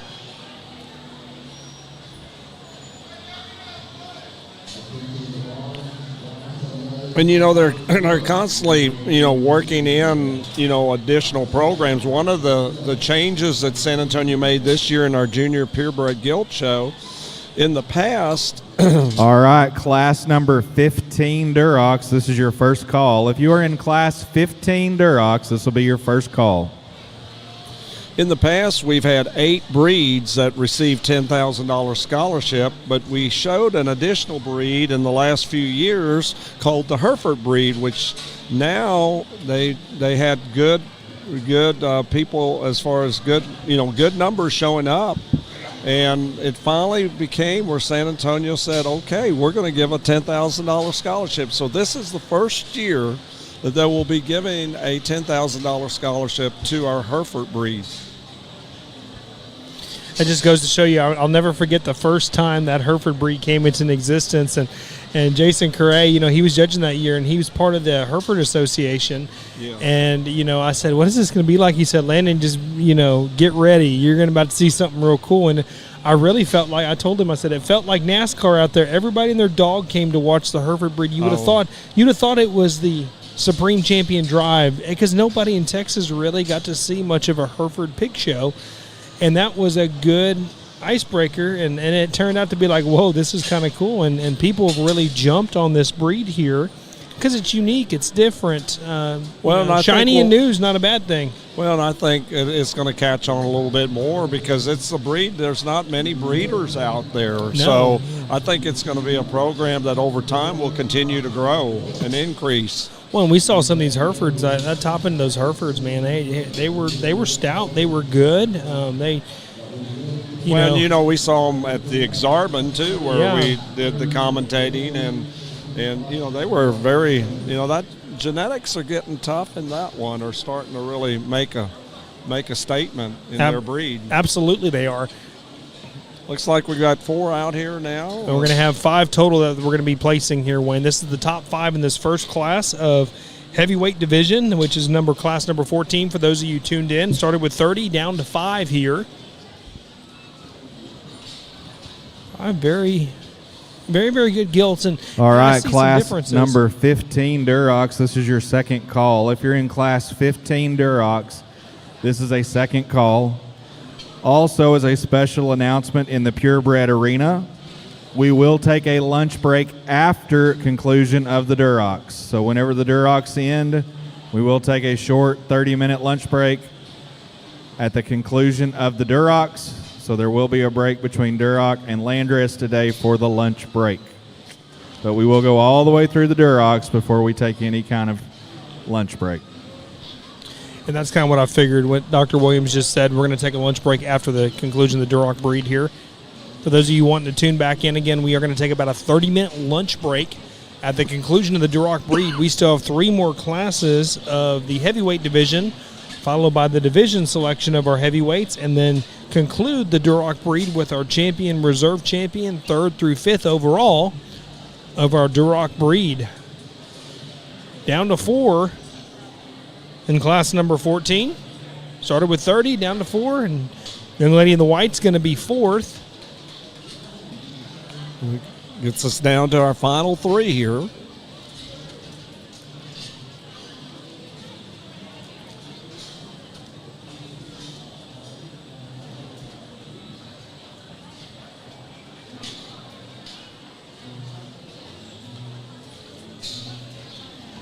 Now we got pigs in our gilts in this class. Young lady, 305. Yeah, young lady in the light is going to be 3rd, and we're down to the young lady in the green and the young man.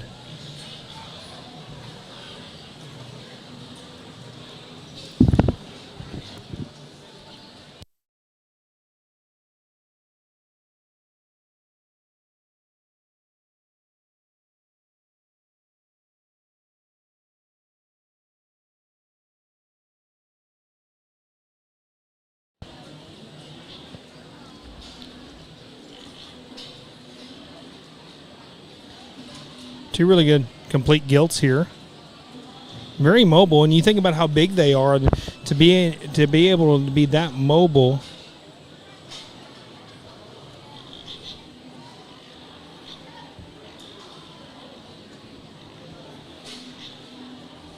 Here we go. Let's hear what Seth has to say.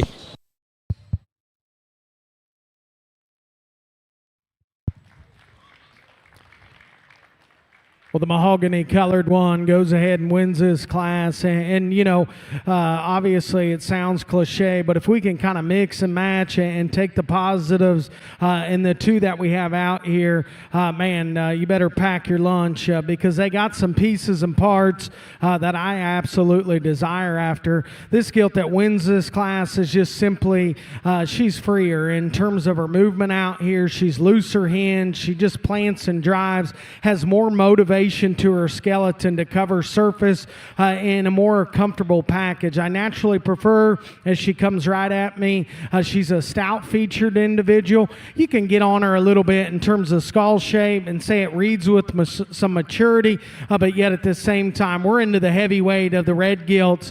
She's still fresh bodied. She's still pliable. She still has awesome swoop to her midsection. I told Chris, I said, man, I absolutely love this one in terms of her top line. She's a strong backed one that you like from that standpoint. Hey, she's got one bad to the bone tail. And, you know, that's some indicators of being a generator, in my opinion. I get a little more questionable on her in terms of how she wants to hinge out of her upper hip. I get a little more questionable in terms of where her front knee wants to set. But the young lady's done a tremendous job on a very, very good project. The one that comes out in 3, it's just more common, plain and simple, in terms of her look up front, in terms of her neck line, in terms of the length of it as well. I love her ability and agility out here to go with comfort and ease. I like her pliability. I like the shape and turn to her midrib in a breeding gilt type of scenario. I just got to make that one simply more trendy in terms of her look up front to move her any higher. Young lady that drops out here in 4 with curly locks is one that you like as well. From just a market hog shape, you can get excited on that one. She's got awesome turn. She's got a tabletop up high there. As you start studying and breaking this one down, she becomes more fragile, more frailer in terms of just her bone work as you go right to the surface.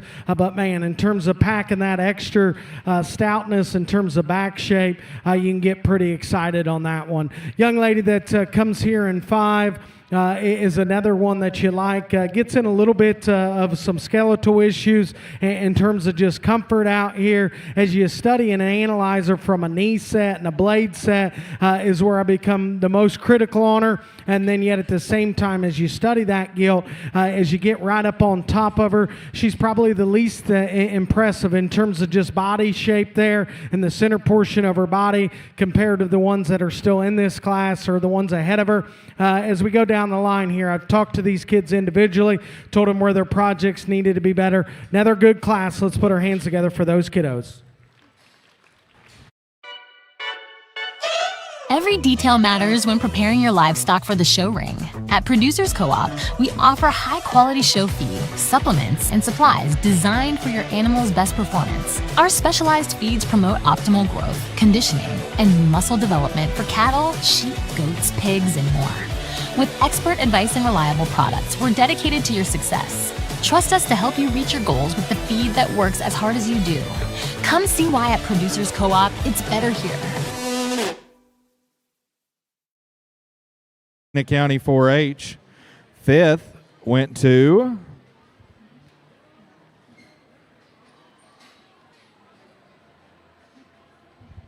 we will come back to that one. Fourth, we had Hiley Hunter from Wise County 4-H. Third, we've got Olivia Longcrier from Lindell FFA. Second was Kennedy Boss from Knox County 4-H. And your class champion was Chapel Herbie from Fredericksburg.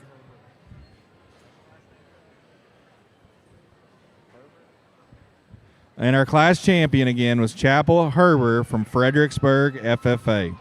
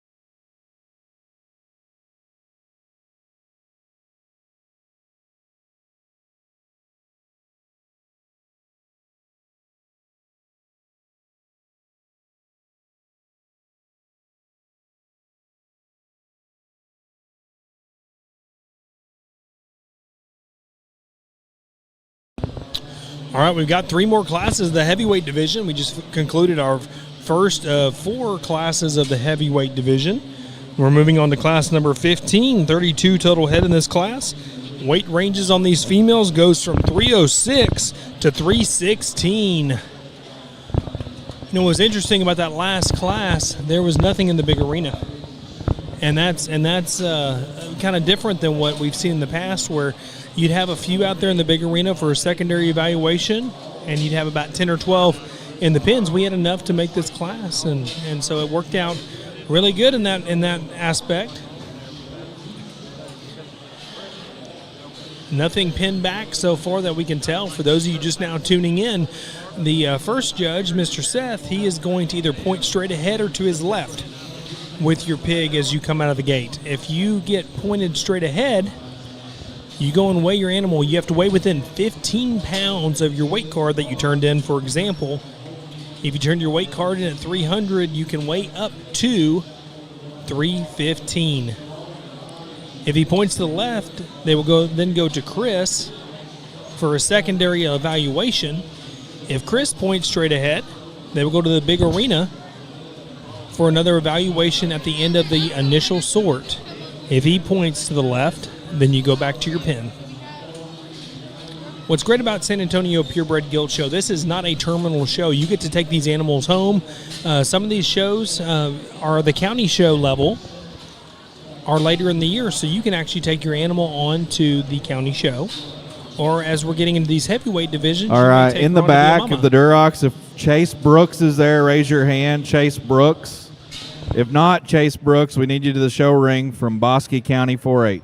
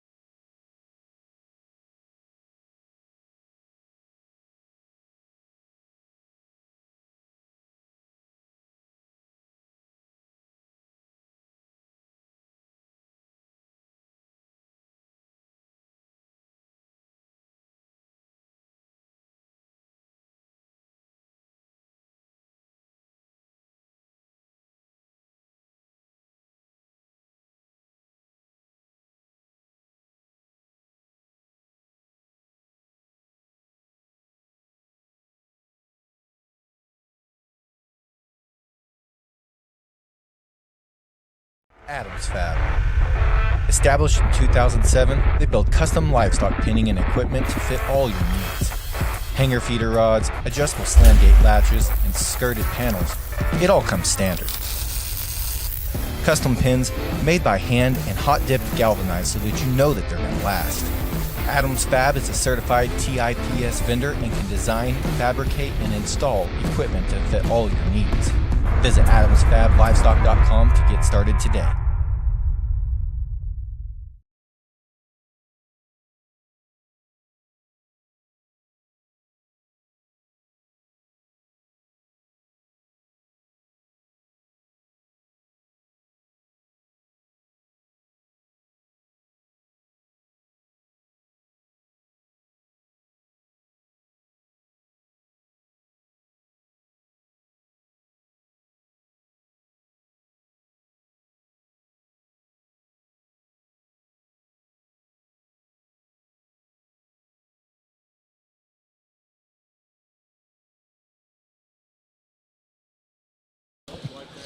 Looks like we have enough to make a class here where you have about 10, give or take. I think there's one or two getting weighed below me here.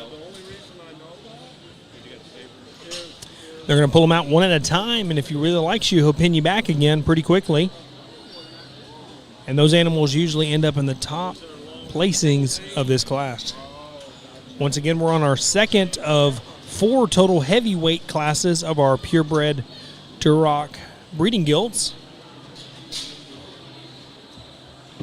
The lady in the pink is pinned back, so she'll have a chance at a top placing in this particular class. And once again, we are going to take a lunch at the conclusion of the Duroc breed. We have 2 more classes of Durocs left to evaluate, followed by the division and reserve division selection of our heavyweights. And then we conclude the Duroc breed with the champion overall drive of our Durocs, which we will pick a champion, reserve champion, 3rd, 4th, and 5th overall of the Duroc breed. And then we'll take about a 30-minute lunch break.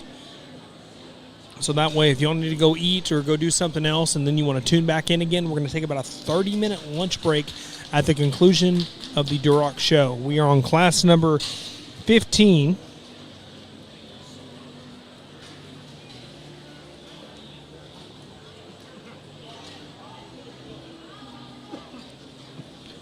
They pinned back 2 so far up until this point.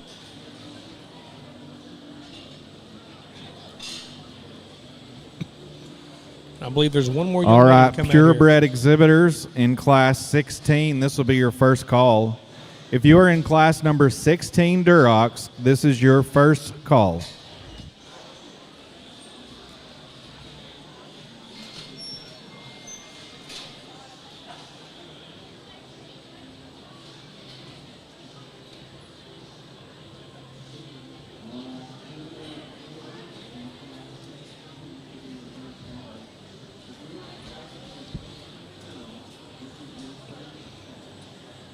It'll be interesting to see what these guys do. They're talking with each other, so they're going to go ahead and pin another one back. Young lady in the white, she's going to be another one pinned back. She will have a chance at a top placing in this class.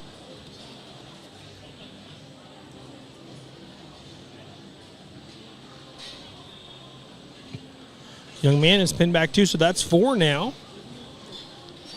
Then they should start placing from the bottom up here.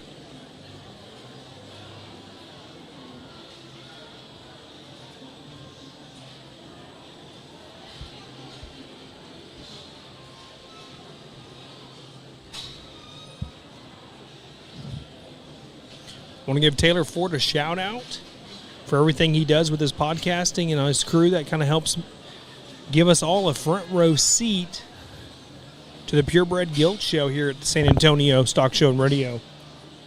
This is the 77th annual San Antonio Stock Show and Rodeo.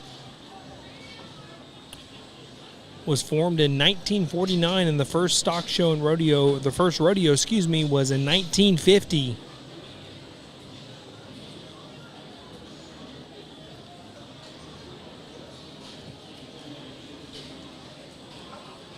What the guys are doing now, they're placing from the bottom up. They've already got 10th place.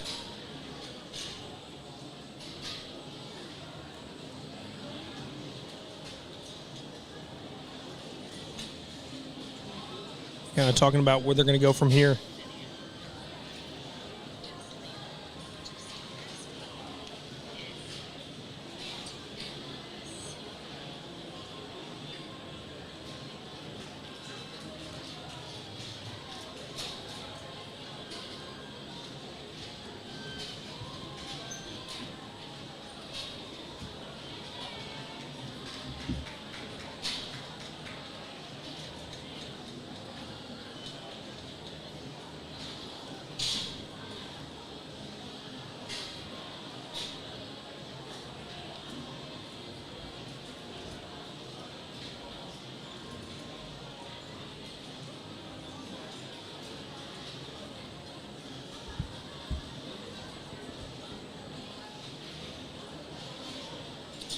What I appreciate about them, they're talking to each of these individuals as they're placing them. If they may not get talked to on the mic, at least they're spending the time to let them know what they think about their gilt and what they change, what they like. And good luck to these kids going down the road, because this is not a terminal show. These kids can go to different purebred gilt shows, whether it be a state or county level, with their animals.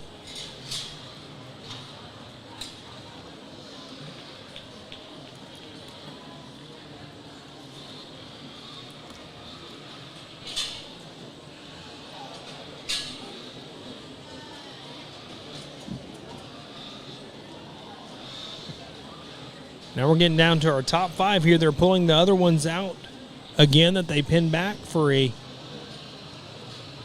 chance at a top placing here in this class. All right, class 16 Durocs, this is your second call.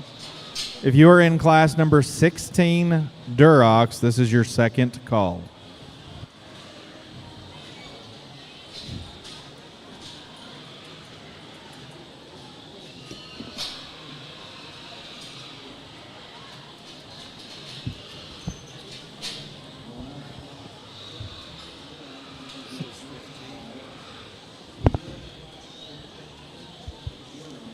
Down to our final 5 in class number 15 here. We have all 5 pulled back out again. Placing from 5th all the way up to first place here.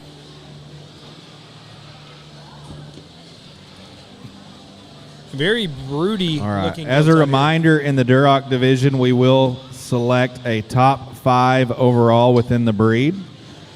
So if you are 1st through 5th in either one or Division 1 or Division 2, you will come back to the show ring at the end where we will select a top 5 overall in the breed. So if you were 1st through 5th in either Division 1 or Division 2, you will need to come back to the ring where we will select a top 5 overall for the Duroc breed today.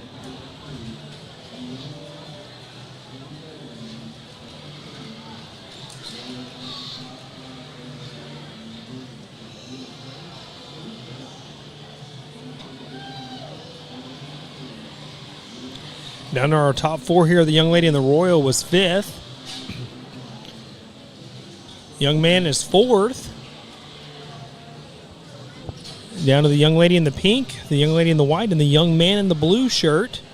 And the young man in the blue shirt is going to be your 3rd place. Down to our top 2 here. Both young ladies are doing a phenomenal job showing their gilts here. Keeping them moving and keeping them flowing, keeping their head up. Showing all angles of their animal.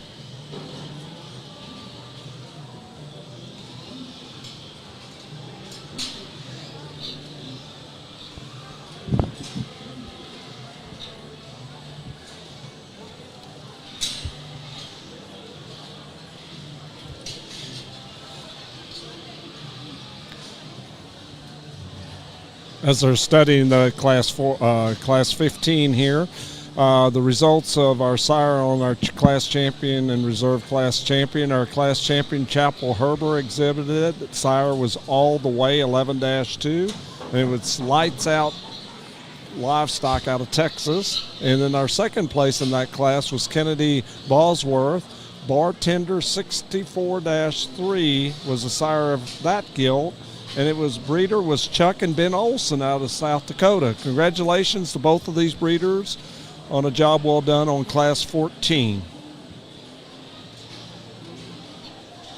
And as we see here, if you just now joined us, we're in the final top 2 of our Class 15. And our judges made their decision. Wow. The one in the pink second and the one in the white sweaters first. And what a heck of a shower that young lady is. I guess a class that comes next probably presents some challenges, and the 1 and 2 is probably more my speed in an area or two. But when you start breaking them down from a skeletal perspective, we haven't drove them just extraordinarily long time out here, and in doing so allows this particular gilt up front to go ahead and get the green light to win this particular class. She's sound, she's comfortable, she's pliable about her midrib, awesome in terms of just her shape up high. I love her top line. Sure, I'd probably clip her down in terms of her neck, make her just a shot more sporty in terms of her clip job.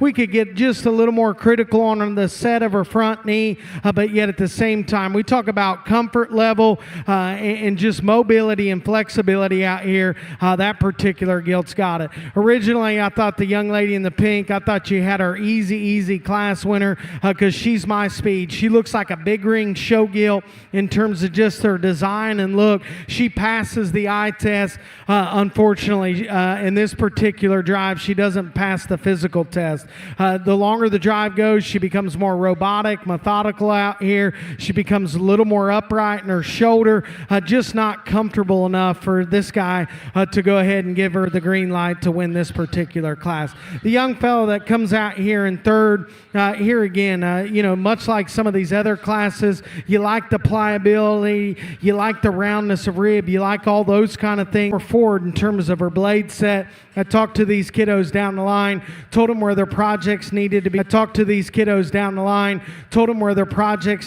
Better. Another good class. Let's put our hands together for those kids.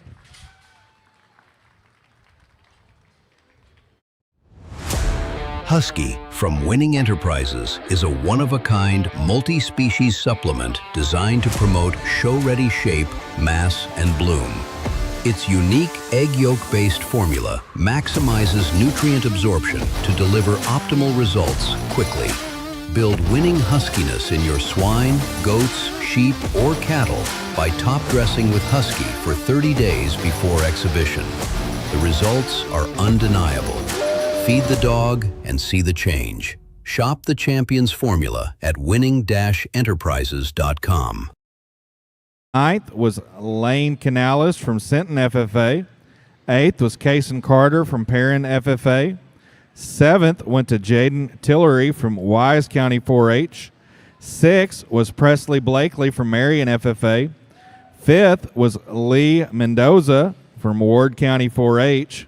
4th was Hart Hitzfelder from Medina County 4-H. 3rd was Andrew Acosta from Sharyland Pioneer FFA. 2nd was Ashlyn Hunter from Liberty Hill FFA. And our class champion went to Hallie Maxwell from the Burnett FFA. Congratulations to those winners. We are now on to Class 16. This will be the third class in this division. And again, at the conclusion of Class 17, we will select a heavyweight division champion and reserve, along with the top 5. And then at the conclusion of that, we will select a top 5 overall in the Durocs. So if you were 1 through 5 in your division earlier, just be on standby for later. But note that the top 5 in each division will come back for that top 5 overall.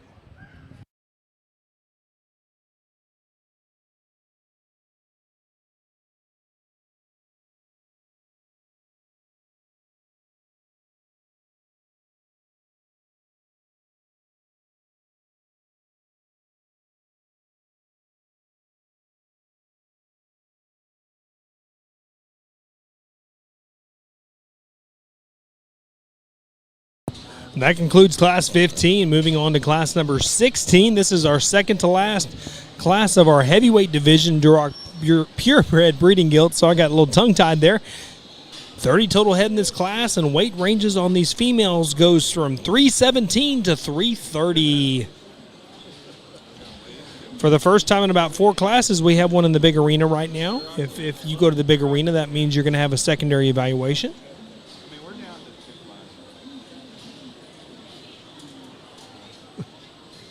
At the conclusion of the next class, that being class number 17,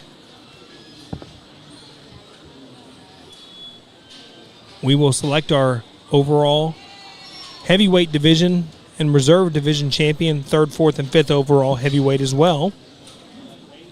Then bring all those division champion and reserve champions, 3rd through 5th overall of each of the light, medium, and heavyweight divisions, and select a very much anticipated champion and reserve champion, 3rd, 4th, and 5th overall Duroc breeding gilt. At the conclusion of that, we're going to take about a 30-minute lunch break and then move on to our landrace breed.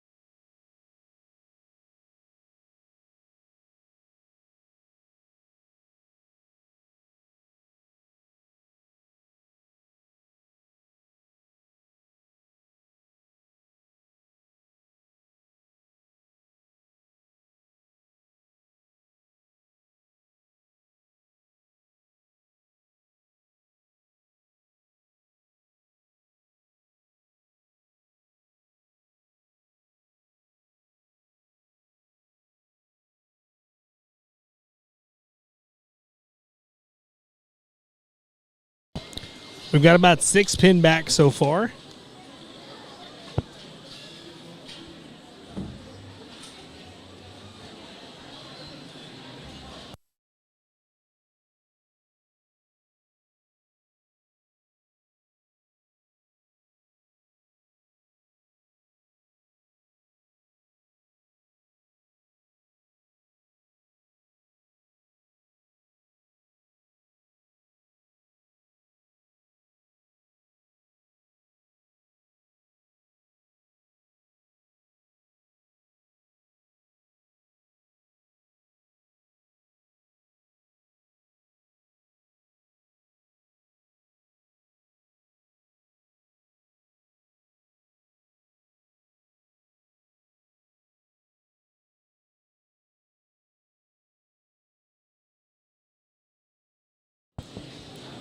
We've got 3 out in the big arena now, which is a little bit different than what we've been seeing in the sense of they've either pinned you or they've sent you back to your pins, but these individuals will get a secondary look at the conclusion of the initial sort for an opportunity to potentially be pinned back for a chance at a top 10 placing. I hope that made sense to everybody, but we'll kind of give you a play-by-play as we go here. I know for a fact there's 6 in the holding pins. There's probably a few down below me. So these 3 might all have an opportunity to show for a placing position. Top 10 get a ribbon in each one of these purebred gilt classes.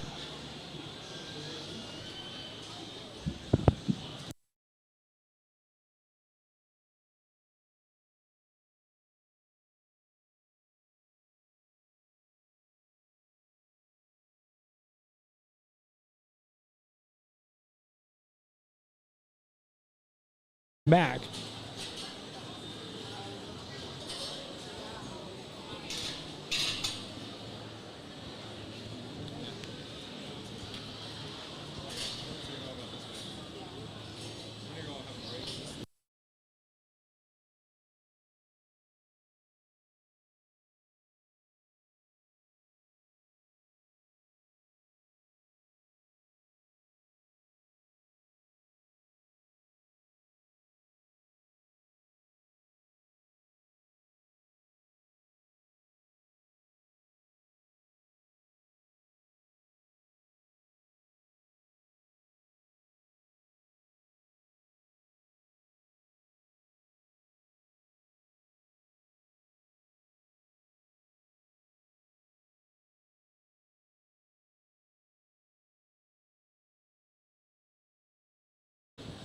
That being class number 16 for those of you. That being class number 16 for those of you. All who right, just now joined attention us. in the barn. Class 17 Durocs, this is your first call. If you are in class 17 Durocs, this is your first call. This is the final class of the Duroc breed. Pin back 3 now for a chance at a top placing position here. And once he pins back the ones he wants to, he'll start placing from the bottom up.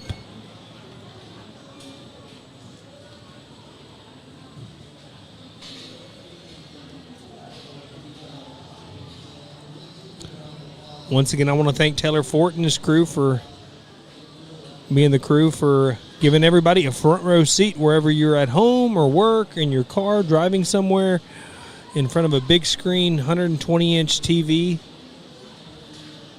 or a 10-inch screen. Doesn't matter. We appreciate y'all tuning in and supporting these kids and watching this very, very competitive Purebred Gilt Show here at the 77th Annual San Antonio Stock Show and Rodeo. Weather's starting to warm up outside. It was in the low 60s this morning, overcast. Now it's the sun's starting to pop out, so we're going to get up to almost 80 degrees today, if not get to 80 degrees today here in San Antonio, which in typical Texas fashion, we're warm. A couple weeks ago, we had a big cold snap come through, thanks to our northern states for sending us some good rain and I guess some ice, cold weather. That's moisture as far as I'm concerned. Looks like they pinned back 5 now.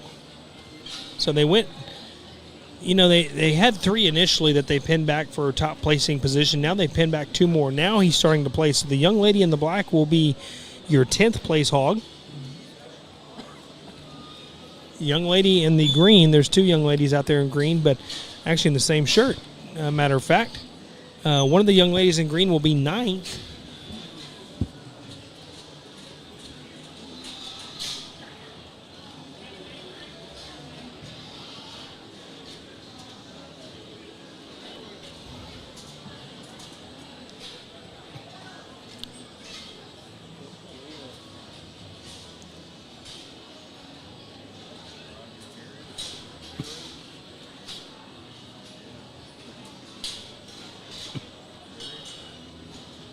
Young lady in the blue will be 8th.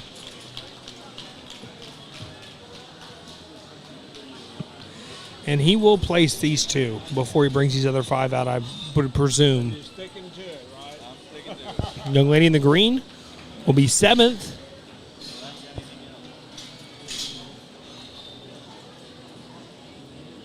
And young lady in the red will be 6th. Now that he's placed those 6th through 10th, he's going to bring these other 5 out and place from 5th to 1st here, bringing them out one at a time. Congratulations to the 6th through 10th place individuals for doing a phenomenal job showing their gilts out here today.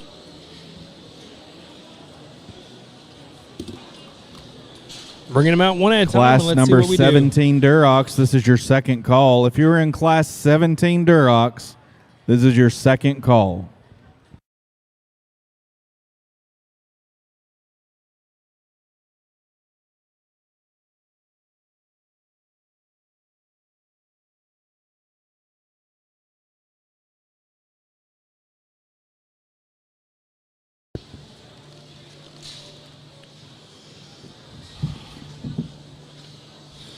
For our breeders that are listeners out in our audience here, I have the results of Class 15.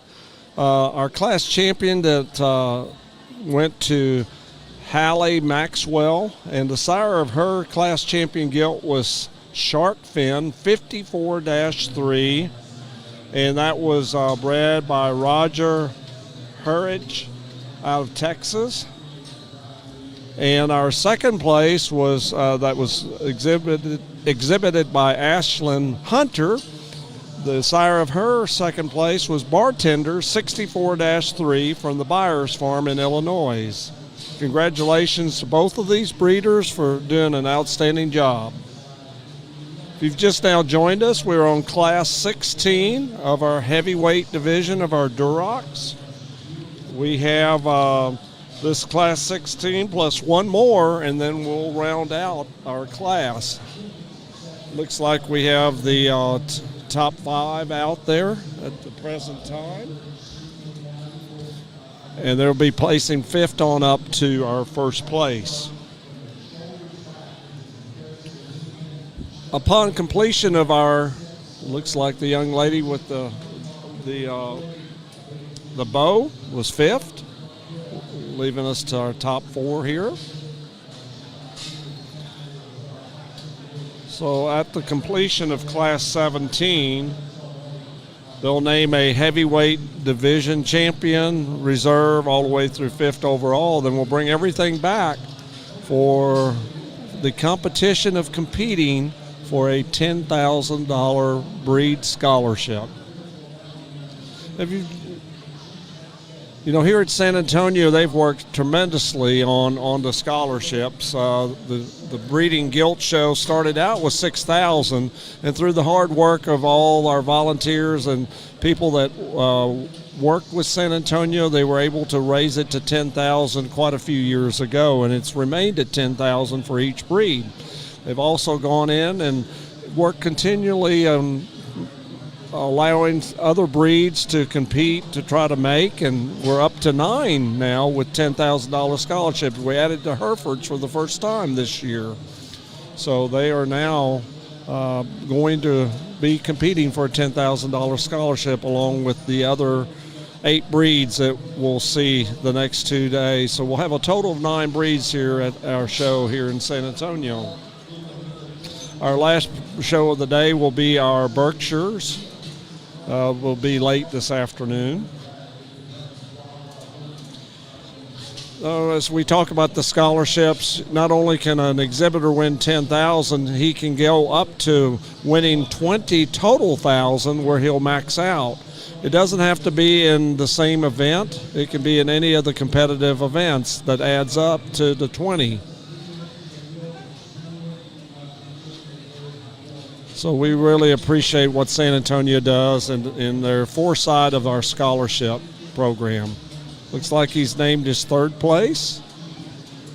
Young lady in the far corner there in the multicolored shirt is our 3rd place. 4th place, sorry, 4th place.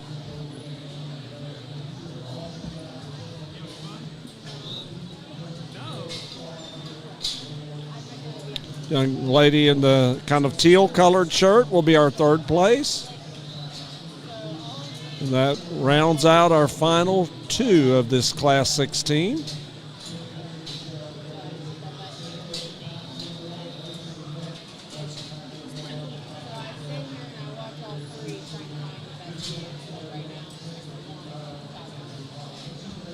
Two nice Gilts out here.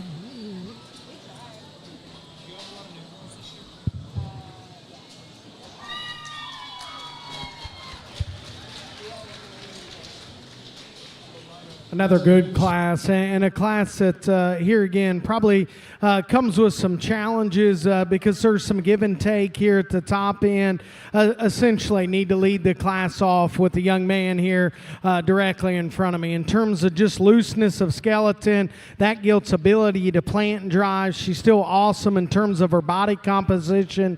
Just the texture and turn to her midribs incredible. We like the swoop to her midsection. Sure, you can make an argument is she just heavy enough skeleton comparative to the one in second? Probably not, but just her ability and agility to move out here with comfort is so much better than the Gilt that goes here in 2.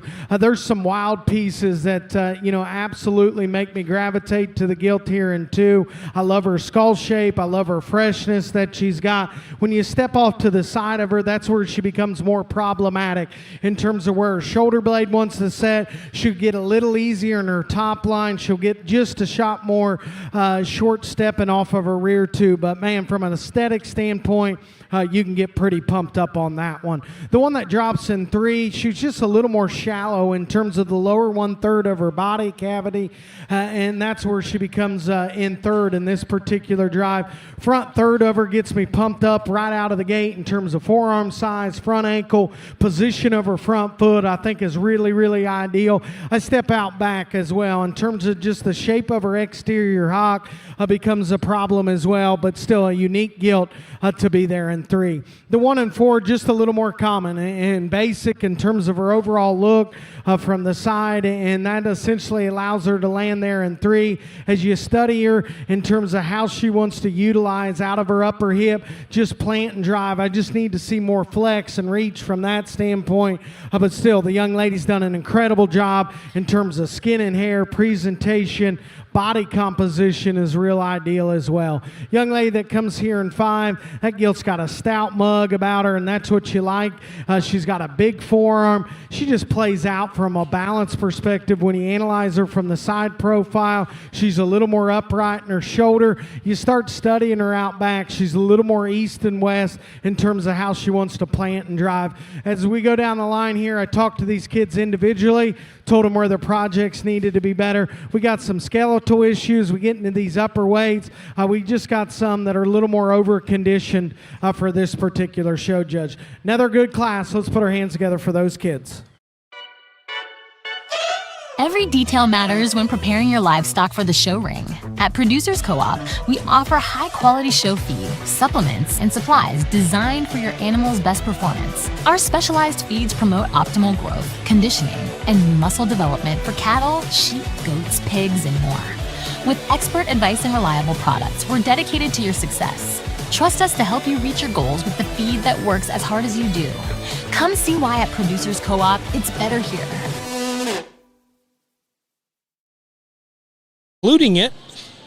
Concluding the breed with the overall selection of our breed champion and reserve breed champion, 3rd, 4th, and 5th overall, Duroc breeding gilts here at the San Antonio Livestock Show and Rodeo, Junior Purebred Gilt Show, Stock Show and Rodeo, I apologize. Want to remind everybody we are going to take about a 30-minute lunch break at the conclusion of the gilts. Here's Dr. Williams. All right, well, Class 17 Durocs, our last class in the division, is underway back behind. Here in Class 16 results, in 10th place, we had Bryn Venice from Cumbie FFA. 9th went to Samantha Young from Hockley County 4-H. 8th was Jesse Threet from Florence FFA. 7th was Elena Pena from Byron Steele FFA. 6th went to Harley Turner from Johnson County 4-H. 5th was Logan Canales from Sinton FFA. 4th was Adeline Suarez from Mansfield FFA. 3rd was Kelsey Scott, Midland County 4-H. 2nd went to Carson Dillard from Farmersville FFA. And our class champion was Jordan Powers from the Stephenville FFA.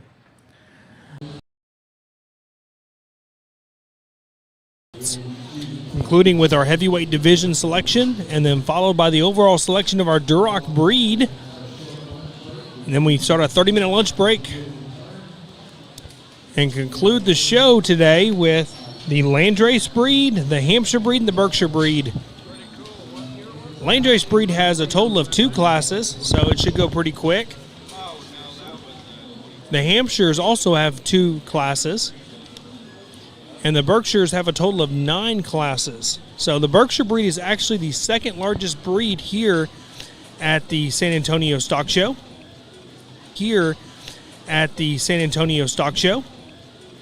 Largest breed is the Durocs by far, starting them off. 5 total this year. They had 382 last year in the Durocs, so we're up.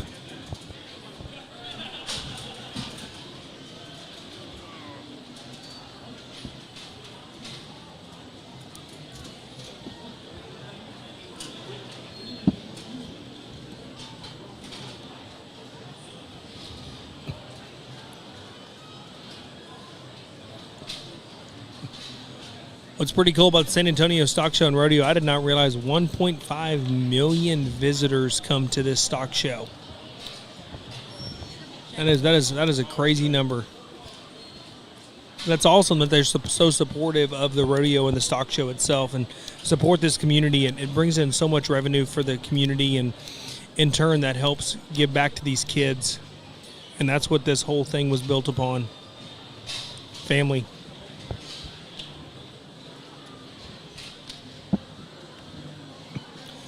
Looks like the guys have 6 pigs pinned back to this point.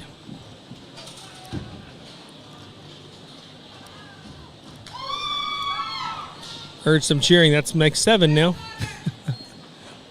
Those of you who don't know, we're sitting up in the crow's nest facing the big arena. Behind us is where they're doing the sorting. So they'll go see Seth first. If Seth points straight ahead, you'll go to a scale, and you have to weigh within 10 pounds on the upper end of your weight card, whatever you turn your weight card in. You weigh, excuse me, not 10, 15 pounds, apologies. You can weigh up to 15 pounds on the upper end of what your weight card was turned in at. Total of 10 pigs in every class gets a placing ribbon. He's been talking about 5 or 6 on the mic per class, and each one after that he tells the kid, like, hey, here's what I liked about your pig, here's what I'd change, here's some good pieces, and kind of gives the kid